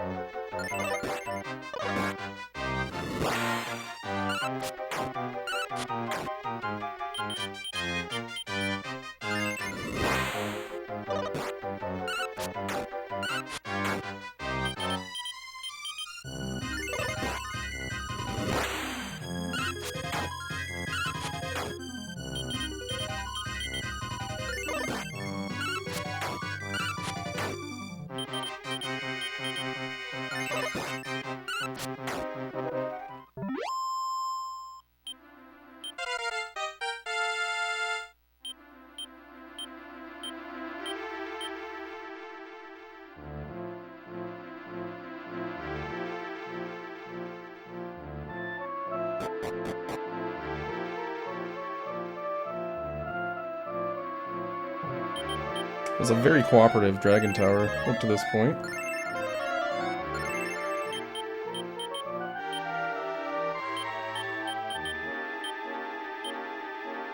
Bearing down, no big deal.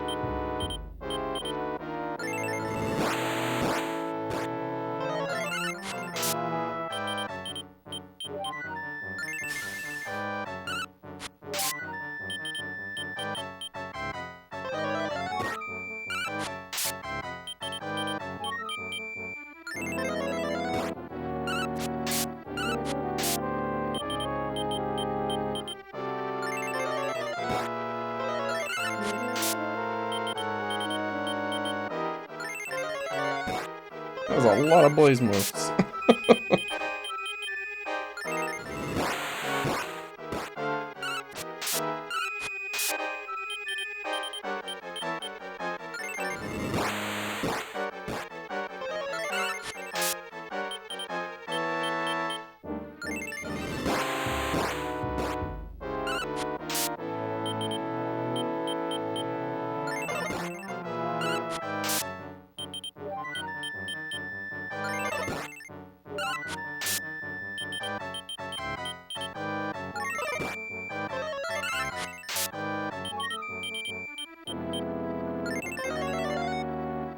Ooh, that was a rough stretch of damage.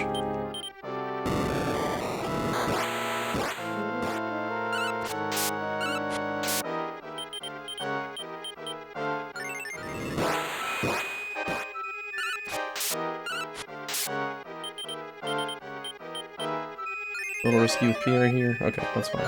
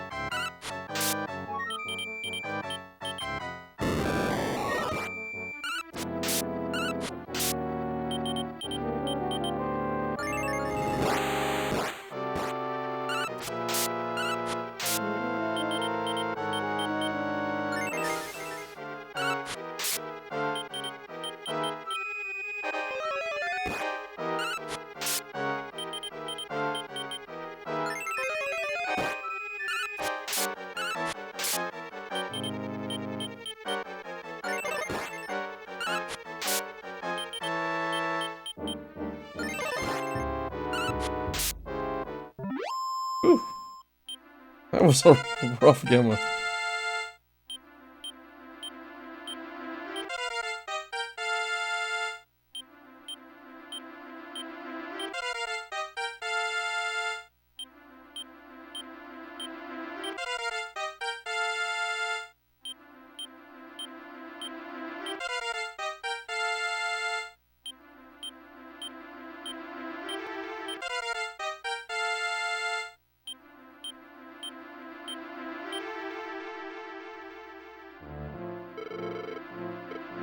Nice little gold split there. We'll take that.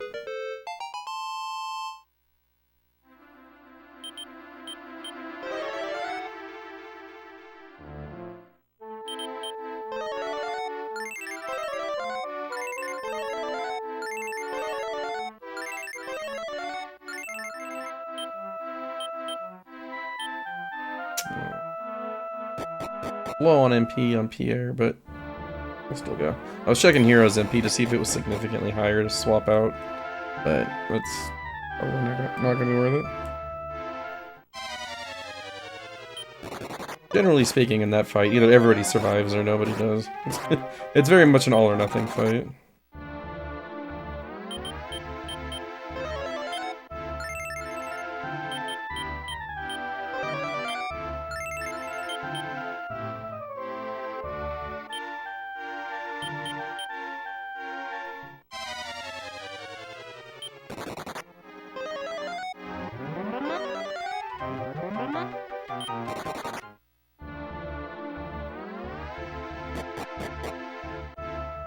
Here's got an Elfin Elixir if we need it, but hopefully we'll get through here without needing to heal.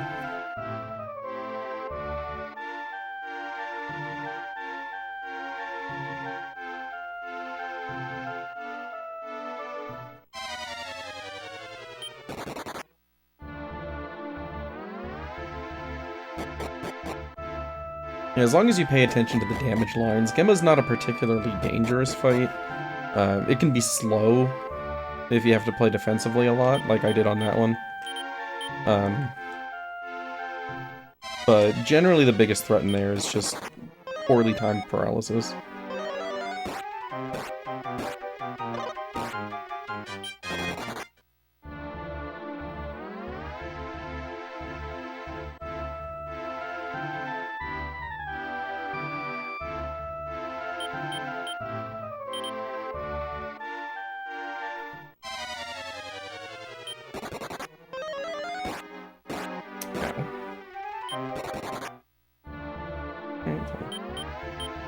I'll use it.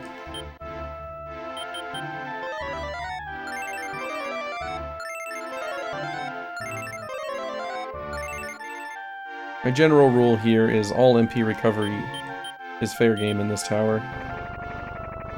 And if I end up using all of my elixirs, then I just pick up the extra one in Johanna when I get to the Dark World.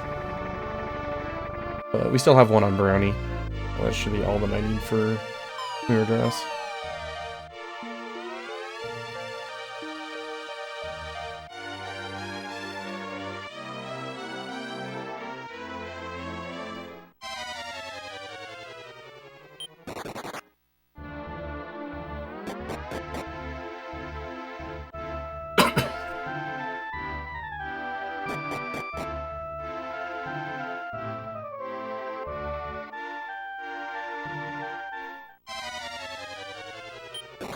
And then naturally, after using it, I didn't take any more damage.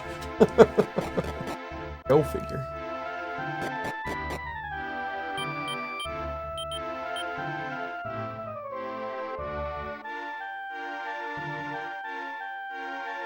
Right. Photosensitivity warning.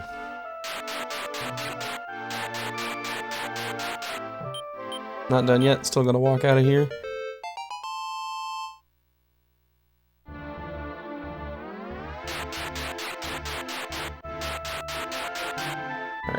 It is now safe to look at the screen.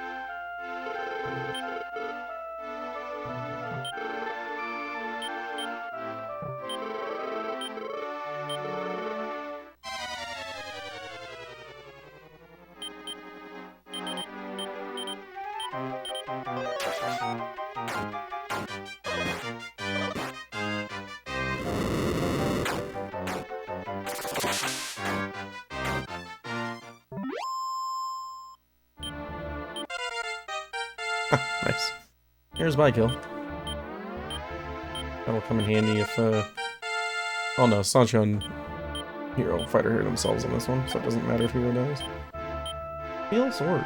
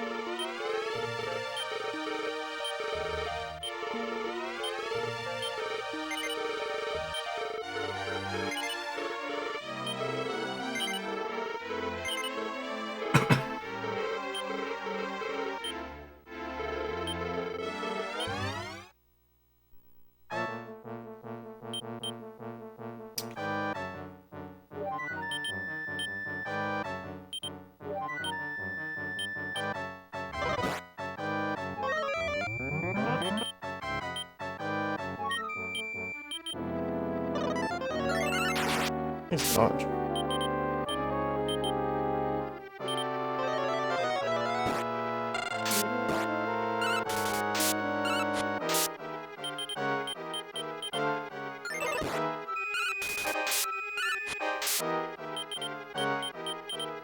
Trying to hint something? What?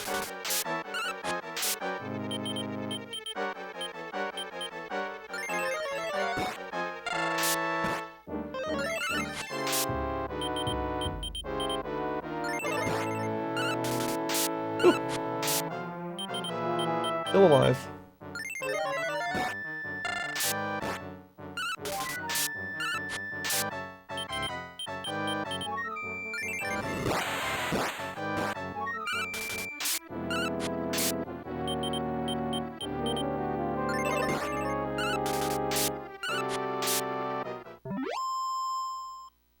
Nah, I'm pretty sure the message is just, life sucks, deal with it.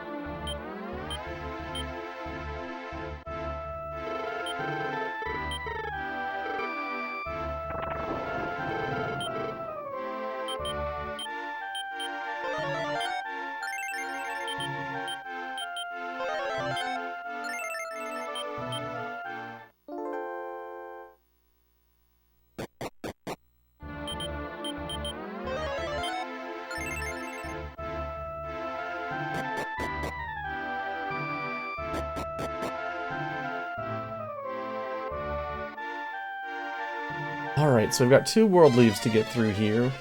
Hero is going to die at some point along the way. Hopefully I get a chance to use his MP before to save Pierre some MP for the boss fight.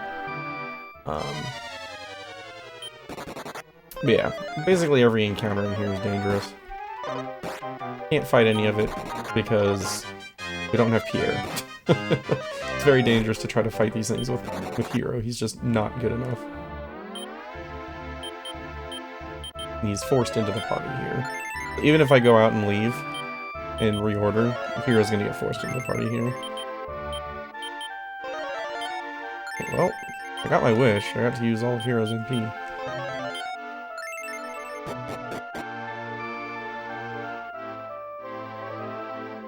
A little bit earlier than I would have liked, but hey.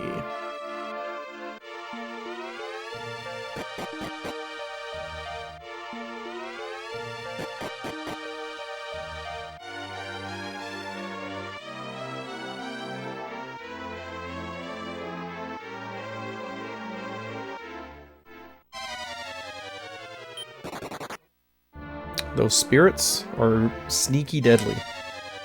They either do absolutely nothing, or they obliterate you. There's no middle ground. They take 2 actions per turn. They can put you to sleep, they can cast Buy Kill on their entire party, on every single enemy on the screen, all at once. They can also use mists that wipe out all buffs and debuffs and status effects. So usually they'll just like put you to sleep or Buy Kill, and then they'll use the mists and undo it, and it's like, okay, whatever.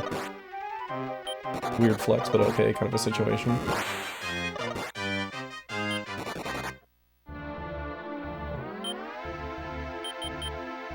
But if they put Buy Kill up, put you to sleep, and they don't mist, it's a little bit scary.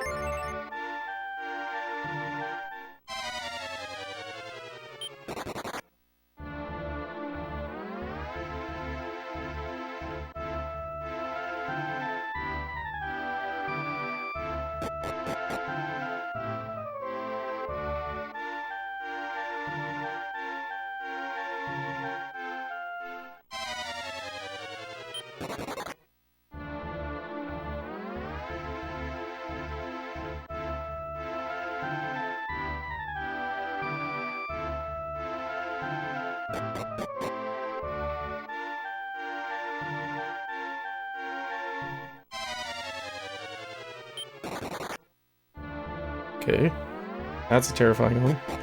Metal Drax deals so much damage.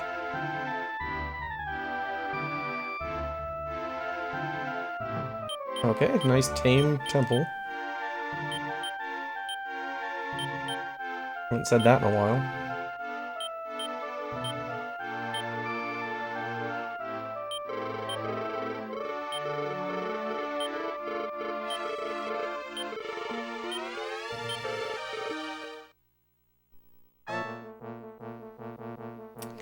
Tactics are fine.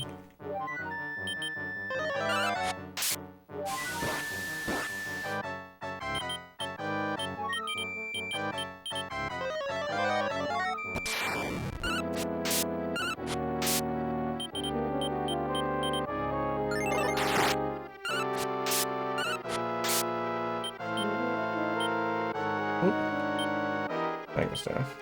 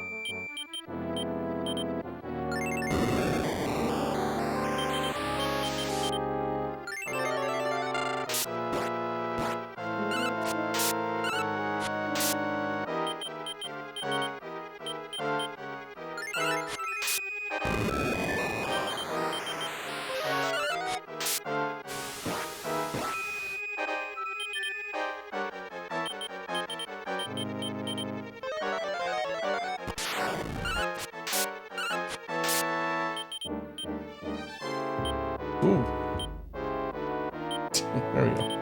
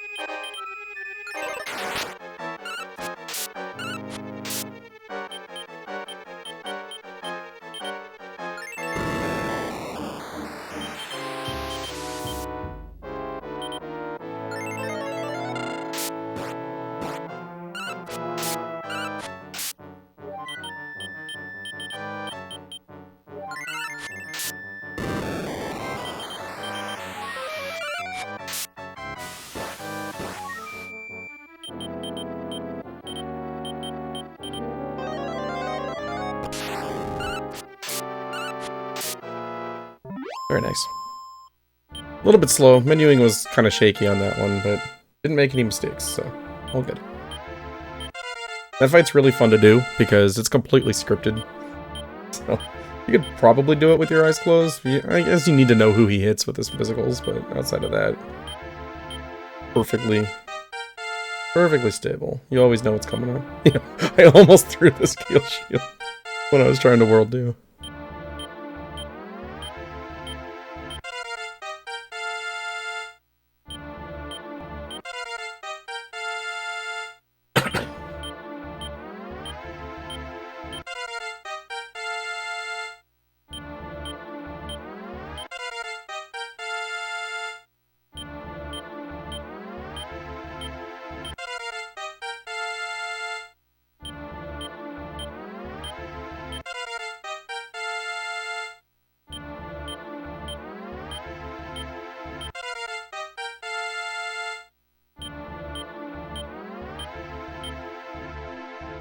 Another gold split.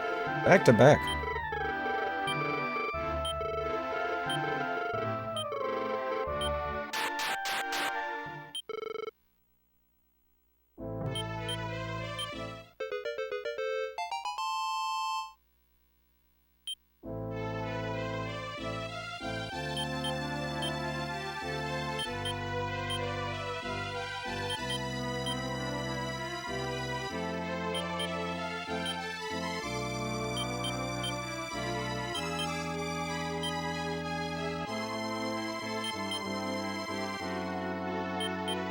That's not what I meant to move. Glad I read that, though.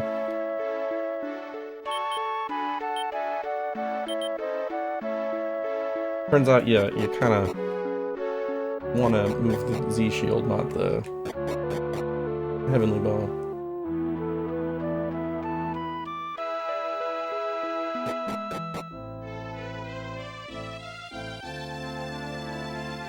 Alright. Clearly remember seeing 2 fighter hairs on Pierre still, so we're good there.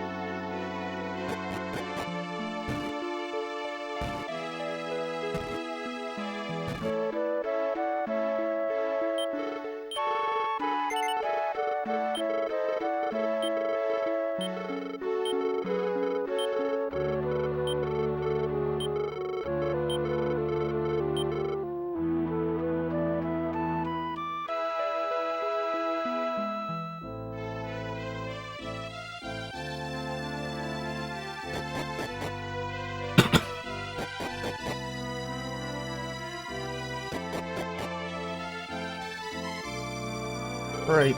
Time to go juice the moose, and then it's into the dark world. Where hopefully I won't screw up and RNG will be kind and close this one out on a strong note, which has not been happening recently.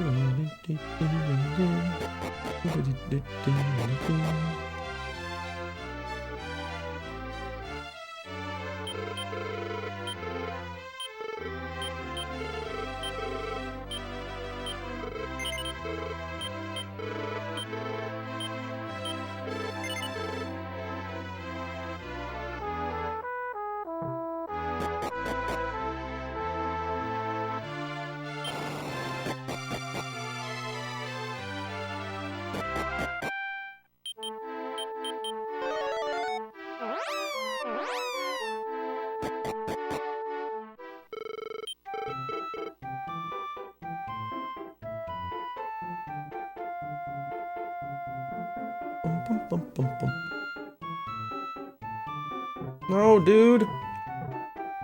What are you doing? That's twice I've been blocked on that tile today.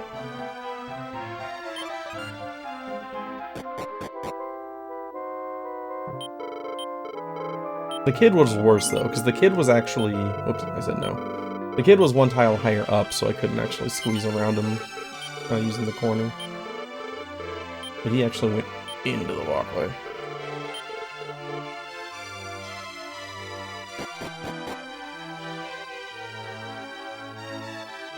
Like, when Ludman was designing his house, he's just like, you know what? 1 tile gaps are unacceptable. Let's make a 1.5 tile gap. Which is functionally no different.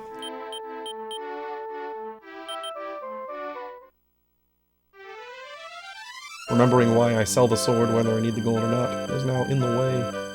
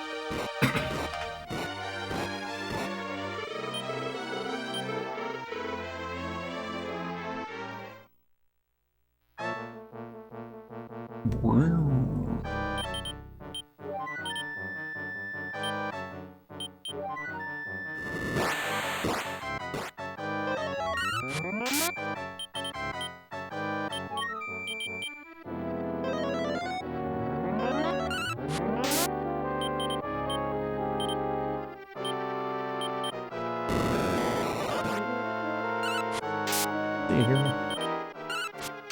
Got the uppers off, that's all that matters.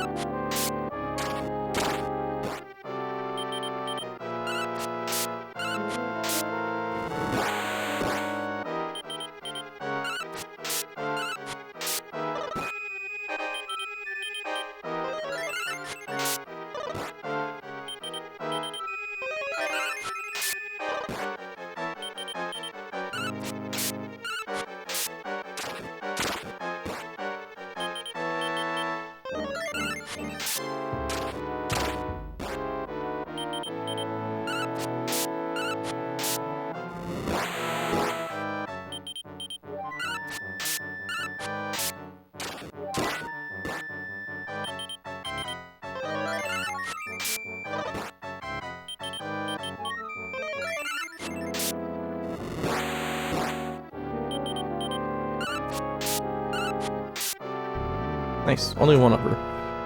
Hey, Lelouch. Thank you very much for the good luck.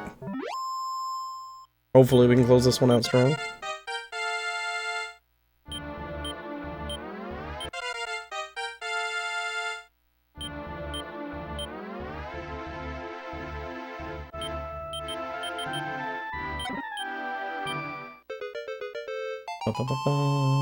So that's our final key. Gets us access to the Dark World, along with some other things that we aren't going to do.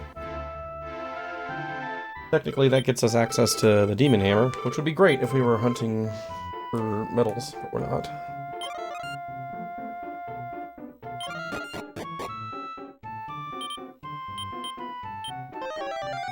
That's not elevated.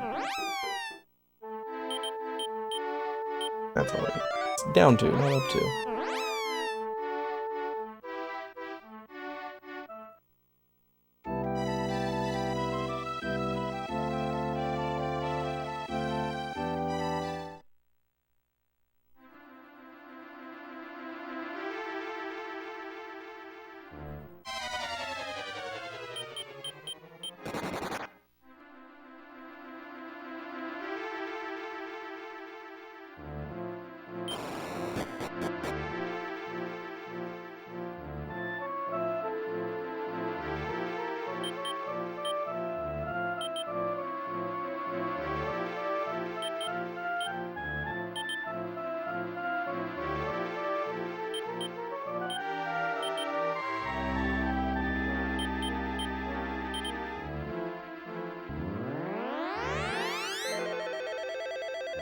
Alright, Dark World.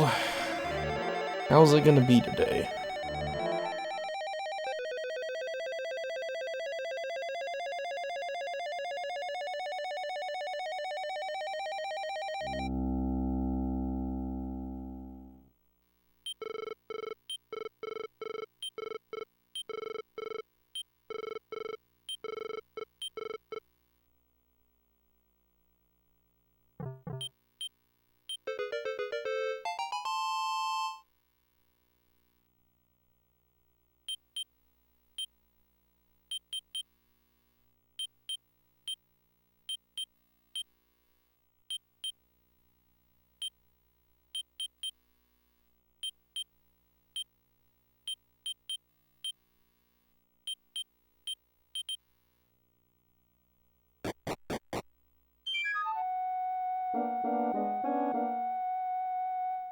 Deep breaths. Everything is fine.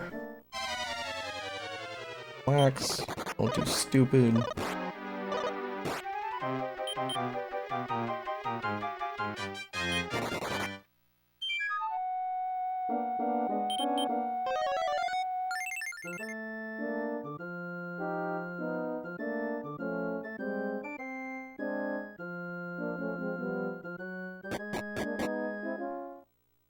Got the Elfin Elixir.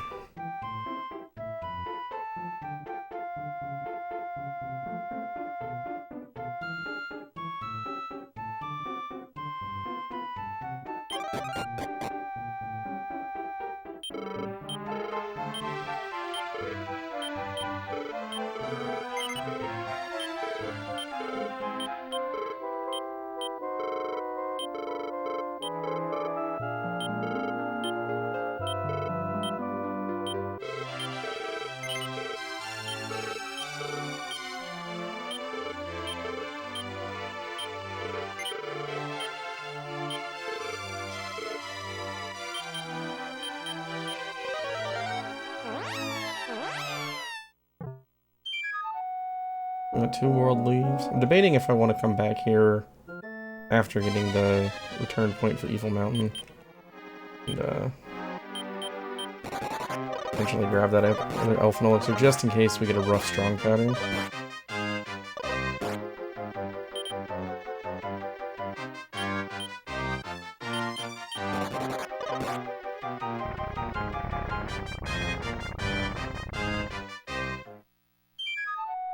A little earlier than I want to use that, but rough encounter.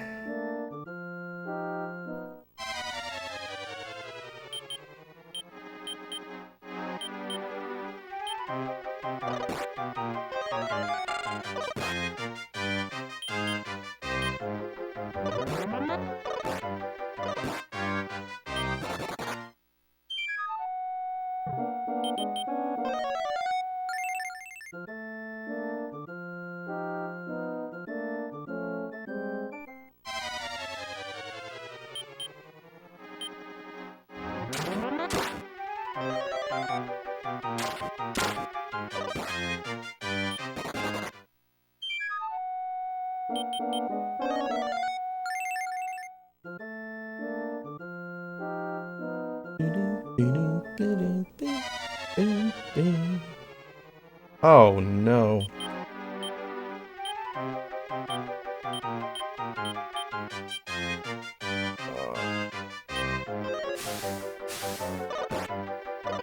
Okay. Those are Rocky.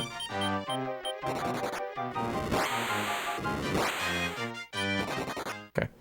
Whew. Not one I wanted to see.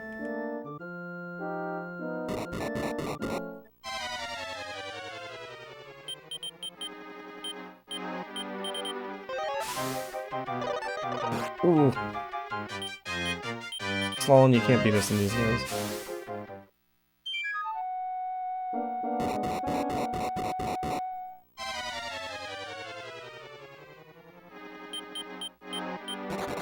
Okay, thank you.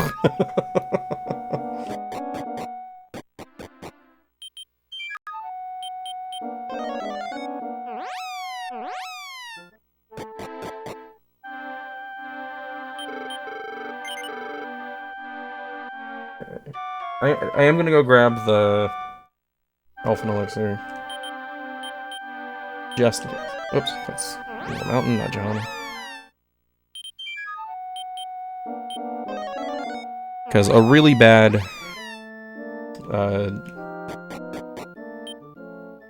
strong pattern from Mirror Dress 2 might need 2 Elfin Elixirs, and I don't have a prayer ring to back it up. So I'm gonna grab this to prepare for it.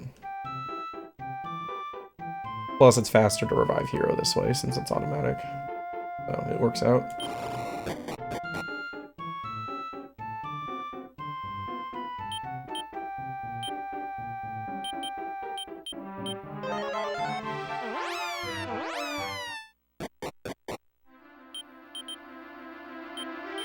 Here we go.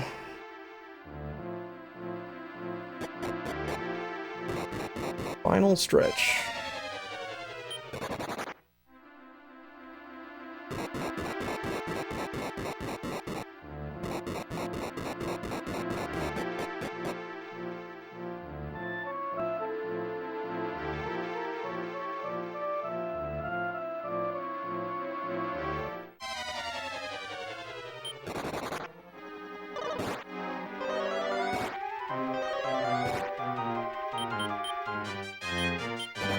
You gotta be kidding me with the Spite Spirit. Okay. Thank you. My god. It by-killed them and almost killed Sancho. But turn 2 was double waves. All fine. Everything works out.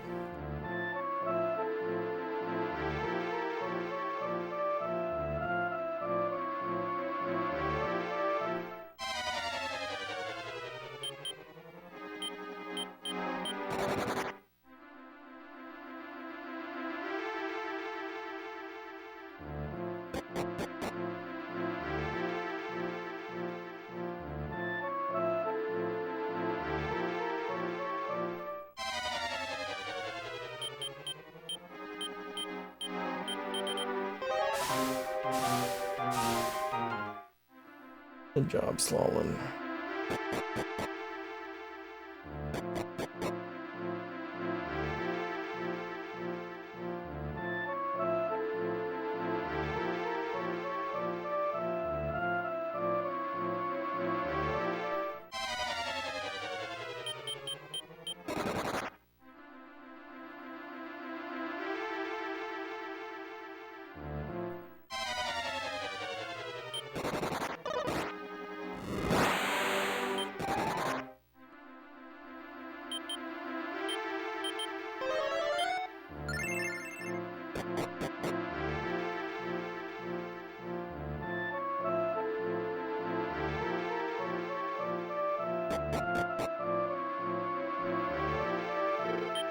Good so far.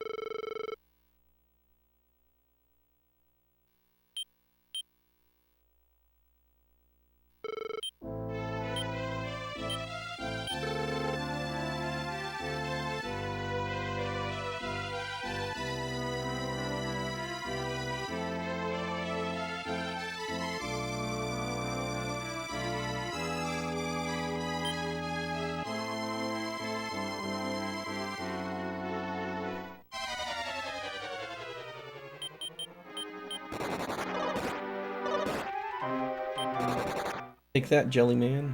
Can't turn into Sancho.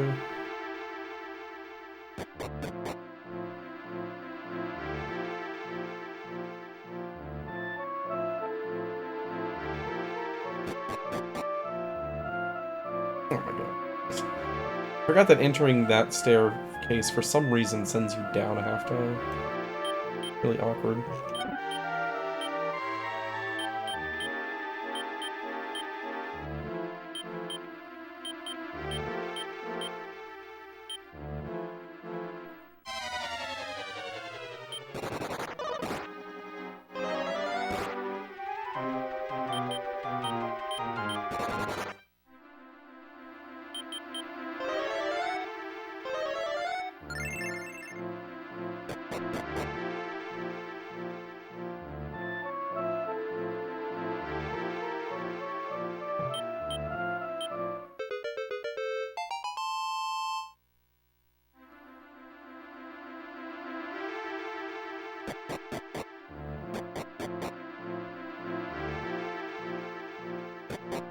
It's convenient here because you just hold up and you go right back into the stairs.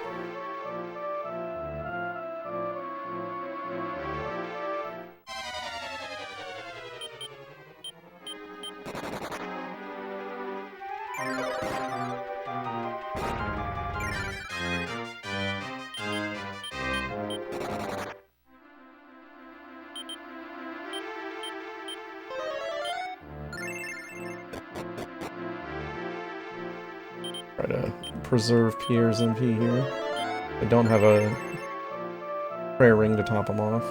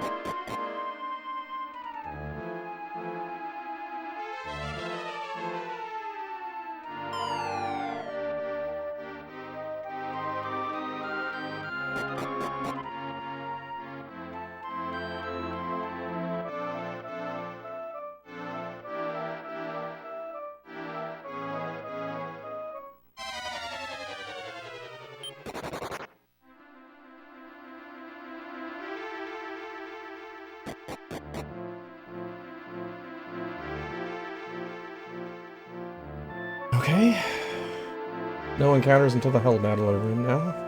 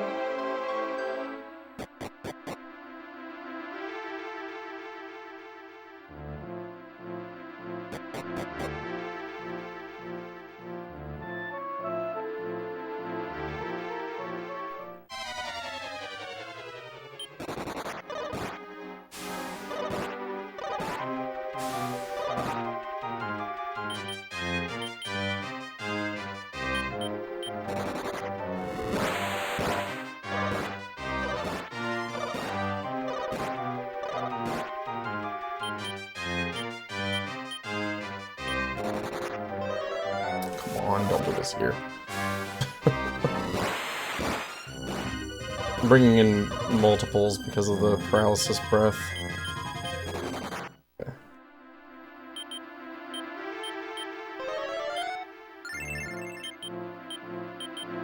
Wanted to choose the ones that are out there that are least likely to die.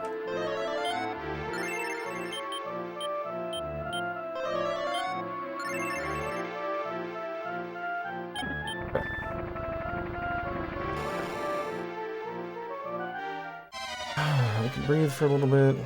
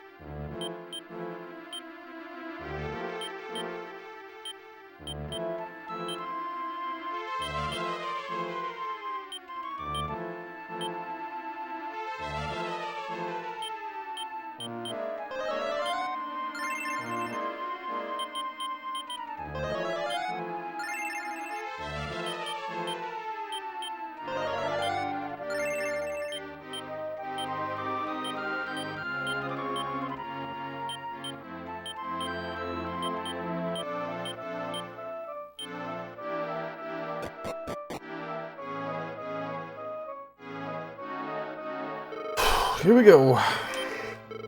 Don't screw it up. Don't get unlucky, don't make mistakes. Let's go.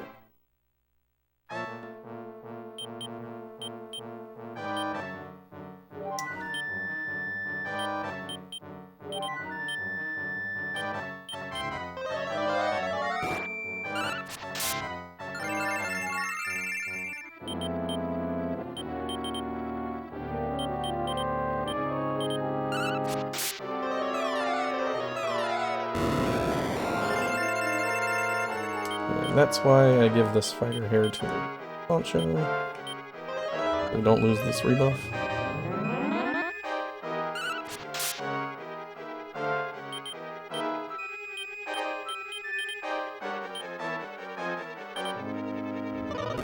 No bounce, please.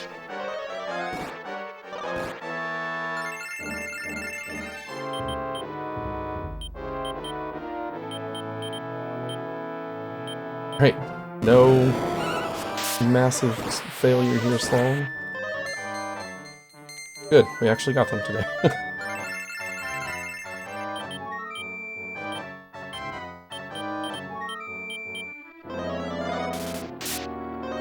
We had one run die here because it's an 80% chance to land that confusion, and they saw in double casts, and he missed all 4.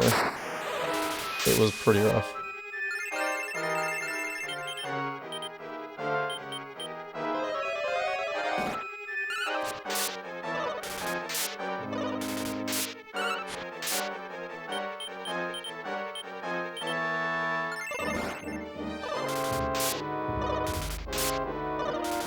Keep hitting the boss for me, thank you.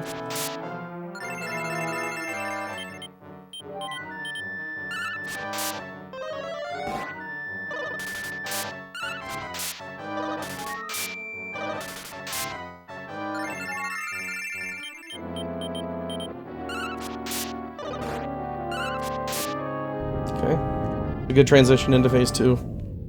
Please don't give me strong pattern. Medium pattern, I'm very comfortable with, and it's not particularly dangerous. Easy pattern, I'm slow at.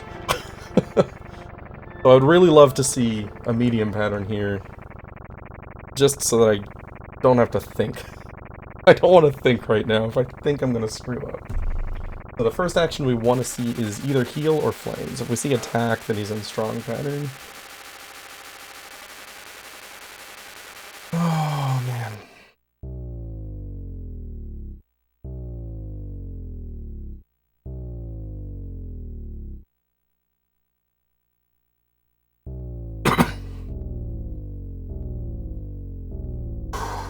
Deep breaths.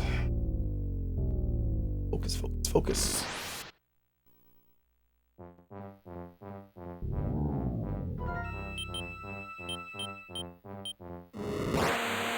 Okay, so we're in the weak pattern, which is good.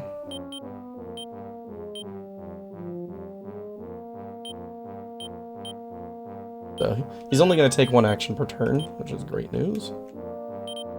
I just have to not screw up.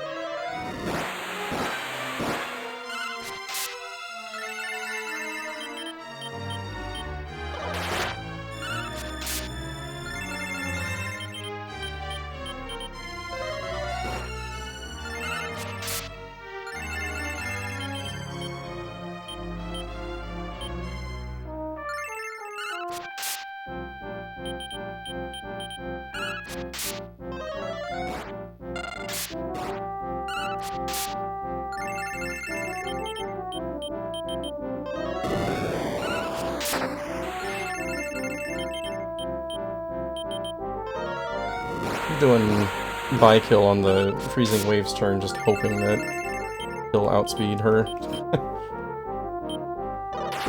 And then we can reapply it and go straight into damage on the next round.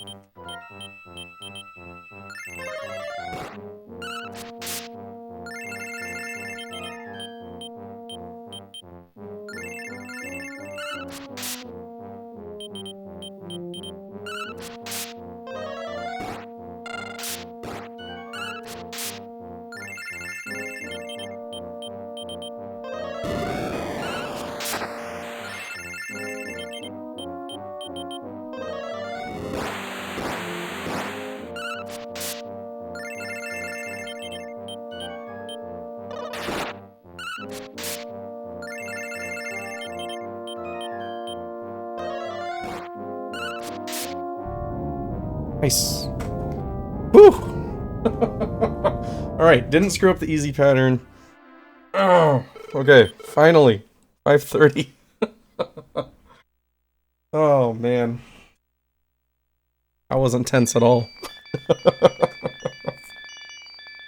And I have been working this route for a while to try to get some consistent time saves in there, and we've been really close for the past month, and I kept losing runs like right at the end, usually to just making silly mistakes. But that's a good one. This is a time I'm proud of. Like my goal was 5:30. This is gonna be, 5:20, a high 5:24. Oh.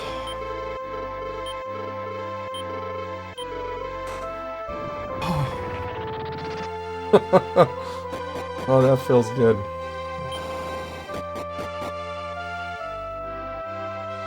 Thank you very much for the GGs. Steady, Murdoch, Lelouch, Mokopoid. Arigato gozaimasu. Thank you, everybody. Oh, that one feels good. That one feels good. Oh, man.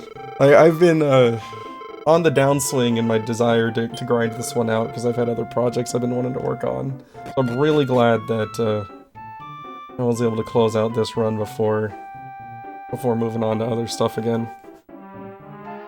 Really happy with how this route has developed. A lot of it has actually come from watching how Mokopoid plays. So I'm really happy that you were here, Mokopoid, thank you. Took a lot of notes on your strategies, so it's helped. Oh.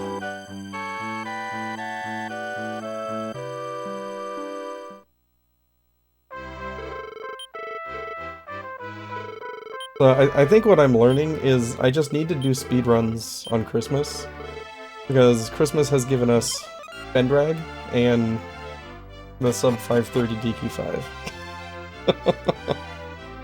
Only good things happen when I do runs on Christmas.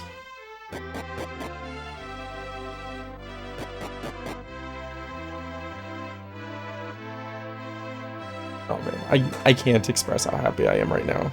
This is so DQ5 is basically like I started my Dragon Quest speedrunning with DQ3, but I was never good at it, and like before I really dug into it, I was just like, you know what, nobody runs, like no Western runners do DQ5, so I wanted to learn it, and a lot of, like, there weren't a lot of resources when I started running it, at least not in English, and so I did a lot of research, a lot of trial and error, a lot of trying to learn from Japanese runners, but at the time I still hadn't learned to read Japanese very well yet, so it was slow going. So I've always felt like DQ5 was kind of like my run, because like I mostly taught myself the run. It's not something that I just like got somebody else's notes and learned it and then made my own details from there. It's like from the ground up I built my route, and then later on kind of went and reviewed what Japanese runners were doing and then made changes. And most notably what Mokopoid has been doing has been like my primary inspiration for this current route. I'm very, very grateful to the Japanese community for loving this game enough to do enough runs that I can see it. It has been very, very useful information. I've learned a lot from them.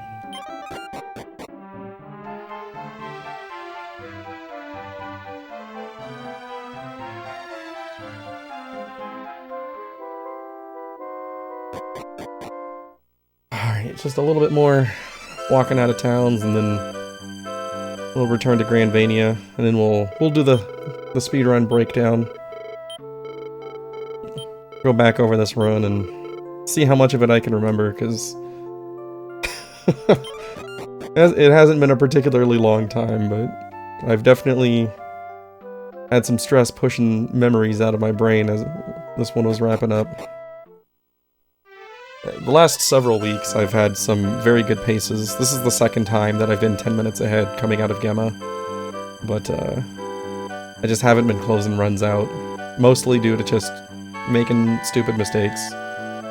Either a silly menu or being lazy with a party swap or something like that, and it just ends the run, which, when you're playing risky, you got to make sure you're making the right decisions there, and I just wasn't, so.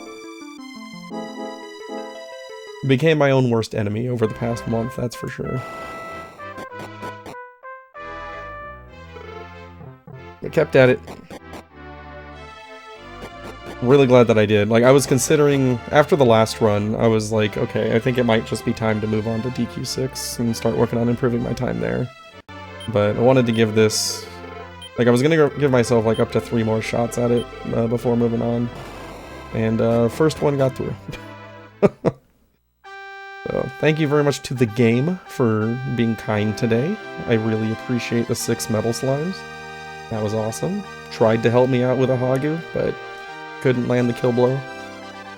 Had 5 turns to kill it, but didn't land on it. Oh. Alright, let's take a look back. Look at this. Never behind. Love to see it. That's a combination of good RNG and just making sure that I don't screw up my muscle memory by jumping between games while I'm grinding this. So I didn't ever fall behind and have to climb back in. Like, I lost time, sure, but I never fell behind. That feels great. That means that the RNG was good, the execution was good, all around. Everything was good. So, yeah, we got an early level 3 in the cave just because we had good experience encounters. I was actually out of the cave under 11 minutes, which 11 minutes is usually my target. So getting out under 11 was great. Castle was slow because I had a lot of encounters, but Bianca was level 7 before I even reached the inn, so the ghost fight was very fast because she has Rukan at level 7. Makes that fight really quick, really stable. Ice Queen, it was great. We got good experience in the Dwarf Cave. I think Zale MP drained me 3 times, but I think it was 2 on Bella, 1 on Hero. And then, fortunately, Bella didn't miss any saps on either Zale or Ice Queen, so we didn't need to use the magic water there. No encounters on the walk to Ancient Ruins because we were level 9, so we could repel. And it was basically a 0 heal Ancient Ruins. I healed once at the end, but I didn't get another encounter after it. So it was really, really good Ancient Ruins. Like, you can't ask for better than that, really. Recruits in Gen 2, first try Slalom, first and second try Brownie, which is crazy because the first one's 1 in 4, the second one is 1 in 64. So we got those back to back, which was weird. Obviously didn't take the second Brownie, but the fact that it offered to join was insanely lucky. Pierre was a second try. The first one was 6 Slime Knights, which is always scary. But the second one was just a Dragon Kid and a Slime Knight, so it was nice and fast, and that's the one Pierre joined on. First try Underground, which looked like it might have been a little bit shaky because Pierre died pretty early in the Underground, but just realized I never moved the shield over to Henry to give him more survivability down there after Pierre died, but yeah, whatever, it worked. The Tower of God nearly derailed things. Pierre soloed that tower, because like our second encounter in there killed Hero and Slalom. And Pierre was able to get through with just his MP and then an herb or 2. Barely squeaked that one out. So, ended up ahead on Imposter because didn't wipe out anywhere there. Santa Rosa Cave, we got 4 metal slimes on the way down. It was awesome. Like, you want like 2, maybe 3, so getting 4 was extremely lucky. And then, yeah, nothing there. Volcano was first try. It was a quick walk to the volcano, just a few encounters. We got another metal slime in the volcano. So that was metal slime number 5. And then, yeah, just really tame volcano overall. Not very many encounters, not very many horse doubles. That went really well. Waterfall Cave was pretty rough. Like, there were a lot of encounters, lots of poisons, a lot of time spent recovering. Got another metal slime in there, so that was number 6. once I got that, and then I had a shot at 5 more metal slimes, like a group of 5 showed up, but I ran away from that one because by then Slalin was already level 15. At that point you've got Rukanon, which is the last like really speed breakpoint that you're looking for from experience on the Gen 2 group, because then you can lower the defense of some bosses and speed those up, but after that it's not really worth it to get metal slimes, so I ran from them after that. First trip to Granvania almost derailed again, because on the walk to Chizad, I meant to swap Pierre out for Hero on one fight, and I must have done the turbo boost through the menu, because instead I switched it to Tactics, and then he cast Bang and then died. So, fortunately, Flora had like 10 consecutive first try runs, so that one worked out. Played it a little bit risky, and instead of reviving Pierre in Chizad, I waited until Granvania, which nothing really went wrong in the second half. It's usually pretty tame, so but didn't get unlucky there, that's the important thing. Kandar was a little bit slow because Expel never landed on the Hippo, so we killed Kandar, then the Hippo. And then just a bunch of encounters in the...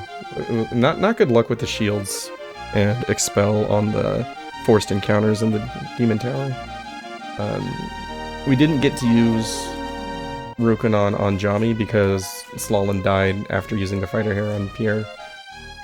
So, never got to lower his defense, but Pierre did get a crit there, so that kind of made up for it a little bit. Gen 3, Sun got a crit on the Kandar Goon, which was great. The trip to Zenithia was a little scary.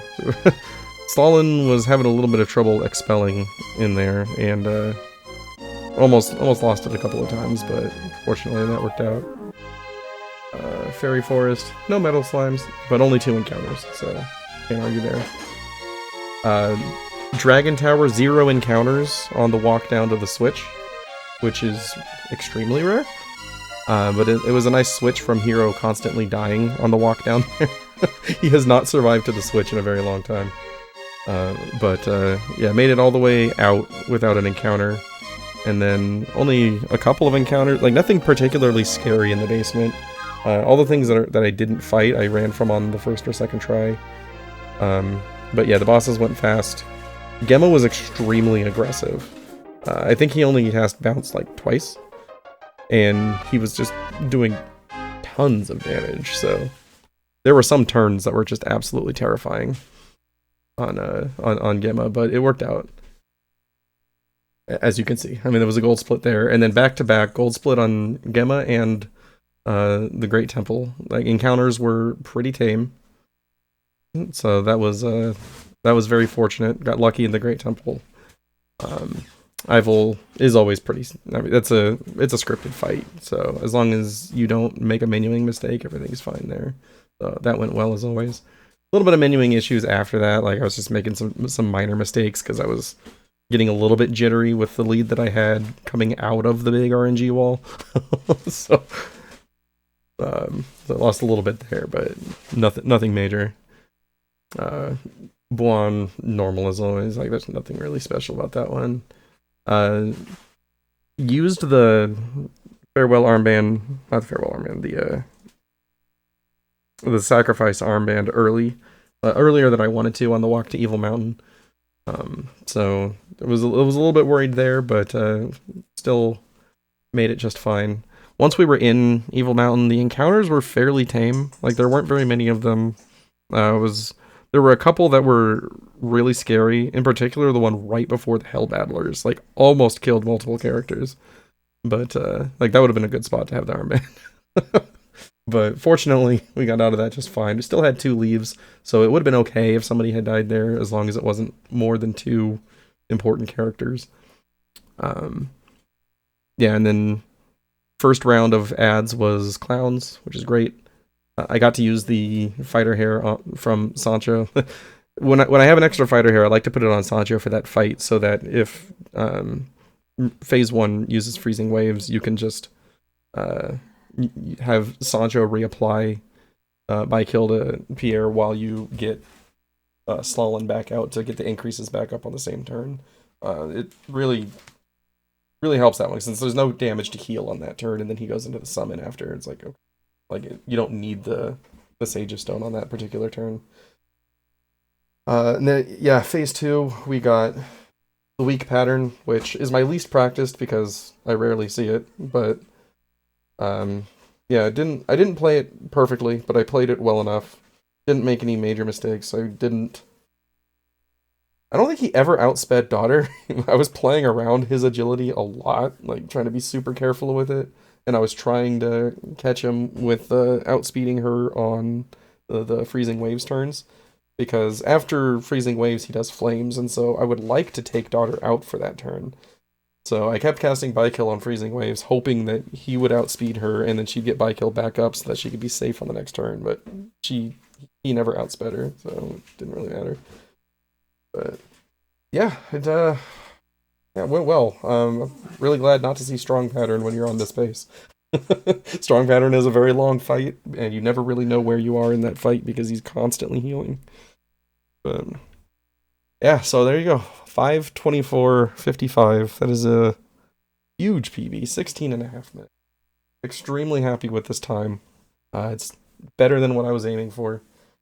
Really happy with it. I'm happy to set DQ5 down for a little bit and get back to work on DQ6. Also got some new projects that I'm looking at starting on.